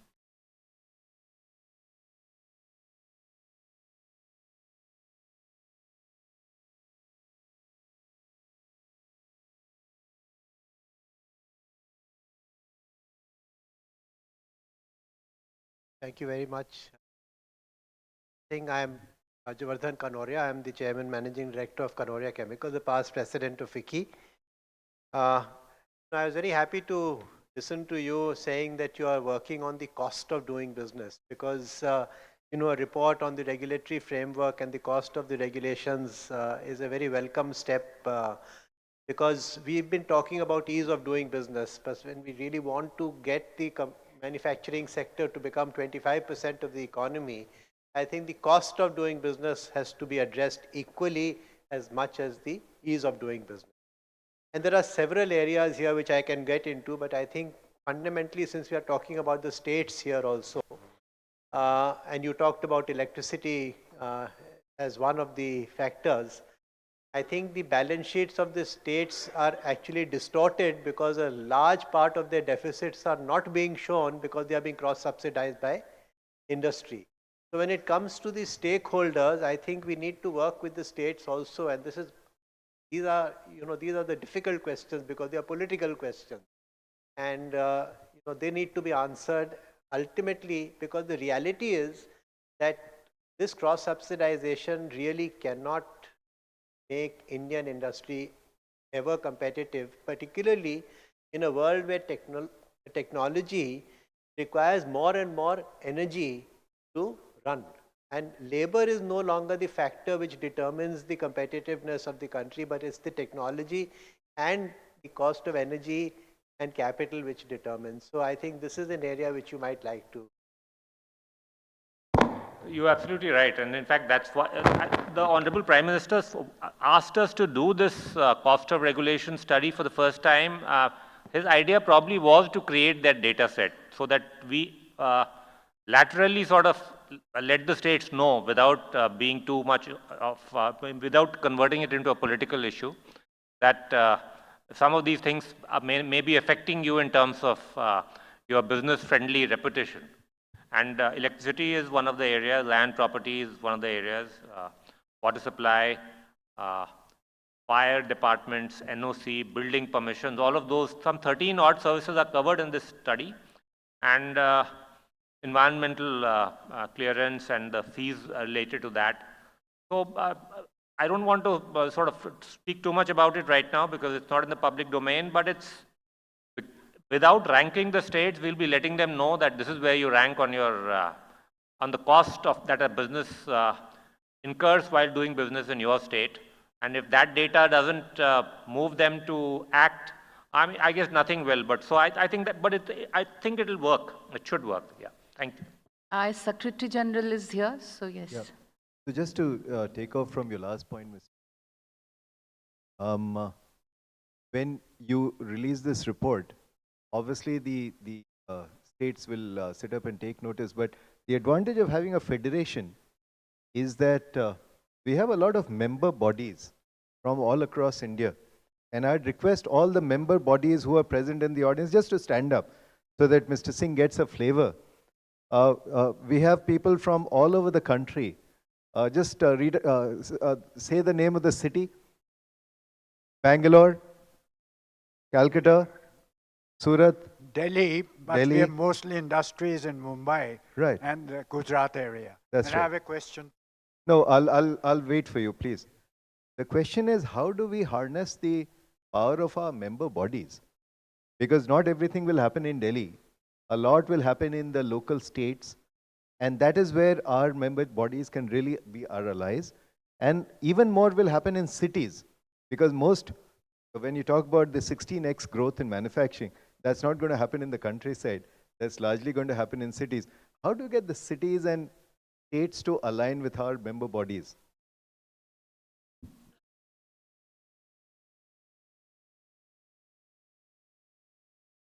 Yeah, so no, I'm happy to know that FICCI has such a wide countrywide presence, and I guess I'll have to rely on you to sort of get inputs from them about state-specific issues and challenges and areas of reform, particularly in terms of Jan Vishwas 2. If we do, if we as we work towards it, we've already set up working groups for that. So I'm sure because the idea behind Jan Vishwas 2 was that we'll set up a working group at the central level and we'll ask all the states to do the same. So those are the kind of reform areas, including compliance burden in states, where your member bodies should certainly be able to sort of tell us. Other area could be that when we do our business reform action plan, which is the the series of sub-indices on the basis of which we do the state rankings. What are the indices that you feel are relevant would be a useful input, because that is the best way of getting states to nudge the states into reforming that area. And that includes areas like excise and alcohol and beverages, which nobody wants to talk about, but it's a huge area of, there's a huge regulatory burden there, which at least DPIIT would like to tackle all of these areas wherever there is an ease of doing business issue. So at the state level, if you have a pressing EODB kind of an issue, if you raise it with us, we bring that into our business reform action plan. That will hopefully nudge the state into doing something about it. Thank you. Thank you, sir. I think a lot of useful inputs have come in, and you've really informed everybody about the stuff that DPIIT is working on, and government as a whole is working on, improving the business environment, seeking the inputs from the industry, being very consultative, and working out ways to make states at least understand where they lie and what more could be done to improve their efficiencies, and maybe work out a model where all could really come together in a consensus way and take our development forward and walk the path towards the Viksit Bharat. And that is the new aim which has been given by the Prime Minister of India. Thank you so much for your time, sir, and thank you, Dr. Mr. Panda and Dr. Shah, for joining this panel. Thank you, everybody. Thank you very much. I would now like to invite on stage Mr. Chetan Bitesha to kindly do the honors on behalf of FICCI to present a small token of gratitude and appreciation. First, to our distinguished guest, Sri Rajesh K. Singh Ji, Secretary, Department of Promotion of Industry and Internal Trade, Government of India.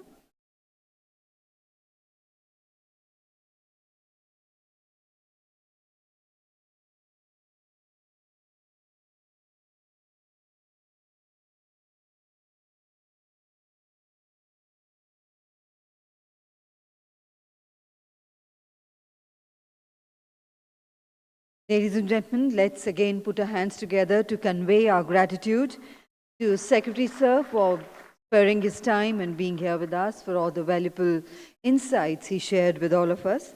I would request you, sir, to present to Mr. Panda, President FICCI, Dr. Anisha, President-elect FICCI, and Ms. Jyoti Vij, Additional Director General FICCI. I would request everyone to kindly remain seated, ladies and gentlemen, as we are straight away moving ahead into yet another important session with the secretaries to the Government of India.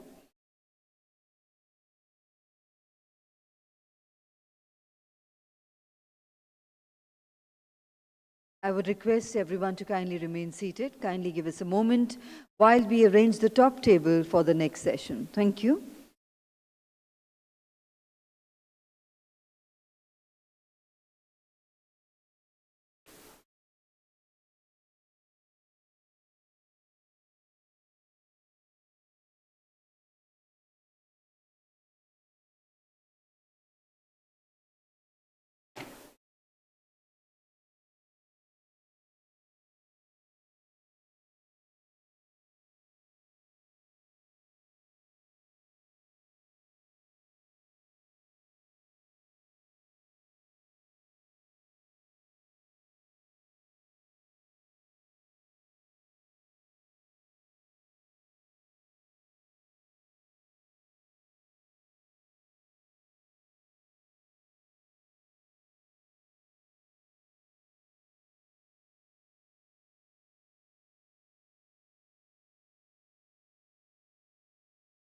So, ladies and gentlemen, we are all set to go ahead with the proceedings of our next session, which is a session with our distinguished secretaries to the Government of India. This session, ladies and gentlemen, aims to deliberate upon the policies for sustainable growth, the key strategic initiatives by the Government of India, and the formulation of collaborative frameworks that can propel India into the leading role as the world's growth engine. Discussions in this session will revolve around policies, regulatory measures, and partnerships for fostering sustainable development, economic growth, and global leadership for India.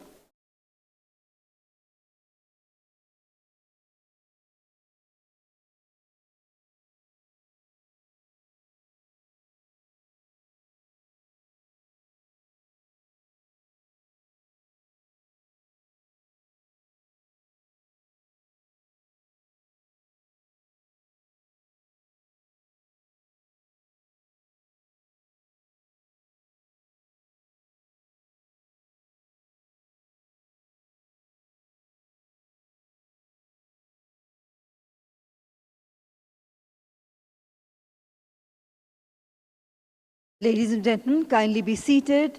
Our distinguished eminent secretaries will be joining us in few seconds now.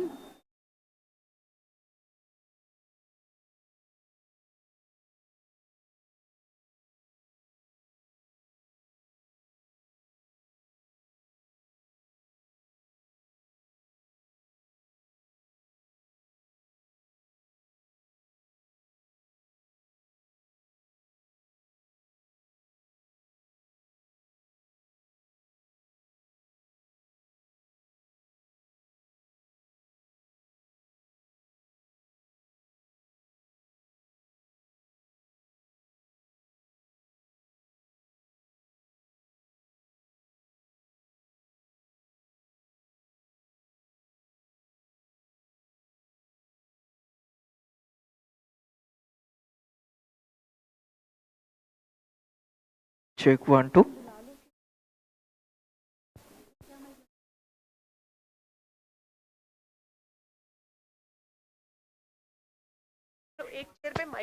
Ladies and gentlemen, once again requesting everyone to be seated.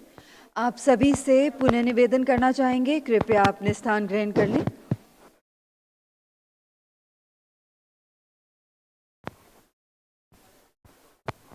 आज हमारे साथ इस अगले सत्र में उपस्थित हैं विभिन्न मंत्रालयों के माननीय सचिव. आप सभी से निवेदन है, कृपया अपने स्थान ग्रहण कर लें. Ladies and gentlemen, joining us now will be eminent secretaries from various ministries. We would request you to kindly take your seats so that we can go ahead with the proceedings of the next session. Thank you. And ladies and gentlemen, a small announcement. During the lunch break, we found a golden lady's watch. If it belongs to anyone, you may kindly collect it from backstage.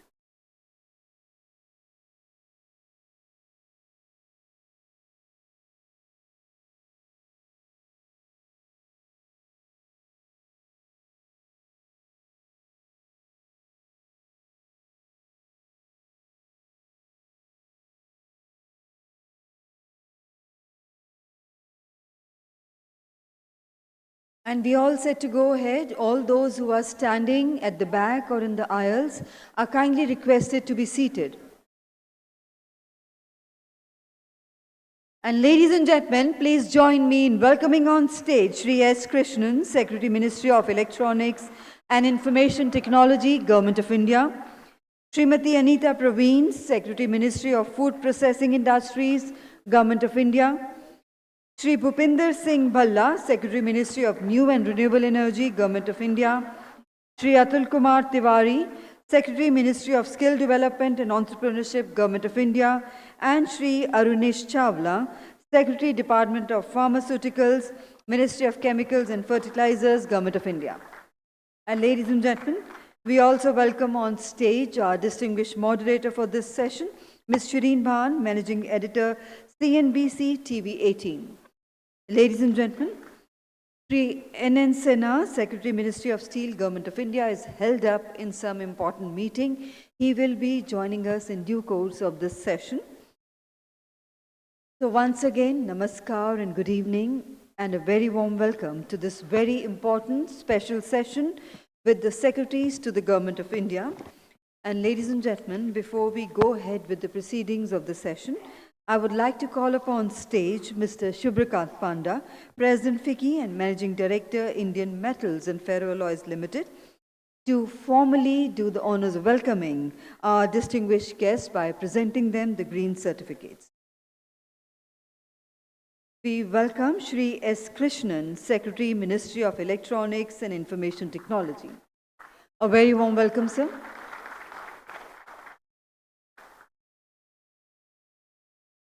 We welcome Srimati Anita Praveen, Secretary, Ministry of Food Processing Industries.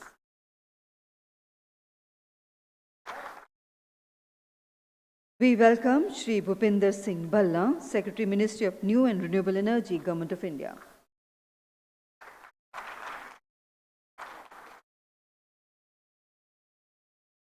We welcome Shri Atul Kumar Tiwari, Secretary, Ministry of Skill Development and Entrepreneurship, Government of India.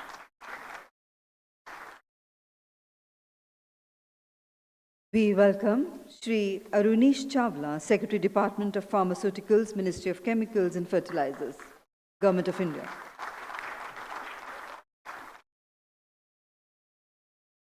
And we also welcome our distinguished moderator, Ms. Shireen Bhan, Managing Editor, CNBC TV 18.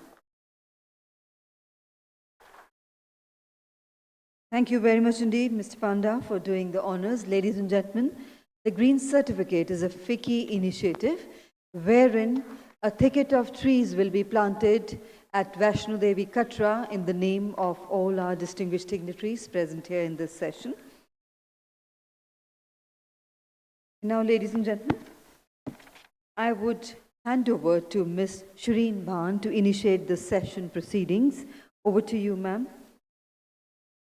Thank you very much. Good afternoon, ladies and gentlemen. Thank you very much to start with for being here on a Saturday afternoon. I know that this is probably not the most exciting thing for people to be doing on a weekend, but it tells you about the interest that there is in what the government is doing across these myriad sectors, and we have representatives from different ministries here. So it is going to be a hard task to be able to thread and weave a picture together, but I guess that's what the whole of government approach is really all about. So I'm going to try and do that. I think there are many similarities between the various ministries that these secretaries head.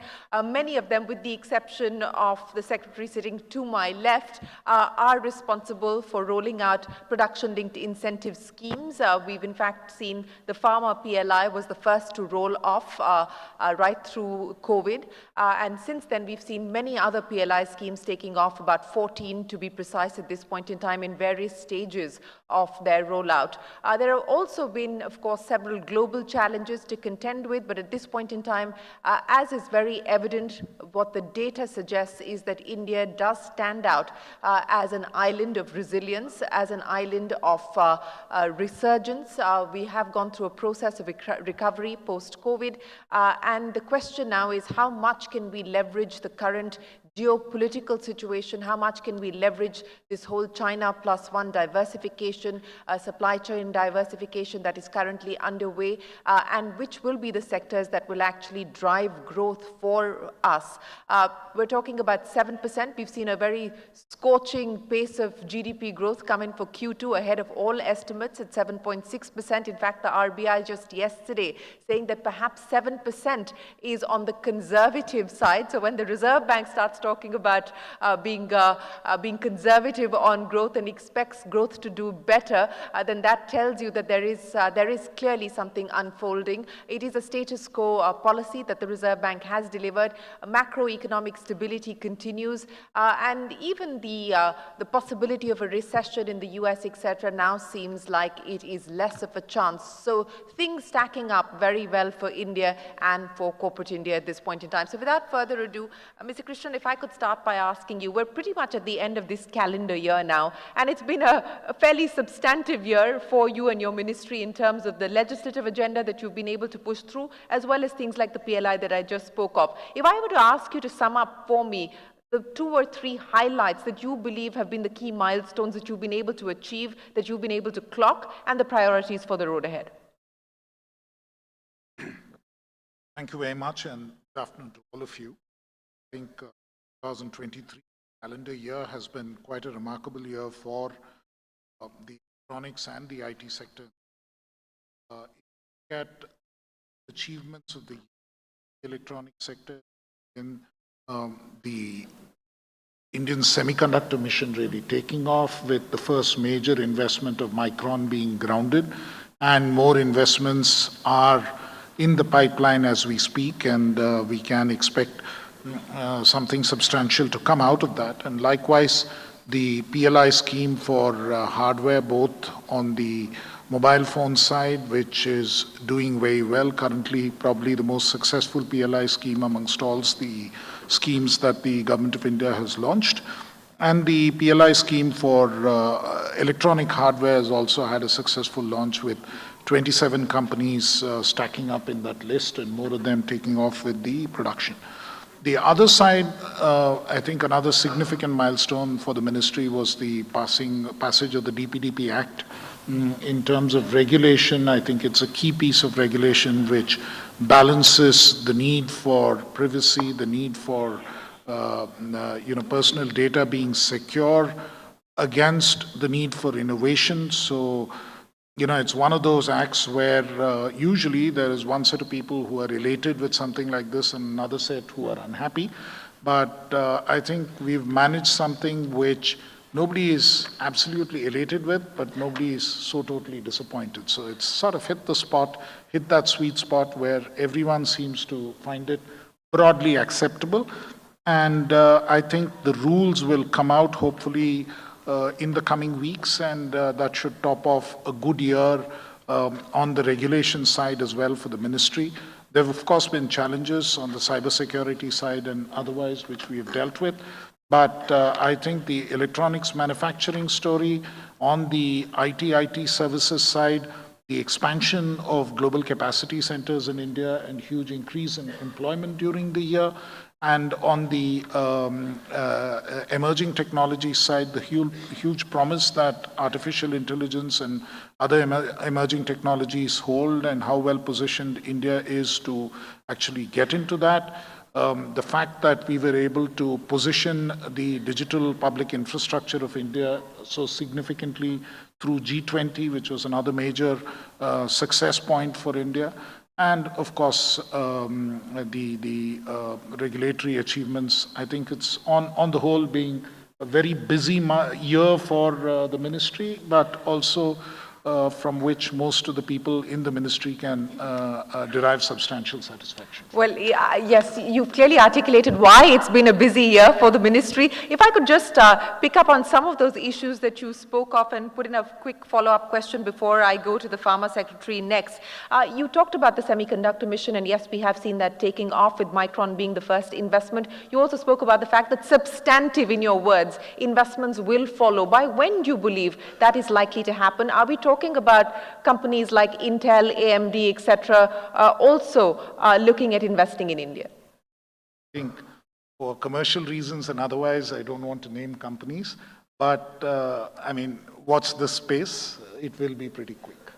Okay, pretty quick. And you talked about the rules and the regulations as far as the privacy and data protection bill were concerned. Now, the legislative part of that process concluded in the last parliamentary session. There's been several rounds of meetings that have taken place. Will we have the rules in place by the end of this calendar year, or will it run into 2024?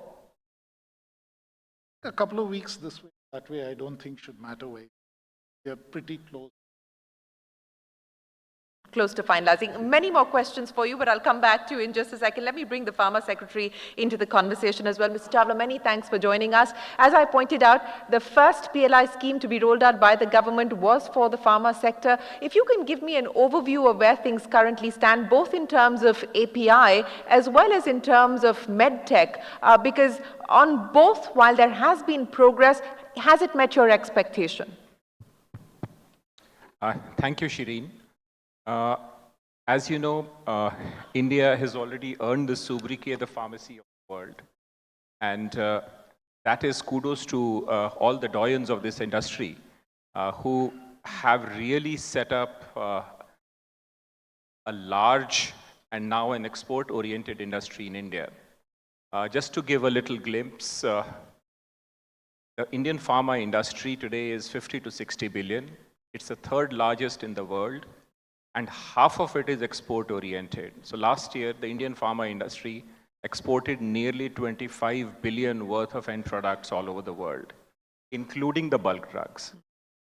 So to give you a little overview of how far we have reached in the PLI schemes, pharma is a success story of the PLI scheme. And we have 3 schemes. One is for the formulations, one is for the bulk drugs, and one is for Meditech or the medical devices. The formulation scheme is doing so well that all targets are being exceeded 100%. And that is in line with the fast and rapid growth of this industry.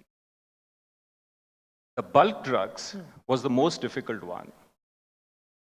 And in bulk drugs, we realized the problem during COVID and how sensitive our global supply chains were. With that experience, we shortlisted about 51 bulk drugs, which could be targeted and which we should target as producing in India. And then that was later refined to around 40 because the remaining could be produced from those 40.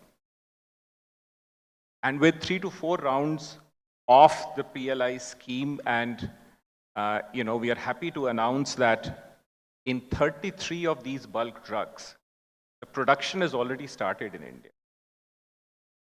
And last year, our imports in bulk drugs became equal to our exports in bulk drugs. This has happened for the first time in our industrial history. And that, I think, is a very big milestone. On the Meditech sector, this was an industry where we were nearly 90% import dependent. But today, 136 products have been taken up for manufacturing under the PLI for medical devices. And that includes not just Indian industry, Indian firms. It includes global firms, the big names that you talk of, Siemens, GE, who are now beginning to produce high-tech equipment, imaging, cancer therapy, and the like within our country. What do you? I'll come back to some of those specifics in just a second, but I wanted to actually thread together between both you and Mr. Krishnan this diversification that we're all focused on and India integrating itself into the global supply chain. I want to understand from you what the complexities and the challenges currently are today. And I'll start by asking you, Mr. Chawla, on that front, because as you rightly pointed out, India has positioned itself as the pharmacy of the world. We've had exports totaling to about $24 billion annually, but there continue to be challenges, especially as far as APIs, etc. are concerned. So in this aspiration of being more and more integrated to global supply chains, where do you believe the challenges currently lie that need to be addressed? Good question. Diversification needs to take place in 2 dimensions. One is the supply chains, the global supply chains, which should not be dependent on one country. That precisely was the idea behind the PLI scheme. Secondly, as industry evolves, it undergoes a structural change. The traditional pharma may now be reaching a plateau, and we would be diverting into other product lines like complex generics, biosimilars, and the like. So that is a part of the nudge process through our programs, but it will take time. You will see that by 2030, the Indian pharma and the meditech sector itself would have undergone a significant change. And many product lines where we were importers of finished goods, we would now be making in India, and we would be moving up the ladder, what is called deepening the strategic depth along the value chain. Right. Mr. Krishnan, I want to get your point of view on this, because there has been several pain points that the government has reviewed and then acted on with the aspiration of actually being able to develop this ecosystem of components, etc. in India, which has not really been very deep or wide when we talk about IT hardware and mobile phones, etc. In keeping with this aspiration of global integration, many changes were brought in, for instance, allowing Chinese joint ventures to operate in India and so on and so forth. What have been the learnings and what do you believe we need to be mindful of in this quest for Atmanirbharta, in this quest for global integration with supply chains? What do we need to be mindful of, measures that may in fact end up having unintended consequences like not allowing Chinese joint ventures, which we now have backtracked on? I think the important thing to understand with regard to electronics in particular, and electronics probably globally now currently the largest manufacturing sector, and the value of the product relative to the size is fairly high, which means that the supply chains or the value chains extend across borders. It is truly a global value chain. Yeah. And no one country has more than, say, 40-45% of the value chain, including China. Including China, in the electronics sector, their share of the value chain of any product would be only generally about 40-45%, which then means that our Atmanirbharta really depends on being competitive to make sure that not only do you produce for India, but you're also export competitive. So if you take the example of mobile phones, the Prime Minister mentioned in the India Mobile Congress that 99.2% of all mobile phones used in India currently are manufactured in India. Now, the key point here is that currently our value chain is about 10 to 15% of the, about 15% of the total value chain value addition takes place in India. At 10 to 15%, you're still at the assembly line stage primarily, and most of the inputs get imported. If you have to be truly competitive once the PLI goes, then you need to be looking at least about 30 to 35% of the value chain, including components being in India, and that is critical. And as you say, there are a number of ways in which the value chain comes in. Clearly, there's a push in a China Plus One strategy for many global companies to relocate their production bases, including for components, into India or to other locations. And we have to be alert and take every opportunity to make sure that what is coming out of China or what is being in certain cases, it may not even be a relocation, it may be a fresh location. Some companies are not even in China. If you take someone like Google, and they announced their Pixel manufacturing in India recently. So you have to make sure that you are in a position to make sure that that portion of the component comes to India, doesn't end up in Vietnam or Indonesia or Malaysia or one of the other countries on the way.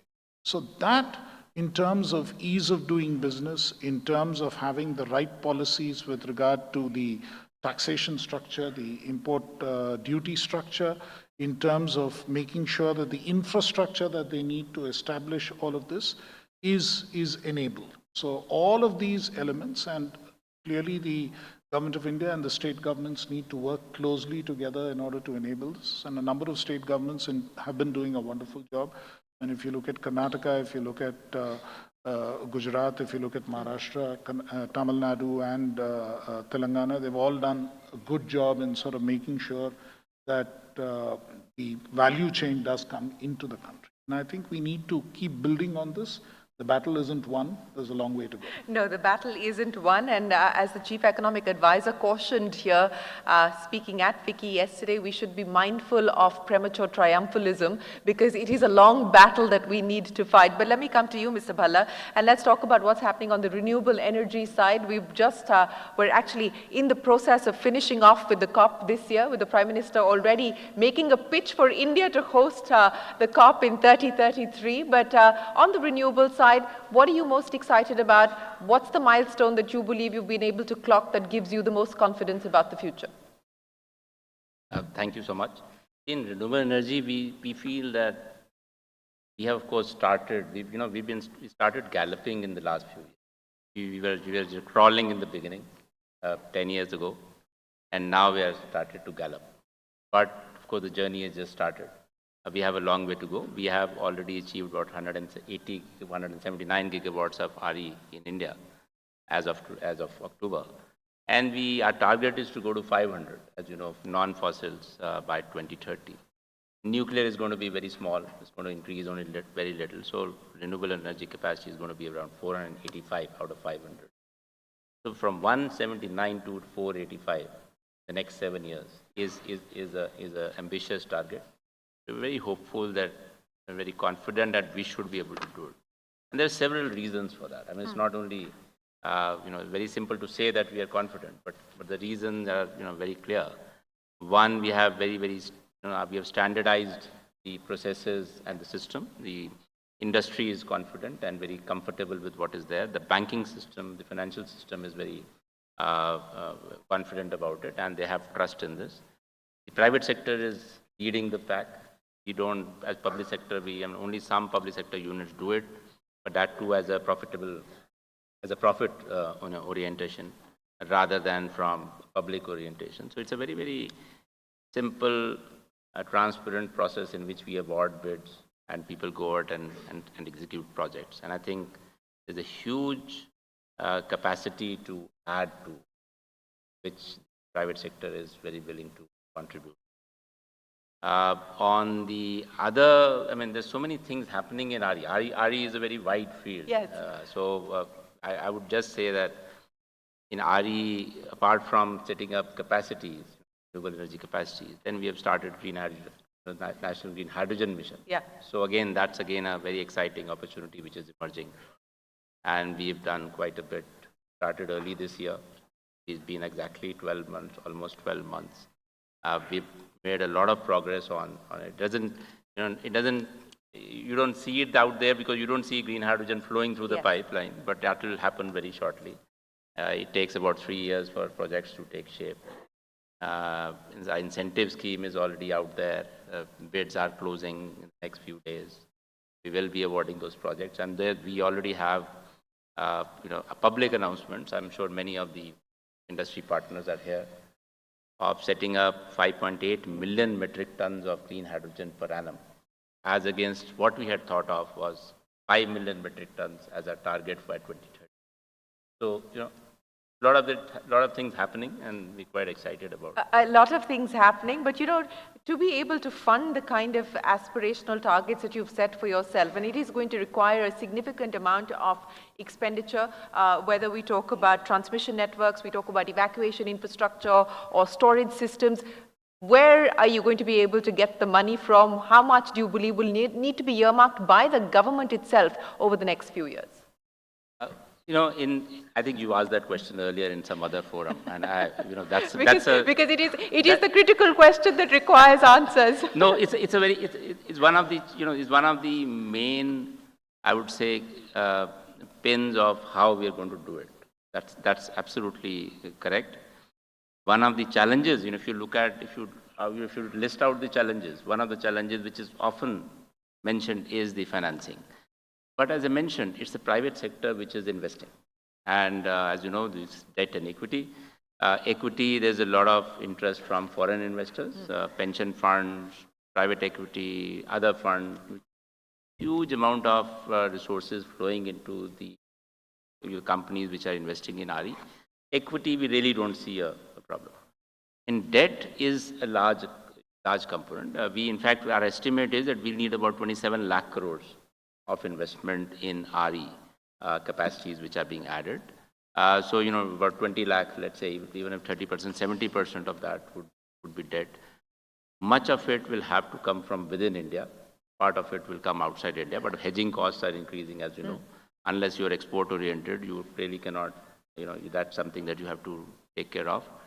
So that is where the challenge lies of how do we deepen the bond markets, how do we use the market, financial market which are here to fund those projects. But again, this is something which is increasing. We are not jumping on to 500. There are capacities, for example, last year we added about 15 gigawatts of RE capacity. This year we hope to clock about 25 gigawatt, and that will then increase to about 35 to 40 in the next year, and then we go on to about 50 every year. That's the kind of trajectory. So that you mapped therefore, out. the need would accordingly be gradual, and I think the companies are gearing towards that. Well, yes, private sector participation is going to be crucial. The bond market is a whole other story. We did a discussion on that at CII just day before yesterday, so I won't go down that road because it will require an hour in itself. But let me bring Ms. Praveen into the conversation as well, ma'am.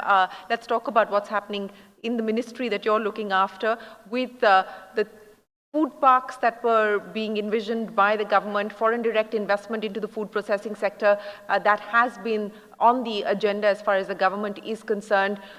It's also been a challenging year for the food business, not just from a private sector perspective, but from a government's perspective with volatile prices and, of course, food security being a key challenge. How would you sum up FY24? Thank you. Before going down to the questions that you've asked, let me just indicate a few things about the sector. Very little known is about the food processing industry sector. Not much is known in the sense that this is a sector that seamlessly goes from the agriculture to the industrial sector. We have share in the agriculture as well as the manufacturing sector. And interestingly, we have a larger share in the manufacturing sector. We have a huge potential because of the abundant raw material and probably one sector which can go 100% make in India. We don't need to import anything except for some additives and some flavorings. Apart from that, we have a full potential of being 100% make in India, and that we have proved in our PLI scheme. I must add here that we have been growing at 9% since 2018, consistently around that number. For the ready-to-eat and ready-to-cook sector, we have grown at 13 to 14%, which is very substantive because the consumer orientation, tastes, disposable income, everything is changing. So there's a large potential of this growth, not just being at the same figures, but going exponentially high as the income of people grows up. We are the second largest after textiles as far as the employment potential is concerned. At the moment, we have around 80 lakh people who are employed, and I'll happily add here that our PLI has added more than 2 lakh for employment in this particular sector. We probably are the missing link that went between, agriculture to become more and more effective in terms of doubling the farmer's income or creation of employment or any other factor, because the moment we get the manufacturing units or the primary processing units closer to the farms, we'll see the growth coming without any breaks. That's the thing that we are supposed to be working on. As for the food parks that you questioned, of course, we did start with the food parks, but let me clarify to you that we do have our 40 food parks, which are, of which 20 plus are operational. The rest are still on a process of completion. The understanding that came was that rather than going for a food park which kind of brings processing to a particular place far away from the place where the production of raw material happens, probably it's better to spread out thin rather than focusing at certain places. And that is why the ministry has changed its orientation to give a push to the unit scheme, which is smaller units being built up everywhere. My favorite line here is that we should carpet bomb the country with, smaller units, because that's what probably will generate the largest amount of, not just employment, possibility of processing, and no tomatoes will probably be thrown on the streets thereafter.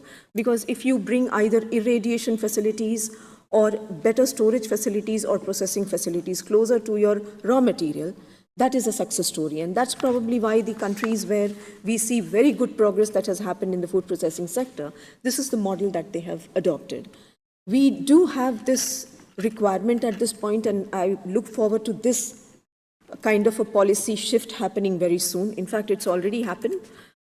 We initially had some infrastructure creation schemes that were going on, but in the last 3-4 years, the ministry has shifted from just creation of small minor infrastructure projects sporadically. We go to formalization of the unorganized sector under the PMFME scheme, and we have taken the PLI in a big way.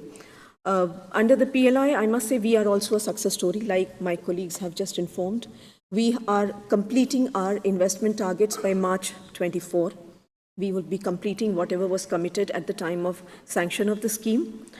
We started our incentive claim settled for the year 22-23, which was in itself a great thing because initial hiccups were there for some sectors. Ours, because we have smaller units, so it was easier to bring them up rather than the large ones that my colleagues are working on. And it was much easier to do, and as I have already informed, the employment targets are very well in the sight to complete. 2.5 lakh was the target. We have gone over 2 lakhs already. So this has been a success story. The 50 companies, in fact, we don't deserve the credit. The credit goes to the companies, the industry, which has really done a good job here. For that matter, the food processing sector projects are in a way where you really bring in private participation in a very big way. We have our schemes which gives a very small component of incentive, which is kind of a nudge. But the kind of partnership that comes from the private sector is amazing. And wherever we have kind of lent a small bit of help, we found that they have been able to come up very well. So we are looking forward to much better success coming from the scheme. Our PMFME has picked up this year, and we have covered 60,000 micro units, which were the unorganized sector units, and they have been formalized. And more than 2 lakh SHG members have been supported under this scheme. And I think this has been a great year. We look forward to something similar next year. We look forward to the carpet bombing that you spoke of. That is certainly the kind of carpet bombing that we should all hope for. But let me also take this opportunity to welcome the Scheme Secretary, Mr. Sinha. Thank you, sir, for joining us. I know that it's been a busy day for you, but thank you very much for joining us here this afternoon. Ladies and gentlemen, I don't know if you've picked up on this, but there's a common thread or a few common threads that are running through the conversations that have already transpired on this panel. One, PLI, and that seems to be ministry after ministry, sector after sector scheme that is working. And I wanted to understand from you, and Mr. Krishnan, I'll start by asking you and get all of your points of view. This is a time-bound scheme. Do you believe that there is a need for us to consider the possibility of an extension as far as the PLI is concerned, or do you believe that what is currently in place should be enough? Mr. Krishnan, I'll start with you, and Mr. Chadha, then I'll come to you.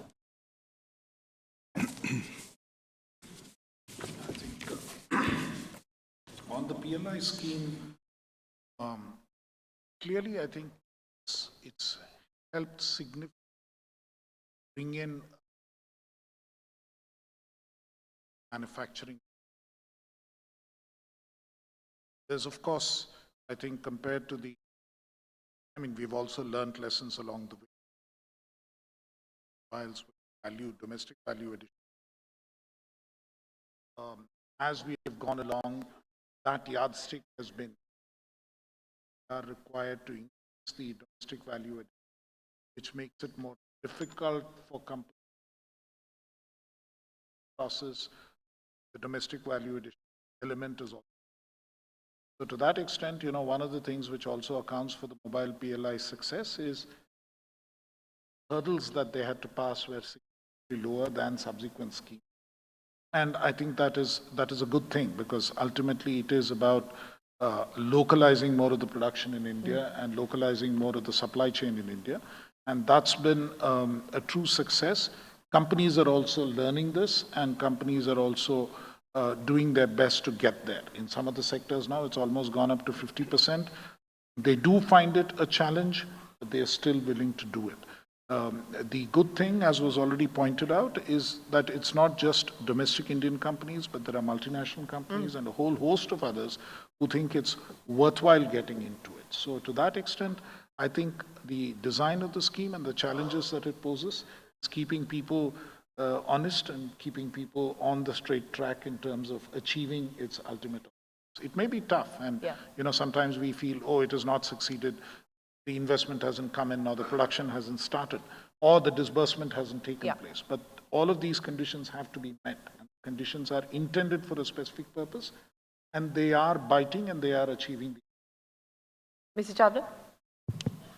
Our experience with the PLI scheme has been that all successful applicants have a forward-looking financial model.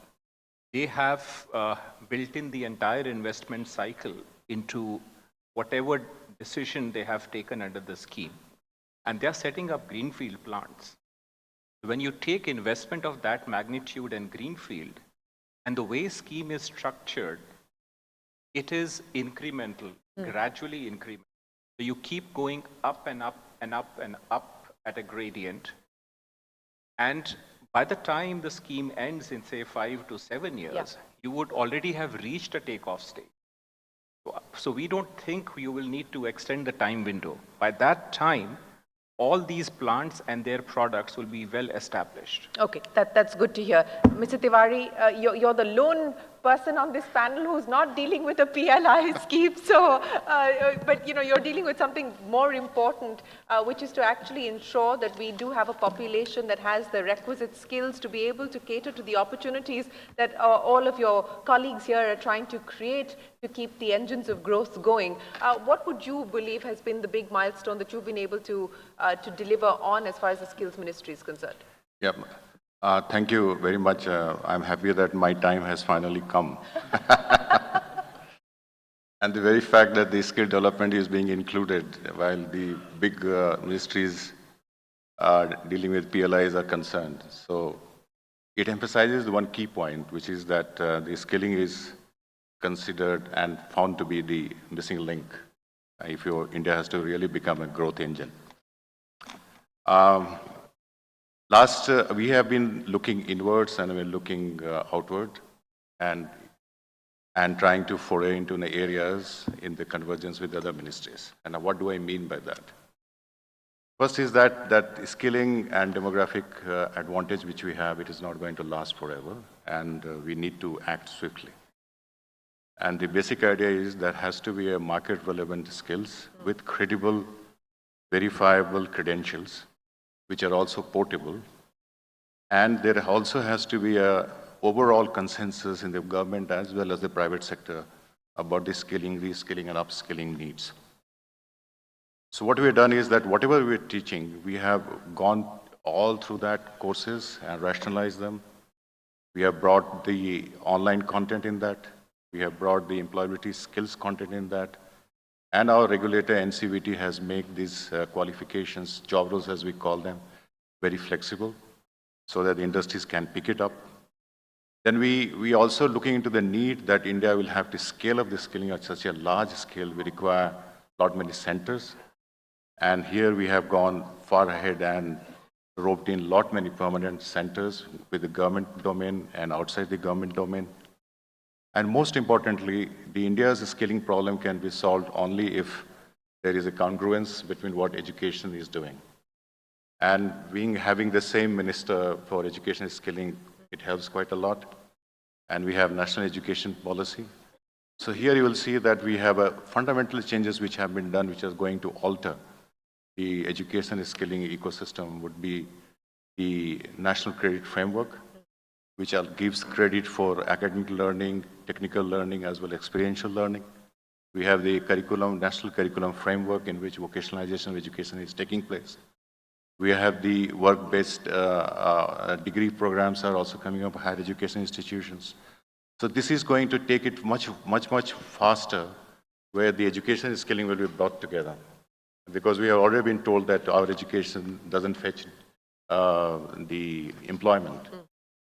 Third thing is that we have gone ahead and done a lot of work with the digital and online, and we have launched the Skill India Digital, which is, I would dare say it is like a UPI for the skills. And this is going to alter the way the skilling has been seen, because it brings the skilling needs to the doorstep of the people. And there is a reskilling, upskilling, everything is there, entrepreneurship is there. And I would also request you, ma'am, that you can have a look at that as well. And finally, we are also going for the international skilling in Skill India International Center. And in alignment with the relevant agencies, we are going a big way into the sending Indian workers abroad so that India also becomes the skill capital of the world. Well, thank you very much for articulating for us what has been done, but more importantly, what the priorities will be. But if I may ask you, in light of the various programs that you've rolled out, and you gave us some examples of what you've been able to do on the digital side, etc., have you also been able to map the skills to employability and what you've been actually able to deliver on that front? The linkages between the actual labor market and the actual industry requirement, have you been able to map what's happening with what you're delivering and what the uptake is? The fundamental of this skilling ecosystem is the sector skill councils, and they are led by the industry people themselves. And they have been taking out the labor demand study. They also bring the skilling part, what is skilling is required and what kind of people and what level of skilling would be required. So we have a very robust system whereby the industry demand is already being felt, articulated and converted into job roles and also allowed for the skilling to take place. More than that, we are also aligning with many ministries as well. For example, we have heard the Prime Minister Vishwakarma scheme. So there we are aligning with the MSME Ministry and the Department of Financial Services, aligning the skill requirement for a specific set of people. We are working with Mr. Bhalla for the green hydrogen mission. There also we are planning. We are working with the Jal Jeevan mission where they are required to train the multi-skilling for the workers who will manage the water supply schemes. This looks very pedestrian to you, but they are so important, especially in terms of infrastructure which we are creating, and certainly we'll go ahead and work with the other ministries who are doing a lot of PLIs as well. Well, not pedestrian at all, because as you rightly pointed out, these are crucial jobs and require people with credible skills to be positioned there. Let me also bring Mr. Sinha into the conversation. With an economy that's growing at 7% at this point in time, the demand for steel, cement, etc. Is very, very robust and very strong. At this point, India is actually a net importer of steel. Does that concern you? Does it worry you? What does the outlook look like in terms of being able to cater to future demand by setting up production, additional production here? Key data that I would like to bring to the notice of the House is that the import intensity, if you define it as a ratio of the total consumption, it's coming down. The number that we have recently is about 5%. Has come down from about 10% to 5%. So what we had noticed in terms of our demand is that the ratio of the specialty steel to the total steel consumed or imported was rising. I think this is where the PLI scheme addresses. And in PLI, we had about 25 different grades, out of which we had response for about 19 grades. 6 we didn't have response for some reason or the other. But taken together, they would add capacity of about 25 million tons of specialty steel to the existing capacity. So that way, the India's capacity for specialty steel will also rise, and therefore, not only it would be in a position to serve the needs of the industry domestically, but I think it will also enable Indian industry to participate in the global value chains.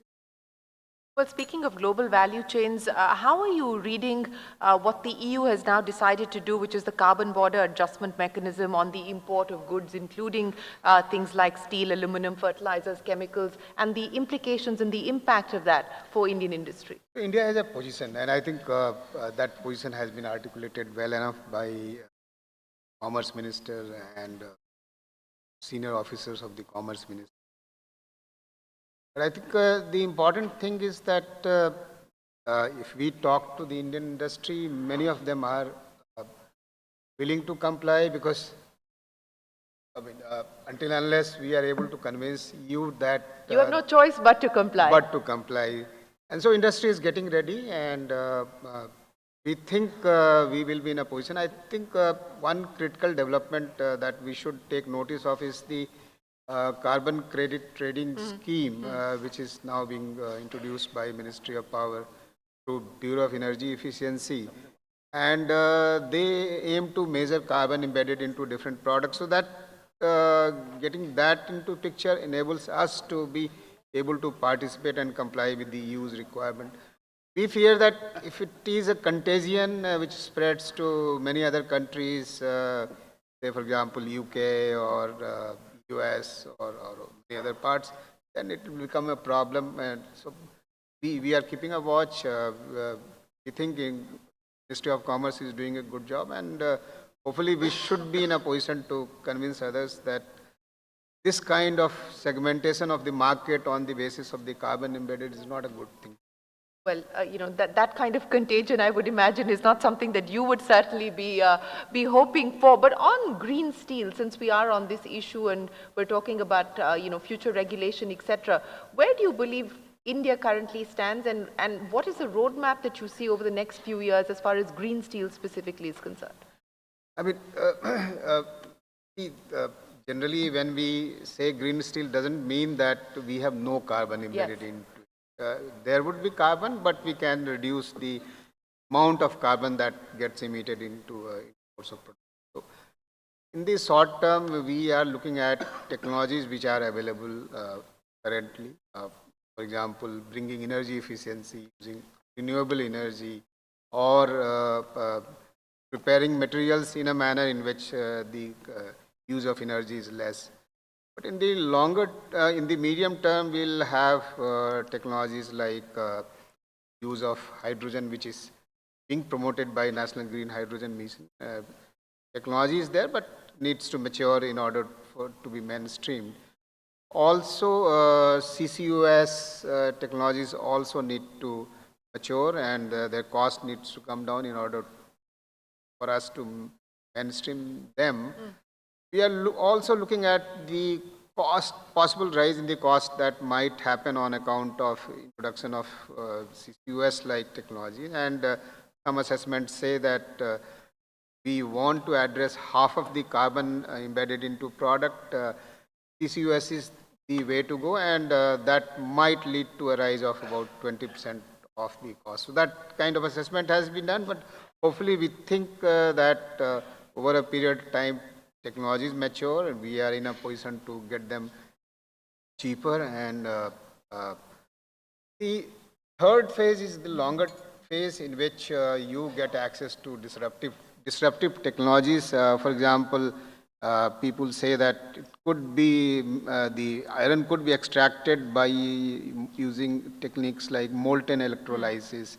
There are people probably in Israel who think sodium could be a medium of getting iron from the iron ore. So these are technologies on the horizon, but when they will come into mainstream, nobody knows. But so we'll have to keep a watch on emerging technologies. But since we are talking about global compliance and global standards, Mr. Chawla, let me address this issue with you and go back to your original statement of India being positioned as the pharmacy of the world. And what we are seeing at this point in time is the government taking action, the government actually intervening to ensure that we deliver on the quality standards. And I understand that there's a nationwide sort of drive that is currently underway, given some of the instances that we've seen take place in 22 and more recently in 2023. How much of a risk is this to the aspiration of wanting to sort of move up the value chain and go from that 24 billion export target to higher? Thanks. I'll be brief given the time constraint. Yes, you're right. This is a negative externality. If someone produces a low quality drug, it farms the brand name of the whole industry. So we are working with the drug regulator, which is the CDSO, to quickly develop and upgrade our standards for both pharmaceuticals, traditional pharmaceuticals, the biologicals, biosimilars that are coming up, and the new meditech industry. At the same time,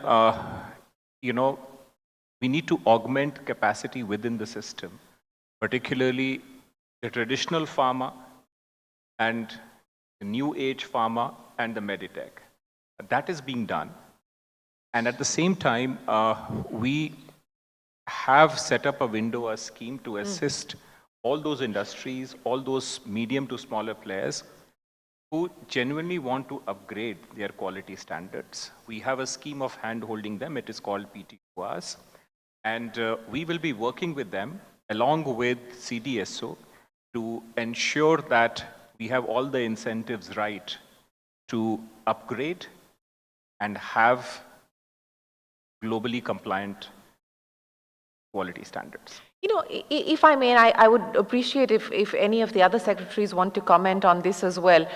Since we are talking about compliance, we're talking about building capacity within various ministries, within various regulators, etc. How much of this is also a challenge on account of center and state? Even as far as pharma is concerned, for instance, you have a central drug regulator and then you have compliance at the state level. How much of that is a challenge, and what do you believe as we move forward, can be done to actually bridge the gaps across different sectors when we deal with these center-state issues? Persuasion, nudge, and direction. So we have had a session with the drug regulators in the states. We will be having it again. And there is also a way in which the central regulator can direct the state regulators. We're trying to fix that. And anybody else wants to come in, Ms. Praveen, if you want to take a stab at this, because you, I would imagine, are also dealing with a lot of complexities of center and state. But what can be done? Because, when we talk about double-digit growth, there has to be alignment between the targets that are set at the center as well as execution at the state. What can be done at your levels, at the level of the bureaucracy, at the level of the administration, to ensure that there is alignment, but also compliance with the targets set and the standards are being met? I think as far as the standards pertaining to food is concerned, it's more, the gap is more between the international standards and the Indian standards. As far as the Indian standards are concerned, FSSAI does an excellent job, and the registered organizations, the registered producers at least, are very, very compliant. It's the unorganized sector which has to be aligned. My understanding is that to ensure that the producers within a state work well, the state government has to ensure that their producers are sold. So that level of compliance is not an issue in terms of, not accepting the center standards. That's not the case. Okay. It's a matter of, the multiplicity of small producers that is the sector's issue, which is a much larger issue, and a lot of compliance has to be ensured with the help of the state governments. We've got the last few minutes left, and I want to get all of you to comment on an issue that I know that there's been a fair amount of discussion, debate, as well as back and forth, even as far as the government's own position and stance is concerned. How do we deal with imports? How do we deal with import duties? We've seen consistently over the last several years hiking of import duties with the view of getting domestic manufacturing going. Mr. Krishnan, let me start by asking you, and I'll phrase it in the context of the debate which is currently apparently underway in government on how do you deal with a case like Tesla. A global manufacturer saying, look, give us a window to come into the market before we actually set up domestic manufacturing, before we set up domestic capacity. Do you think that that makes sense? Do you believe that that is an approach that should be considered across sectors, not just for electric vehicles? And do you believe that perhaps this business of hiking import duties could also be counterproductive? I think the important thing is it has to be a rational structure. And what we find in the electronic sector sometimes, historically, the electronic sector manufacturing has suffered on account of IT, practically collapsed. Domestic brands would recollect those of us who were most of the bands of the disappear. So clearly, you lifted a set of duties too early, and Indian domestic producers just couldn't rise to the challenge. They've now been given a second opportunity. The electronic sector, there is a chance that some of it will come up. So to some extent, some of that protection is essential. But the protection also needs to be smart. As I said, it varies from sector to sector, and I can speak for this sector. Varies from sector to sector. In this sector, you're not going to produce the entire value chain. You're going to produce segments of it. So based on the segments that you're going to produce, you have to have a smart way of figuring out which are those bits which need to come in at lower rates of duty and which are those bits which need to come in at slightly higher rates of duty. And the second part of it also is that within that, too many classifications are a problem because then, it leads to all kinds of other friction within the trade facilitation system. So you need to be much more rational. For certain categories of inputs, a flat lower level which can be easily applied. that I think will lead to a lot of ease of doing business, because I think oftentimes more than even the duty, it is the idea that sometimes it is imposed with a retrospective effect, and sometimes it takes longer to clear, because in these value chains it's important that the goods clear quickly. So all of these aspects need to be looked at as much as the overall level of protection that is given. Mrs. Sinha, let me address this issue with you as well, because even in the steel sector, I mean, there was just last year, the domestic industry was not happy with the fact that the government had decided to impose import duties, higher import duties on exports, and that didn't go down well. Of course, it was a temporary measure that the government said it had put in place. But, on this whole issue of how we address the issue of specifically import duties to try and bolster domestic production and sometimes rein in exports, what do we need to be mindful of? I think the important point is that the industry has to be competitive, and industry has to be mindful of what the international prices are, and you can't have in a open world, in a world where trade is taking place seamlessly, two different kind of price regimes. So the price regime need to percolate to our industry as well. But at the same time, we should not expose our industry to practices which are designed to harm them.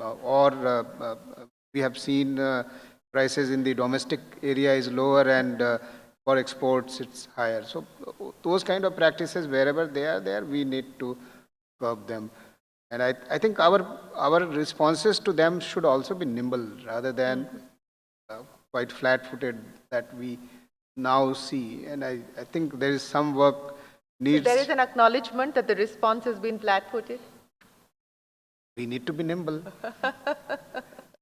Well, it's good to hear the government talking about agility and nimbleness in its response. But, one of the other common threads from each of you has really been the role of the private sector and private sector's participation in each of the targets that you've set out for your individual ministry. So, Mr. Tiwari, you've got a room full of corporate India here, the private sector listening to you. What is your ask? What is the expectation that you have? What is it that you would like them to put on the table for you?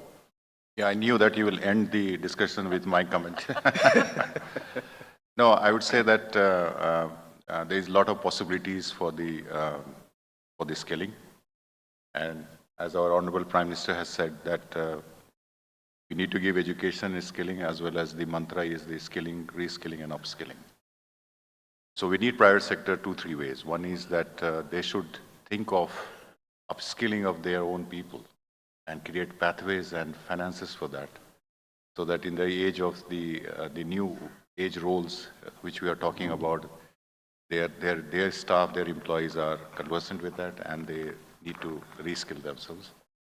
Second part would be that and we have very good examples. For example, the CSR for the NSDC, which used to be in the range of 40 crores, last year it went up to 250 crores. So there is a recognition on the side of the private sector also that as part of their CSR activities, they also need to do skilling. And skilling for them as well for the others. And third thing is that we also need to help them and need them for making up their demand, for in the sense that what are the skilling or upskilling part which is required, because now it is the age of the micro-credentialing, So if I have learned something and I need this part of missing, so if that is given to me, then I move up in the scale of my employment as well as my remuneration. So that is also an area where we like to work very closely with them. And lastly, of course, they need to be convinced that whatever the skilling we are giving is good for them, and they should come ahead and allow the on-the-job opportunities to them, apprentices to them, and as well as giving skilling to them. Mr. Bhala, what's the ask from the private sector, besides, of course, the large dollops of capital that you require? For us, it is the private sector which gives us advice on recommendations on whether our policies are going in the right direction and whether any tweaking is required. Then they go ahead and execute all the projects that we want them to put up, because we don't do anything, we only set up a system. It is the private sector which is doing it.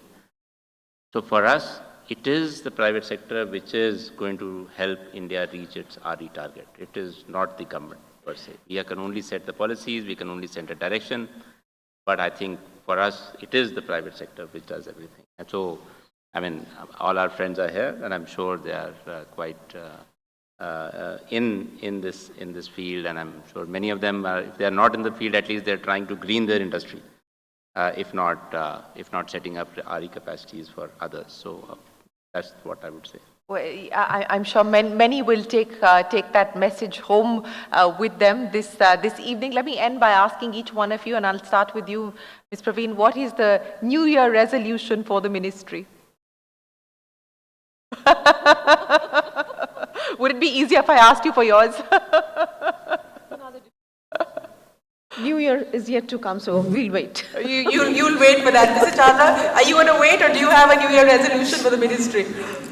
Take off. Take off? Okay. Mr. Bhalla? No, every day is a new year. I think in 2024, and this is as good a place as any to voice it, if we were able to get one of our companies, large companies, to invest in design of, say, a semiconductor chip, and we gain the IP of that. I mean, today we have the largest design manpower in the country, but there is no domestic IP on semiconductor chips. We are able to actually do that and make India a product nation and start there. Might be a great way to start. Well, that would be a great way to start, not just the year, but I would imagine the next several years if we do in fact get the IP for a semiconductor chip. Mr. Tiwari, New Year's resolution for the ministry? Yeah, my resolution is that I will run after and give the private sector behind them to give more skilling opportunities for their staff and others. And we'll also like all of them to get on the Skill India Digital, which is, as I said, UPI for the skills, so that they can see the advantages there and how it can be scaled up. Okay, so Skill India Digital, that's the UPI moment equivalent as far as the skills ministry is concerned. Mrs. Sinha, I'll give you the final say. One is the working out the decarbonization roadmap for the steel industry. Two, extending branding of Indian steel to be extended to all the products. And thirdly, nudge Indian industry to spend more in R&D. I think that would be an ask that would probably go right down this table because we have consistently seen not an enough spend as far as investment as a ratio of turnover for R&D spending, and I think that's the big ask for the private sector as well. So very, very clear, it is a take-off moment to borrow from what Mr. Chawla said for many sectors at this point in time. The question though is, will there be enough follow-through? There is promise, there is potential, there is an execution roadmap, but the question now is on being able to actually deliver on that. Thank you very much for sharing your insights, your experiences, as well as the road ahead for each one of your ministries and the targets that you've set. Appreciate your time, and thank you very much indeed, ladies and gentlemen. Indeed, I would request Ms. Neerja Singh from FICCI to kindly do the honors of felicitating our dignitaries. We present to Shri N.N. Sinha a small token of gratitude and appreciation. We present to Shri S. Krishnan, Secretary, Ministry of Electronics and Information Technology.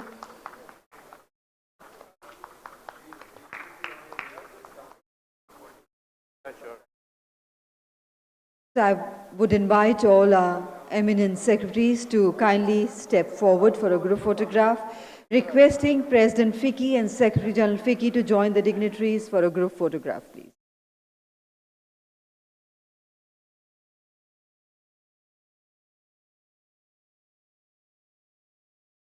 And ladies and gentlemen, requesting everybody else to kindly remain seated. And let's once again put our hands together for that wonderful session we had with all our eminent secretaries of Government of India and Ms. Shireen Bhan. A special thank you, a special round of applause for Ms. Shireen Bhan for wonderfully conducted this session.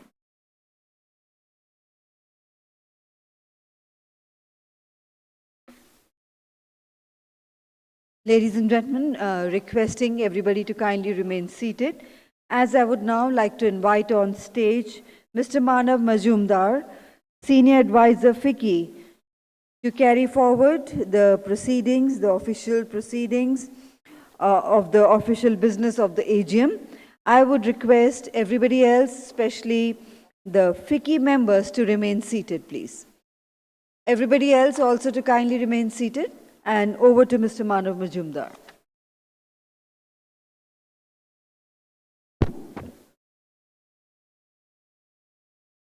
Good evening.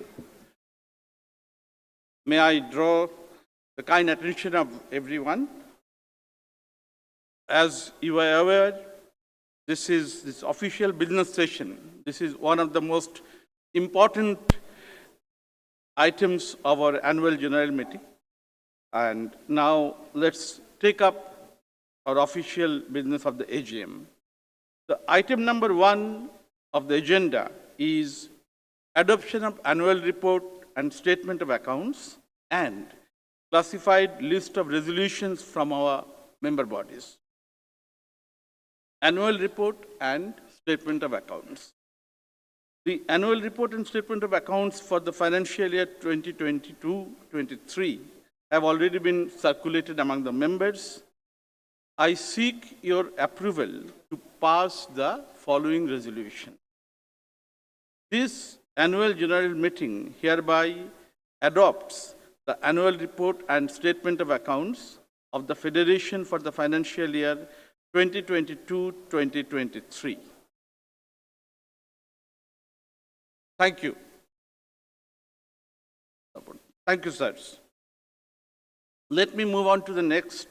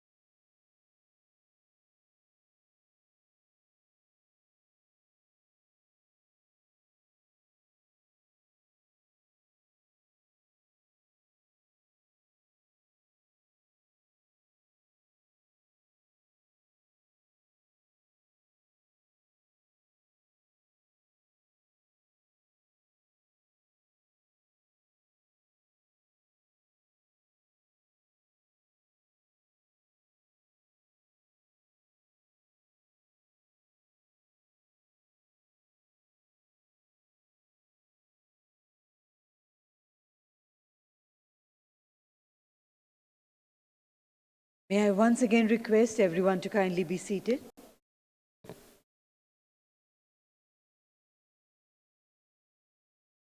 Ladies and gentlemen, we have been informed the Honorable Minister is here at the venue, would be joining us on the stage any moment now. Requesting everyone to be seated.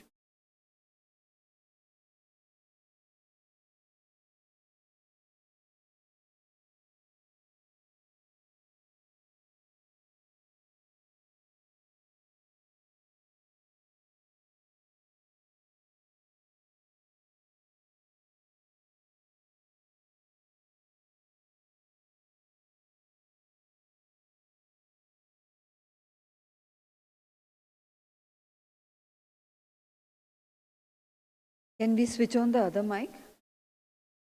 Manav Majumdar? Mr. Manav Majumdar? The AGM proceedings, have they been done? They're over? All right.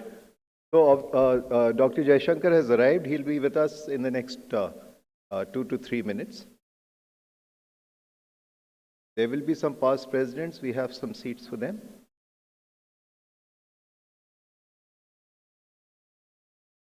And we'll ask if he can take some questions at the end. Thank you all for joining us.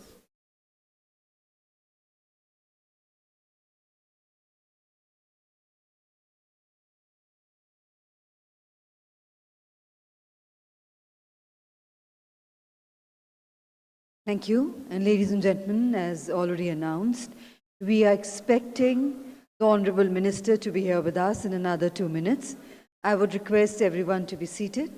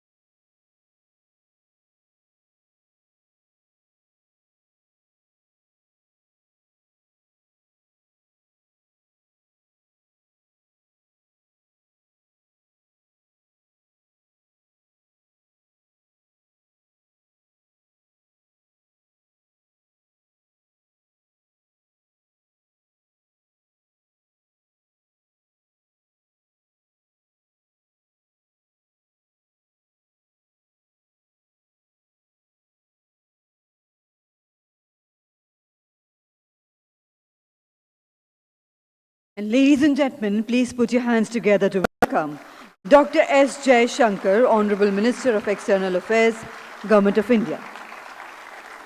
Also welcoming on stage Mr. Shubhrakant Panda, President FICCI, Dr. Anish Shah, President-elect FICCI, and Mr. Shailesh K. Pathak, Secretary General FICCI.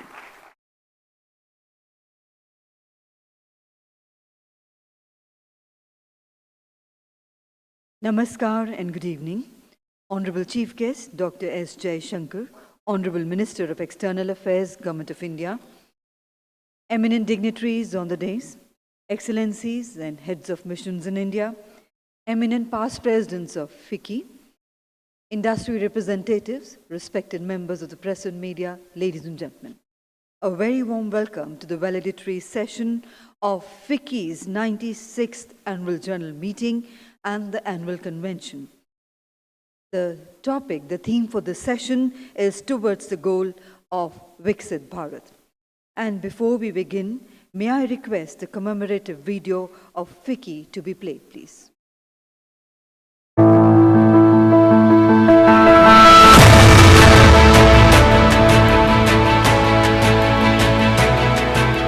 With relentless momentum, our nation's economy has surged forward. We also welcome Honorable Chief Today Guest we have with the ascended to Green the world's Certificate. fifth largest We economy. felicitate him with a Pashmina shawl. And I would request President FICCI to also present a copy of the AGM publication, which was released in the opening session by Sri Piyush Goyal ji. Multilateral world across the Indo-Pacific and global south. Prime Minister Modi led our country in the G20 presidency, shifting world attention to women-led development, sustainable environment and multilateral initiatives like the India-Middle East-Europe Economic Corridor. His Gati Shakti initiative has redefined our infrastructure development, while PLI schemes have turbocharged the manufacturing sector. The startups and innovation focus has ignited entrepreneurial spirits, fostering exponential increase in Indian unicorns. Our strides on digitalization, financial inclusion and integration with global manufacturing value chains is bearing fruit, with who's who of the world making in India, from software to semiconductors. At the heart of this economic surge is FICCI, the Federation of Indian Chambers of Commerce and Industry, the industry's voice for policy change. Since inception in 1927, at the behest of the father of the nation, Mahatma Gandhi, FICCI has been aligned to the nation's economic journey and global aspirations by fostering entrepreneurship, innovation, diversity and sustainability. From policy advocacy to nurturing business connectivity for industry through a worldwide network of over 250 partners, FICCI's imprint is indelible in making India a globally competitive economy. Our strong network with the government and industry leaders contributes towards making India the world's growth engine. Welcome to the FICCI 96th Annual Convention. Thank you very much indeed. Once again, a warm welcome, ladies and gentlemen. And once again, we are honored to have the august presence of Dr. S. Jai Shankar, Honorable Minister of External Affairs, Government of India, here with us today at the valedictory session. And I would now like to request Sri Shubhrakant Pandaji, President FICCI, to kindly begin the proceedings of this session with his welcome address.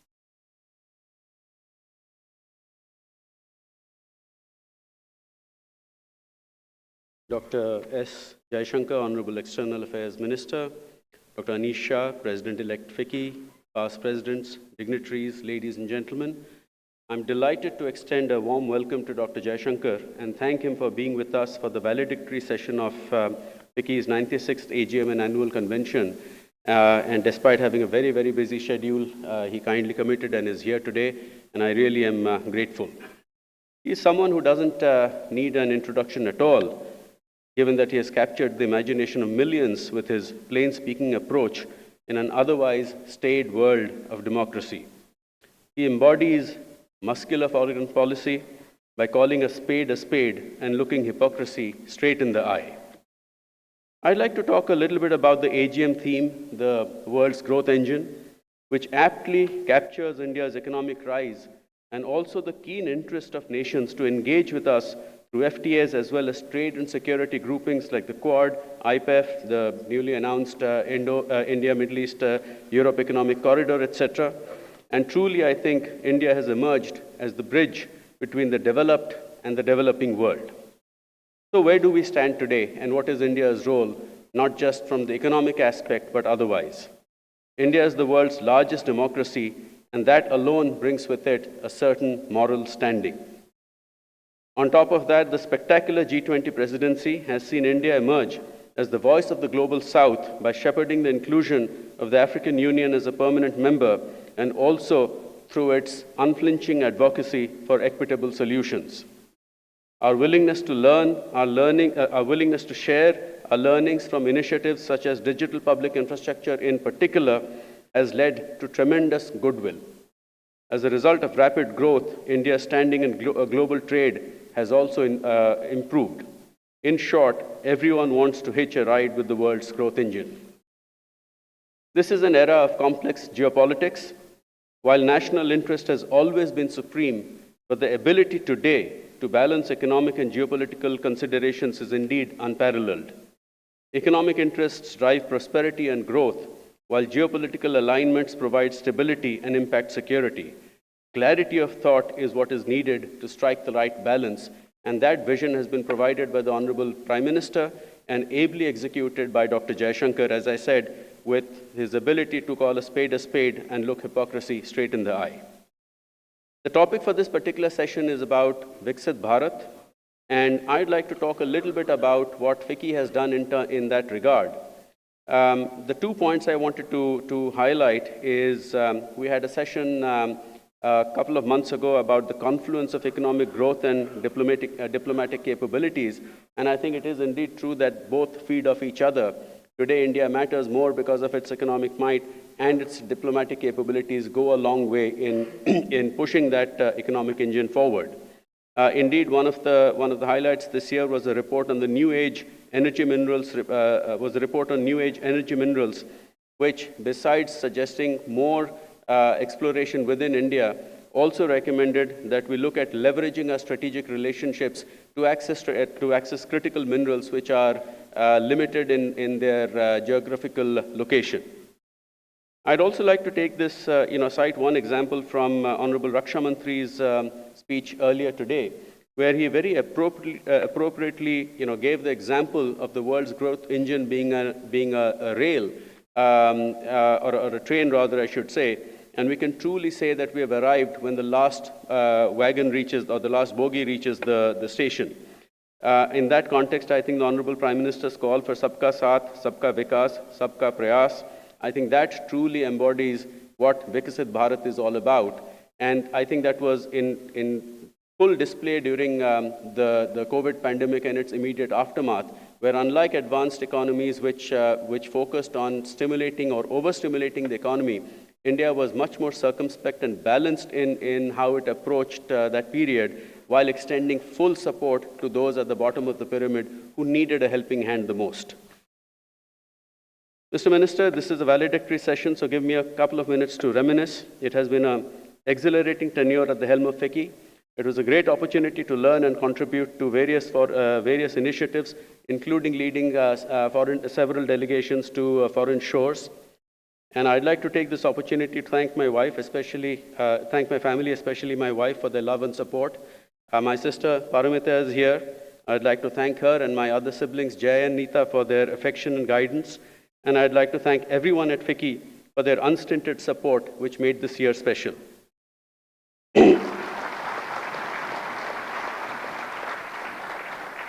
In conclusion, I think I'd like to state the obvious, that Prime Minister Modi's grasp of foreign policy and your vast experience combined with skillful policy implementation has indeed enlarged India's sphere of influence. Thank you for your leadership and your presence here today, despite a very busy schedule.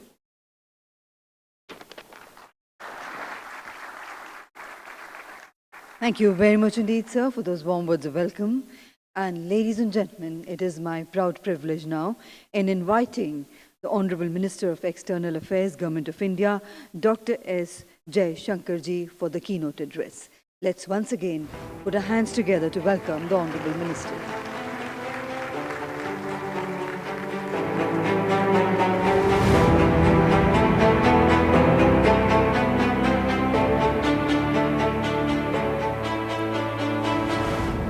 Shri Shubhrakanta Pandaji, Dr. Anish Shah, Shri Shailesh Pathakji, past presidents of FICCI members, Excellencies, dear friends. First of all, let me say what a great pleasure it is to be with you on such an important occasion. And that too, as you are concluding your deliberations, I'm sure the last few days have been very productive, and my endeavor today would be to try and fit such thoughts as you may have into the state of the world and what we, all of us, could do to take India forward. So the topic I had requested Panda was to allow me to speak on going towards Viksit Bharat. Now we are, all of us, today meeting at a very important juncture. An important juncture because we have entered the Amrit Kal. We are also at the end of a decade of the Modi government. We have made big decisions, but clearly we are poised to make many more. We have nursed big ambitions. We have implemented much of what we had promised. But again, there are still a lot that we have to achieve. So to me, Viksit Bharat, it is both a vision to achieve as well as a set of specific goals. And the short description of it would be really how to make India a developed country in the next 25 years. Let me start with the domestic side. I think all of you would agree that while much has happened, much good has happened, the fact is also that the last decade has been quite tough. It was tough because we began it a decade ago with a lot of economic cleanup that was necessary, especially on the banking side. I think in many ways, faith in governance, faith in the business climate, faith in a desire to invest, I think all of that was flagging a decade ago. Some of it was the slow pace of change. Some of it was also that in our own minds, we were still comparing the pre-reform period with the post-reform period. Whereas we had actually done 20 years of reform and our standards of comparison, our benchmarking should have been something else. Now, as we reached the midpoint of the last decade, we of course experienced a once-in-a-century happening, the COVID pandemic. Now, I don't think anybody would dispute that amongst all of us today in the room, it would be the most scarring memory that we will carry for the rest of our lives. But as someone who traveled even during COVID and has traveled after COVID and has seen how other societies dealt with it, I can say with a lot of pride and with a lot of justification that India actually came out of COVID strong, that we were able to respond to it, and we were able to respond to it in an amazing way, because I remember as part of the group of ministers, we were 5, 6 of us who were tasked with dealing with COVID. And, the first few weeks and months, I can't even describe to you the feeling when you realize that you actually do not have that ability to deal with what is coming. Since, as COVID receded, in fact, it wasn't just the bounce back, the social, the psychological bounce back that we saw. We also saw actually a very fast return to very robust economic growth. And the transformation which began a decade ago, that transformation once again picked up steam. I'll talk about it. And we have seen really today, the last quarter, I think the growth figures speak for themselves. But that's not the only index to judge how we are doing. And I would say with all objectivity that today, when we look around the world, no question that, and again, I've just today come back from a destination abroad. No question that the world looks at us as an exceptionally strong area of growth. Now, while we've had both our domestic achievements and our domestic challenges and overcoming those domestic challenges, let's take a look at the state of the world. The last 5 years have also been very traumatic for the world. If you look in terms of 5 big shocks which have happened to the world, the COVID shock, which was not a shock, it was actually a long stress period. Then what happened in Afghanistan with the withdrawal of the Americans, the impact of the Ukraine conflict, what it did to fuel, to food, to fertilizer prices, to inflation across the world. Now, the violence that we are seeing in the Middle East, whose future directions are anybody's guess, and the consequences of very sharp competition between the United States and China, and the implications that has for global supply chains. I think you can see very clearly this has been actually a very stressful period for the international economy. Now, politically, when we look at the world, the talk is increasingly of a multipolar world, that people know. I mean, you don't have to be a political scientist or a diplomat today to understand that this is not a world of one power or two powers, that there are many more countries today in the fray. And that in many ways, I mean, while very welcome, also makes the world a more difficult place to navigate and to manage.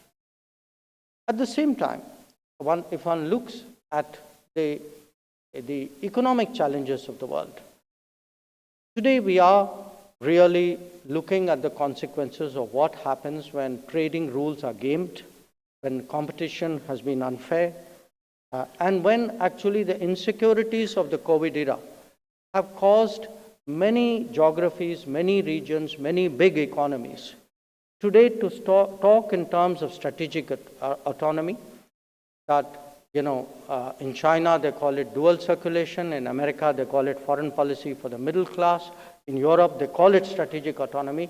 But the fact is today the world is heading towards greater insecurity and more protectionism. And the nature of how trading rules have been implemented over the last 2 to 3 decades actually have raised a lot of question marks about its effectiveness and the credibility of the regime. So this, in a sense, is the scenario that we confront. And as the Minister of External Affairs, and obviously a large part of my attention, the economic side of my attention, is very much on how we deal with the world economically, how we support our businesses, how we support our consumers, how we increase our employment. I think as a government, there's one thing on which we are very clear. And we are clear on this, that while opening up to the world may be good, because nobody disputes the realization of globalization, the reality of globalization, excuse me. Nobody disputes the reality of globalization. We all accept that opening up to the world is good. But opening up to the world must happen only when there is a level playing field for our own industry at home. It cannot be at the cost of our industry. And I think that is one message which the Modi government has sent in a sustained manner over the last decade. So with that context, if I can be a little presumptuous, allow me to talk about your role and responsibilities. Business today is something very much bigger than just business. All of you who are sitting here, in many ways, are actually leaders of modernity and progress. Because when you build the economy, when you build industry, as you expand services, as you propagate and spread technology, it's actually the ideas, the concepts, the projects that you do, the mindsets that you have created as a result. I think that, in many ways, is actually the engine for India's progress. You are also builders of national strength. And I think that is a larger responsibility that must always be in your mind. One of our concerns in the post-reform period has been that while we have concentrated a lot on growth, and understandably so, and I completely understand that at the end of the day, businesses have to look at their bottom lines. The fact is, it's in our collective interest, I would argue in your interest, that we build deep strengths at home, the way in which many other economies which all of you admire, have done at their homes. So, I'm not in any way diminishing the importance of international trade, and I'm not oblivious to the global supply chain. But I think it's important, especially for big business in India, to help build Indian supply chains, to support Indian vendors. Because at the end of the day, no country will be strong if it doesn't have its own supply chain, if it doesn't have its basic requirements.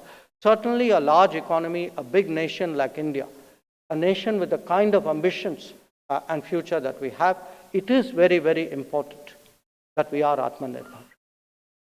So, I would therefore urge you, as you go about it, as you look at really growing your own businesses, to also see what you can do really to help others in the business chain who in the medium and long term will actually be to your benefit if they are part of our society. The third, of course, is that you are all creators of employment. That employment will not grow in this country if business doesn't grow. I think it's a no-brainer, but it is not always something which is so clearly recognized. That if we wish to grow employment, it is important that we give the support to the creators of employment, only then employment will grow. In many ways, you are also the shapers of our image. You are shapers of our image, not just in a sort of broad branding way. I think business is a reference point for the rest of the world. Anybody who's coming into India wanting to invest will more likely go by what you say than go by what I say. Because at the end of the day, business will listen to business. And the same works outside. That if somebody outside actually has an image of India, wants to judge the prospects of India, wants to evaluate really how we are doing, where we are likely to be, I think the natural avenue for them to explore that is actually with the business community in India. So for me, whether it is modernity and progress, whether it is building national strength, whether it is creating employment, whether it is shaping our image, and whether, as a driver of development. Because at the end of the day, any project, any business, anything you do, the ripple consequences of that are enormous. Every employee has a family. Every increase in prosperity has some larger consequence. Larger consequence not just for the lives of those people, larger consequences actually for the entire society. So, in many ways, if we are today really to increase, to deepen development, intensify development, make it much more inclusive, it isn't just the need for more resources. That is obviously very, very critical. But the role that business plays, especially the role that business can play in, for example, aspirational districts, in parts of India which, for whatever reason, perhaps had got left behind, I think is tremendous. And So there is actually a social agent aspect to your activities as well. So if I were to sum it all up today, when nations assess each other, they don't do so anymore just in terms, a strong country is not necessarily a militarily strong country. It need not be even just an economically strong country. There is a concept of comprehensive national power. You put everything together.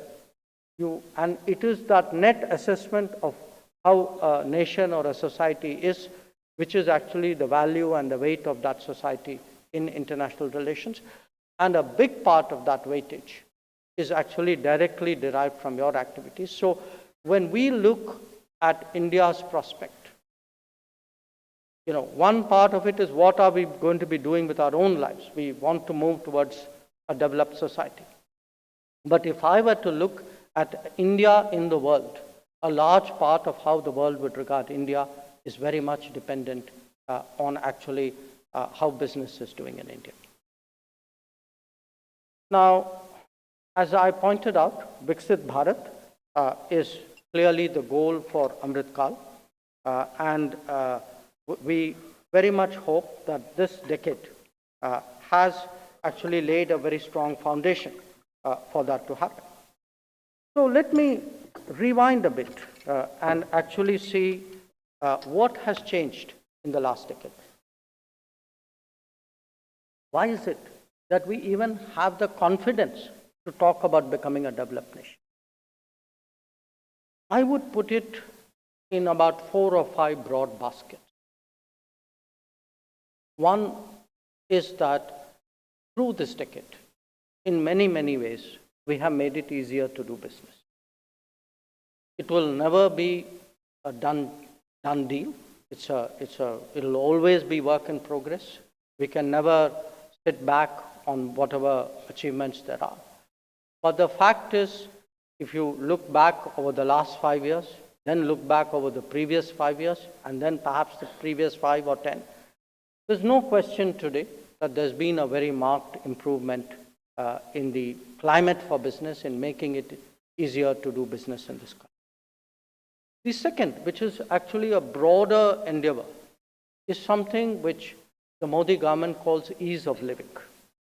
Ease of living is actually how do we, I would say, de-bureaucratize the society, that in the many things that we want in our daily lives, many things which all of you need to actually do more business in this country, to invest more easily, to produce more easily, to sell more easily. How do we make the life of the average citizen easier, less burdened, less regulated in a cumbersome way? And of course, the example which I am most familiar with and which all of you have experienced is the ease with which today you get passports. So if you look back at what a passport meant 10 years ago, 20 years ago, 30 years ago, I don't think you even want to remember. So my point is, if you look at what the government is doing to cut red tape, to simplify regulations, to make public services more entitlement driven, that government does services not because it's doing a favor to its citizens. It is doing services because that is the entitlement of the citizen from the government. And in many ways, that kind of belief is today trying to transform the manner in which the government responds to the expectations of the people. The third one, and I saw that briefly referred to in that clip before my talk, is actually what has long been the bane of our economy, and that's the infrastructure. So the impact which Gati Shakti is making, the whole idea, because one of our problems is we are actually, even by global standards, we are an extraordinarily siloed society, siloed bureaucracy, that it isn't just the left hand and the right hand, one finger or one hand doesn't know what the other finger is doing. So what we would have is, whether it is the railway, the power, the road, the water, the optical fiber, the airport, Each one was done as an autonomous, sometimes even independent activity, sometimes as a result working at cross purposes and actually not using resources optimally. So the idea actually of bringing it all together, of having a kind of a master plan, not just a master plan, a coordinated effort to do that, that to my mind is actually an endeavor which has done well in the last few years. And as that gains more traction, I think we're going to see the results of that. A fourth basket I would put to you is the digital basket. The digital basket, because this term, digital public infrastructure, if in this year there are a few terms which have, I would say, come into vogue in my business, one is the voice of the global south and one of them is digital public infrastructure. The idea that governments use digital backbones really to even with limited resources, cover a very large part of the population by doing it with all the efficiency which digital instruments can offer. And if we look back, I mean, all of you are familiar with the campaigns, the initiatives, the yojanas of the last decade. Okay, you can reel them off one by one. You know, Awas Yojana, Garib Kalyan Yojana, Anna Yojana, Mudra, Jal Jeevan Mission, Swachh Bharat, Skill India, Digital India. There is a range of this. Now, what is the common element? What is the foundation? Why is it today that the government, because if you look at these campaigns, just the volume, you know, the number of people covered in these campaigns. Individual campaigns have beneficiaries which run not just into the population of large countries, they are actually sometimes continents. That today, the Anna Yojana, we give 5 kilograms of food to 800 million people every month. That's the population of 2 decent-sized continents. That under Mudra, you actually give, you pay money into, again, about 400 million beneficiaries. That if one looks at, you know, even something like Awas Yojana, building houses, which is quite complicated. In the last 10 years, in urban and rural areas, we built 40 million houses, which at 4.8% average per family is almost 200 million. It's 190 million people. 190 million people is like housing 1.5 times the size of Japan in the course of a decade. So look at the scale of what we are doing today. That scale. And we saw that more sharply demonstrated during COVID. You know, and because it happened so quickly and so efficiently, to all of you, it was very natural. I don't mean it in a bad way, but you all took it for granted. If you had gone around the world, you would have seen countries who are sitting on mounds of vaccine, who are not able to vaccinate people, their own population. If they vaccinated them, they didn't know how to certify it. If they certified it, they didn't know how to call them back for the second shot or the third shot. So this extraordinary change which has happened today in our country, this is riding on the digitization of India.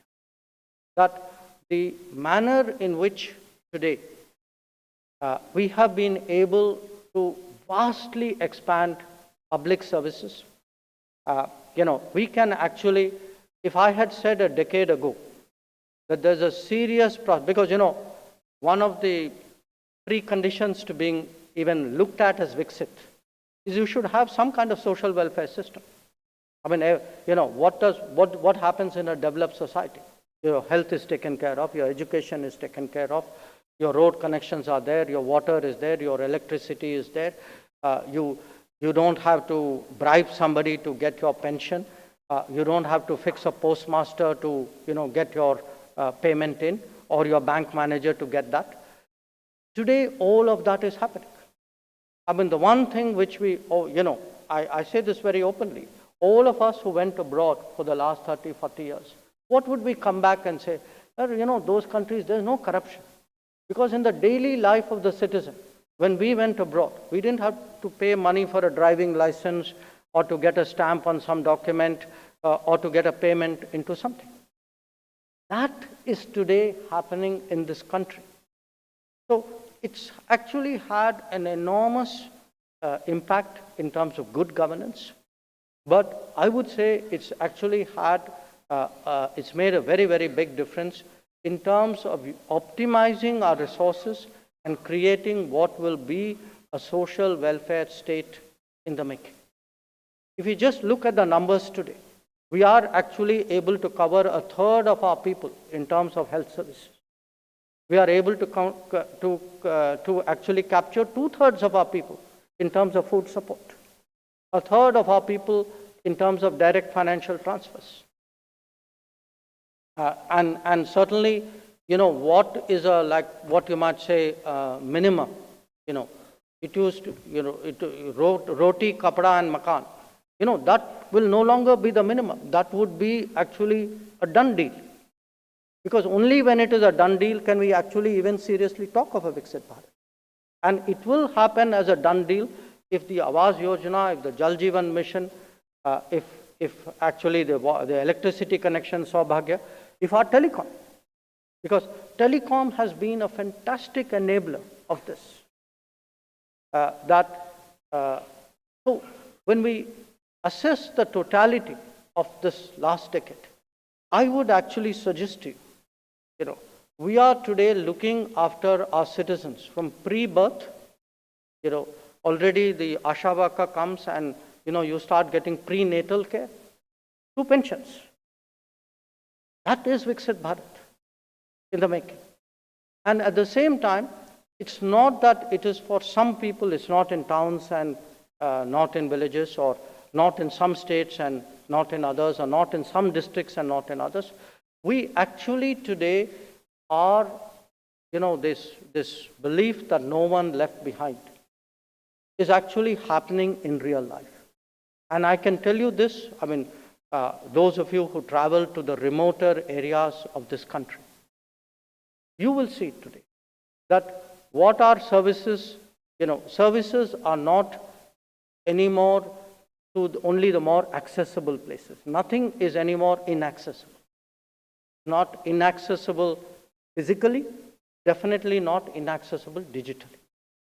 And that, to my mind, is really why we should be confident for the next 25 years. So now, while I describe all of this, I would also say in this last decade, there has been a big mindset change. And I was reading something which a badminton player, P.V. Sindhu, had written. And she asked actually a very interesting question. Why Prime Minister Modi, who is a little older than me, should be such a youth icon? And she answers her own question, which is, she said, he has an attitude which the youth likes, which is kaise nahi hoga. There's no challenge we can't do. And today it is that mindset, when there will be all that I've described to you, the processes, the foundations, the investment, the technologies. But when you look at, let us say, the last year, 2-3 years, when you look at a G20, where we were able to pull off a successful summit, creating a consensus which very few people would actually believe happened, even on the day when we actually did it. When you look at the way we handle COVID, the fact that we were able to produce vaccines on scale, the fact we were able to distribute it in a very effective way, the fact that we just didn't do make in India, we also did invent in India. The fact that we were able to do something like Chandrayaan, that we not just went to the moon, we went to a particularly difficult part of the moon. Or, as I said, for years we heard that if you wanted to move into 5G, there were two sources. You either had to go to China or you had to go to Europe. Today we are deploying our own 5G stack. So in each of these cases, or even, how we respond to what is happening outside. When the more people go out, statistically, it's likely they will have more problems. But increasingly, you can see that wherever there is a situation, the tendency is saying, our people, we have to find a way, we have to solve their problem.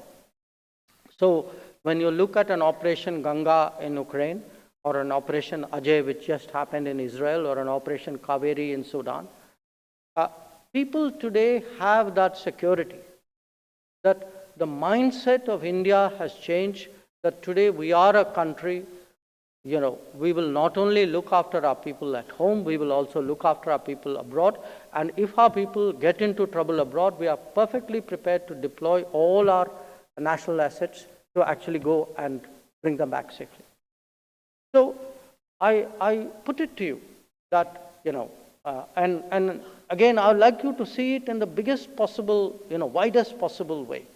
That when I look today at the buzz around innovation, the interest in skills, I even look at something like fitness. That if you see actually the emphasis on fitness in our own society in the last 10 years, it has grown. And it has not just grown, it is actually, you can also see it in the results of our sports performance abroad at an international level. So if you have a fit society, a skilled society, an innovative society, a society which says there's no challenge which I cannot rise to, one which is confident of finding its solutions, I think you are now on the journey towards a Viksit Bharat. And to do that, I would just say that we must do the reforms we should, not just the reforms we must. That the change which must happen must not be minimal, it must not be grudging, it must not be knee-jerk, it must not be reactive. It should be strategic, it should be planned. We should have a clear sense of where we are going, and we have to, plan it like you would plan a business. I mean, the nation should have a plan on where it wants to go. And today, when the government puts a lot of these initiatives across, when we say Viksit Bharat Sankalp, there's a Sankalp Yatra today about which the Prime Minister spoke. This is actually the yatra we would like the entire country, the entire society to make for the next 25 years. Now, many of you also know there's been a little bit of a debate about the word Bharat. So some people have taken it as a linguistic debate. Some people have taken it as a political debate. I want to give you my 2 bits worth. To me, Bharat is actually a belief and an attitude. For me, Bharat has an economic dimension, it has a political meaning, it has cultural, social, I would say even personal expressions. So let me explain to you what I mean. At the end of the day, to me the term Bharat means don't let other people define you. Try and define yourself. That it has to come from itself, because that very term Bharat, which is so laden with symbolism, actually captures, it captures centuries of what we are all about as a people. Now, its economic dimensions are there staring you in the face. And the most prominent is Atmanirbhar Bharat.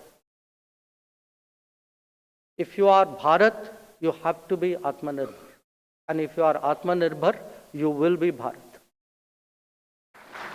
So, I say this at the premier gathering, premier organization of the producers of this country, that if we are heading towards Viksit Bharat, that Viksit Bharat has to be an Atmanirbhar Bharat. It has to be a Bharat where we will engage with the world confidently, but not a Bharat where we will engage at the world to the cost of our own people. I think that, to me, is actually a conceptual basis of what Bharat is about and what Atmanirbhar Bharat is about. Now, this has found expressions in a variety of ways. I mean, many of you know about production-linked incentives. You know about vocal for local. And I can tell you each one of these, if you look at vocal for local, these are very, very powerful motivational campaigns, and I can see it actually translating into people's choices.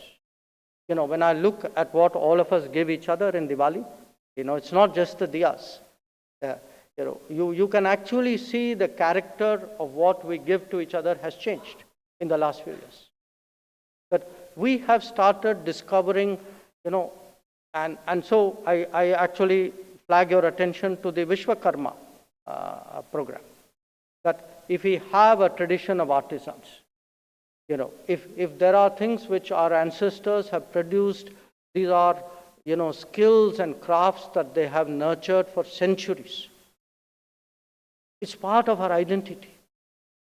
If we do not support vocal for local, if we do not support our Vishwakarmas, if we are not looking at Atmanirbhar Bharat, if we are not believers in Make in India, then it isn't just Viksit Bharat. It is actually Bharat itself which is at stake.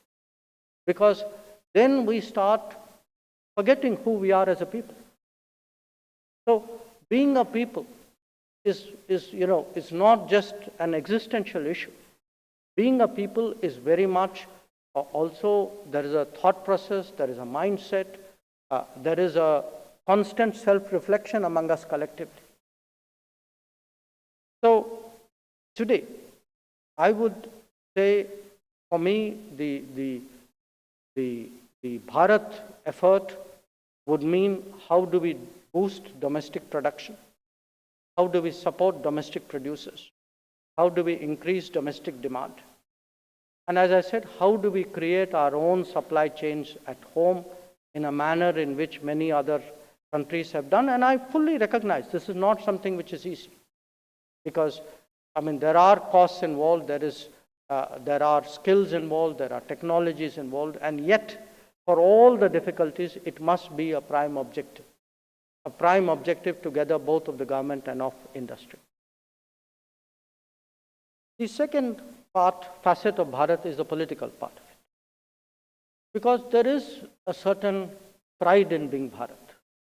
There is a certain demeanor in being Bharat. So, one part of being Bharat is also learning to stand up. So, if others tell you that you shouldn't be doing it, I'm not saying therefore you should do it, but I'm saying we should reflect on it, and if it is in our interest, we should do it. Our choices, diplomacy, international relations, good ties, friendship, are not about giving other people a say in your choice. Our choice must be our choice, however difficult it is. I'm not a rash person. I would say we need to calculate, we need to strategize, sometimes we need to soften at times. That is something which my business also does. But at the end of the day, there will be moments, and you all know we've had one or two of these recently, that when it came to our energy purchases, our national choices and national interests were supposed to be subservient to the political correctness of other countries who, by the way, had made their own arrangements to soften the blow for themselves. Or, I give you a very different example, which is Quad. That, we were being hustled by a narrative that somehow by working with 3 other countries, this is something which is making somebody else uncomfortable. Well, if somebody else is uncomfortable, that's their problem. So, at the end of the day, we have to do what we have to do, however difficult that is, however tough that is, and it is that confidence of being able to exercise choice after choice that will define us as Bharat. It could even be what happens at the border. Again, you all know, I mean, last 3 years, we've had an exceptionally difficult time in terms of the challenges on our northern borders. But even though this happened in the middle of COVID, yet we responded very resolutely, very determinedly, and to date, we still remain deployed in whatever manner is necessary for our national security. Or even in terms of, our own issues. I mean, there's no society which has been more traumatized in the modern era than us when it comes to terrorism. So putting terrorism on the international map and making sure that it's not like, in the world, sometimes you feel terrorism in some geographies have a certain importance, in other geographies they don't, because who shapes the narrative assigns a certain weight to geographies. So how do you put terrorism, and again, how do you respond to it when it happens? So that sense of resolution, of determination, of willing to speak your mind, of willing to shape the global agenda. I mean, I was with the Prime Minister when we went in for the COP28. Now, if you looked actually at the last few COPs, the most powerful ideas when it comes to climate action and climate justice are actually coming out of India. The solar initiative came out of India. The idea of a sustainable lifestyle came out of India. The idea of a disaster resilient infrastructure came out of India. Or the idea of a larger international grid, a one world, one grid. So how do you actually put your ideas, shape the outcomes, determine the narratives? This is also part of being Bharat. Obviously, there is a cultural side where our heritage, our traditions, our practices, we would like that to be appreciated the world over. You have seen already in the last decade how extensively and how, I would say, it's really been really a joy to behold how yoga has been taken up across the world. Now, it didn't happen by itself.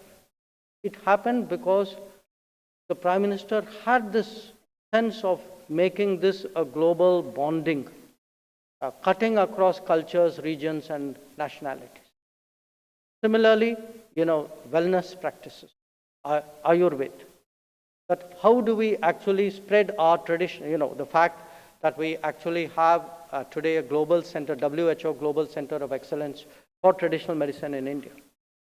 That how do we spread this across the world? So, because again, as I said, practices like yoga or knowledge like, Ayurveda, these are all inheritances we have, and we have a collective duty to pass it on.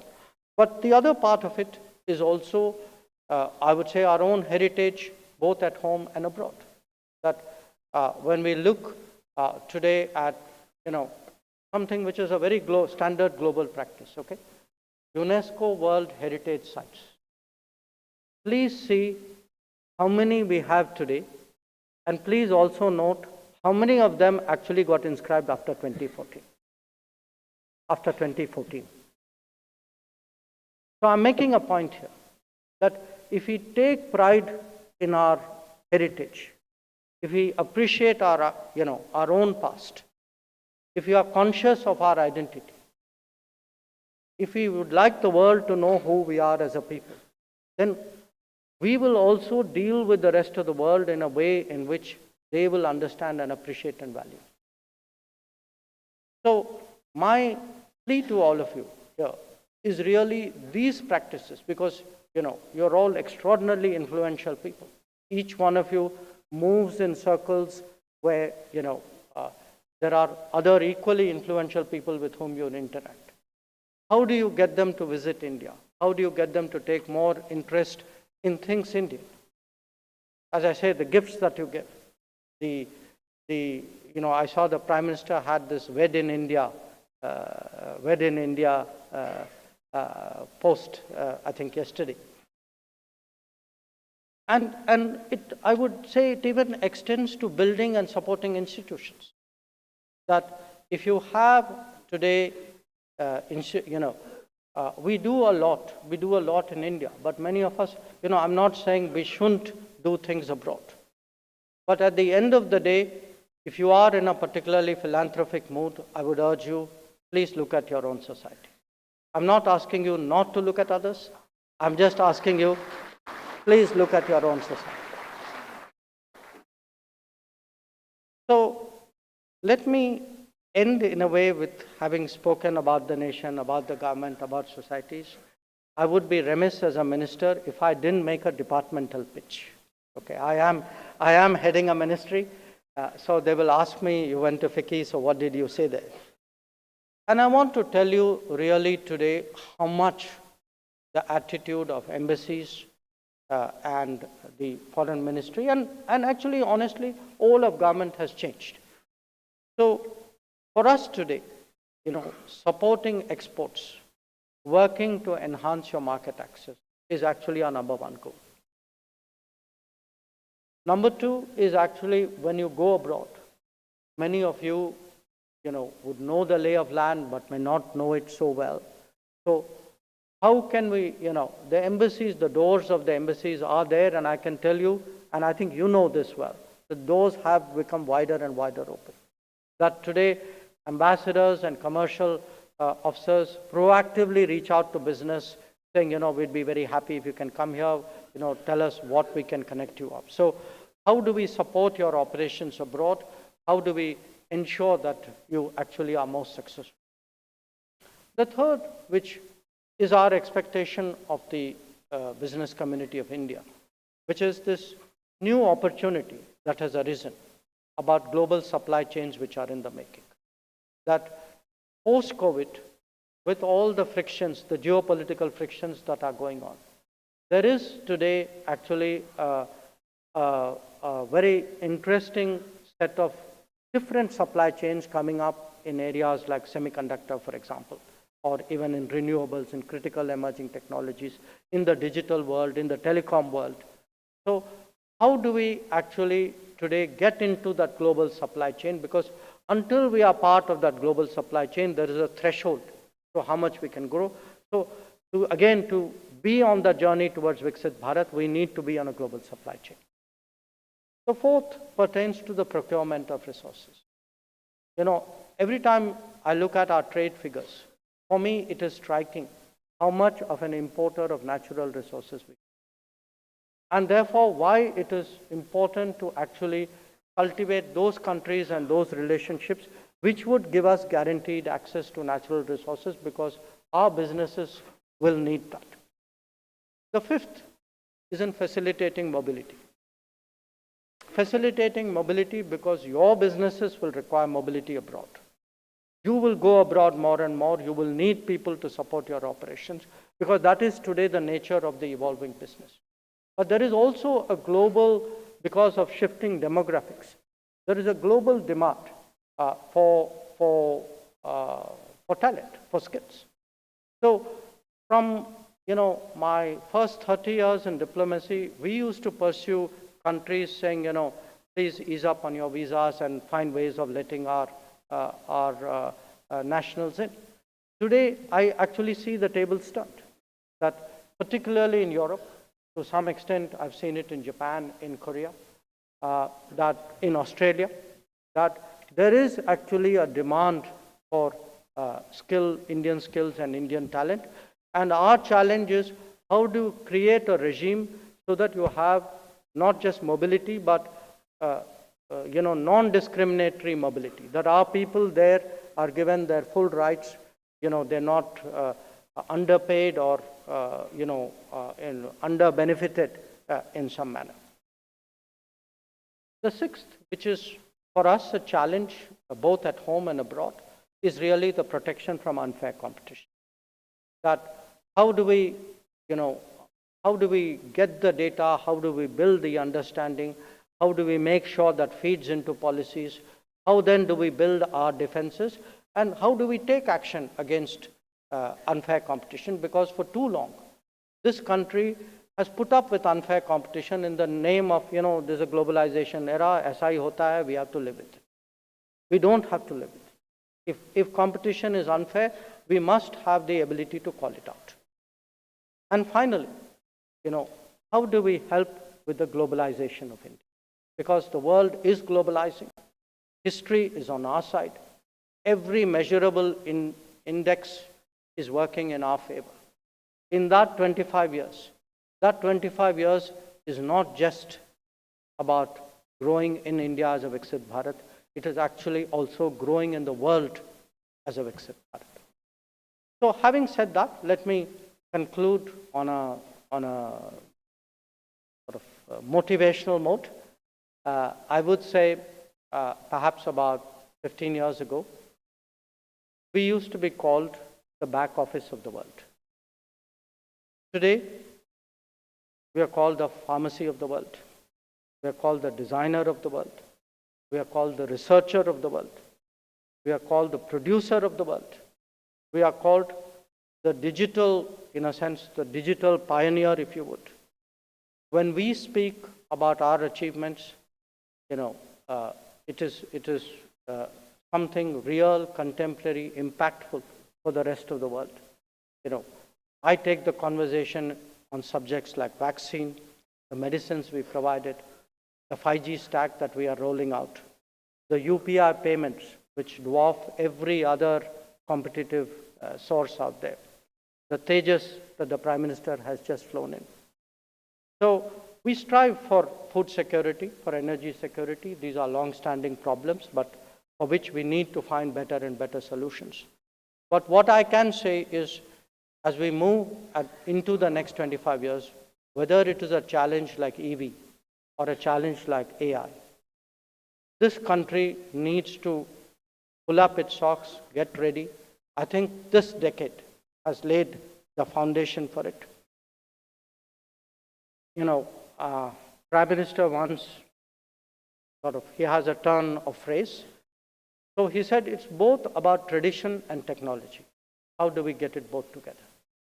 I think in a way, for us today, it's also both about being more nationalist and being international. How do we, again, find the balance? How do we reconcile both together? And what I can say is that it is only through continuous progress today that we can really lay the basis for greatness tomorrow. I'm completely convinced that we can all do that, but we can do that only when there is a full and absolutely charged up partnership with all of you. So once again, I want to say it's been a real pleasure sharing my thoughts with you today, and I wish you all the best. To you, sir, as you hand over charge, and to Dr. Anish Shah as he takes over. Thank you very much.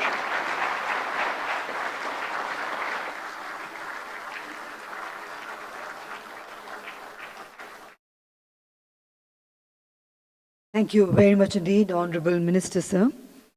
And ladies and gentlemen, may I now invite Dr. Anish Shah, President-elect FICCI and Group CEO and MD Mahindra Group, to kindly propose a few words of thanks.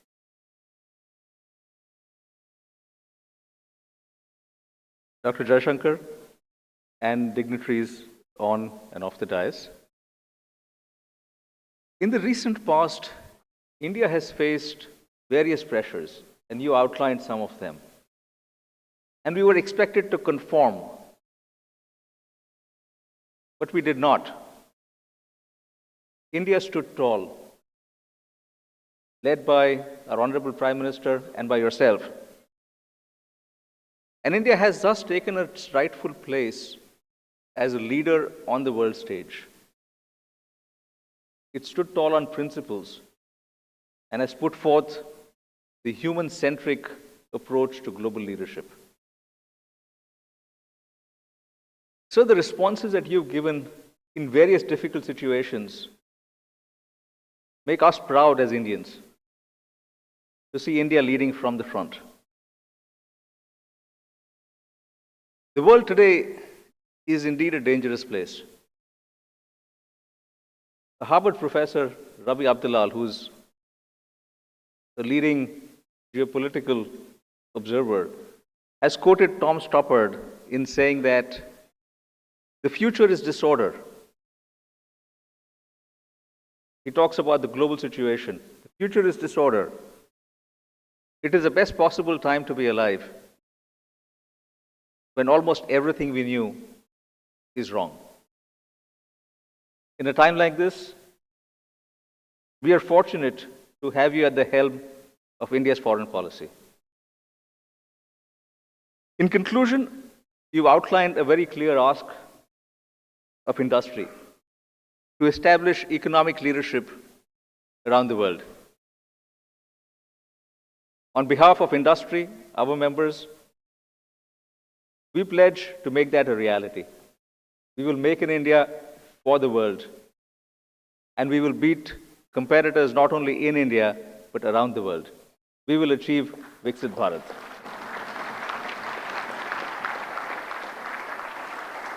Thank you, sir. May I now call upon stage all the past presidents of FICCI for the group photograph with the Honorable Minister.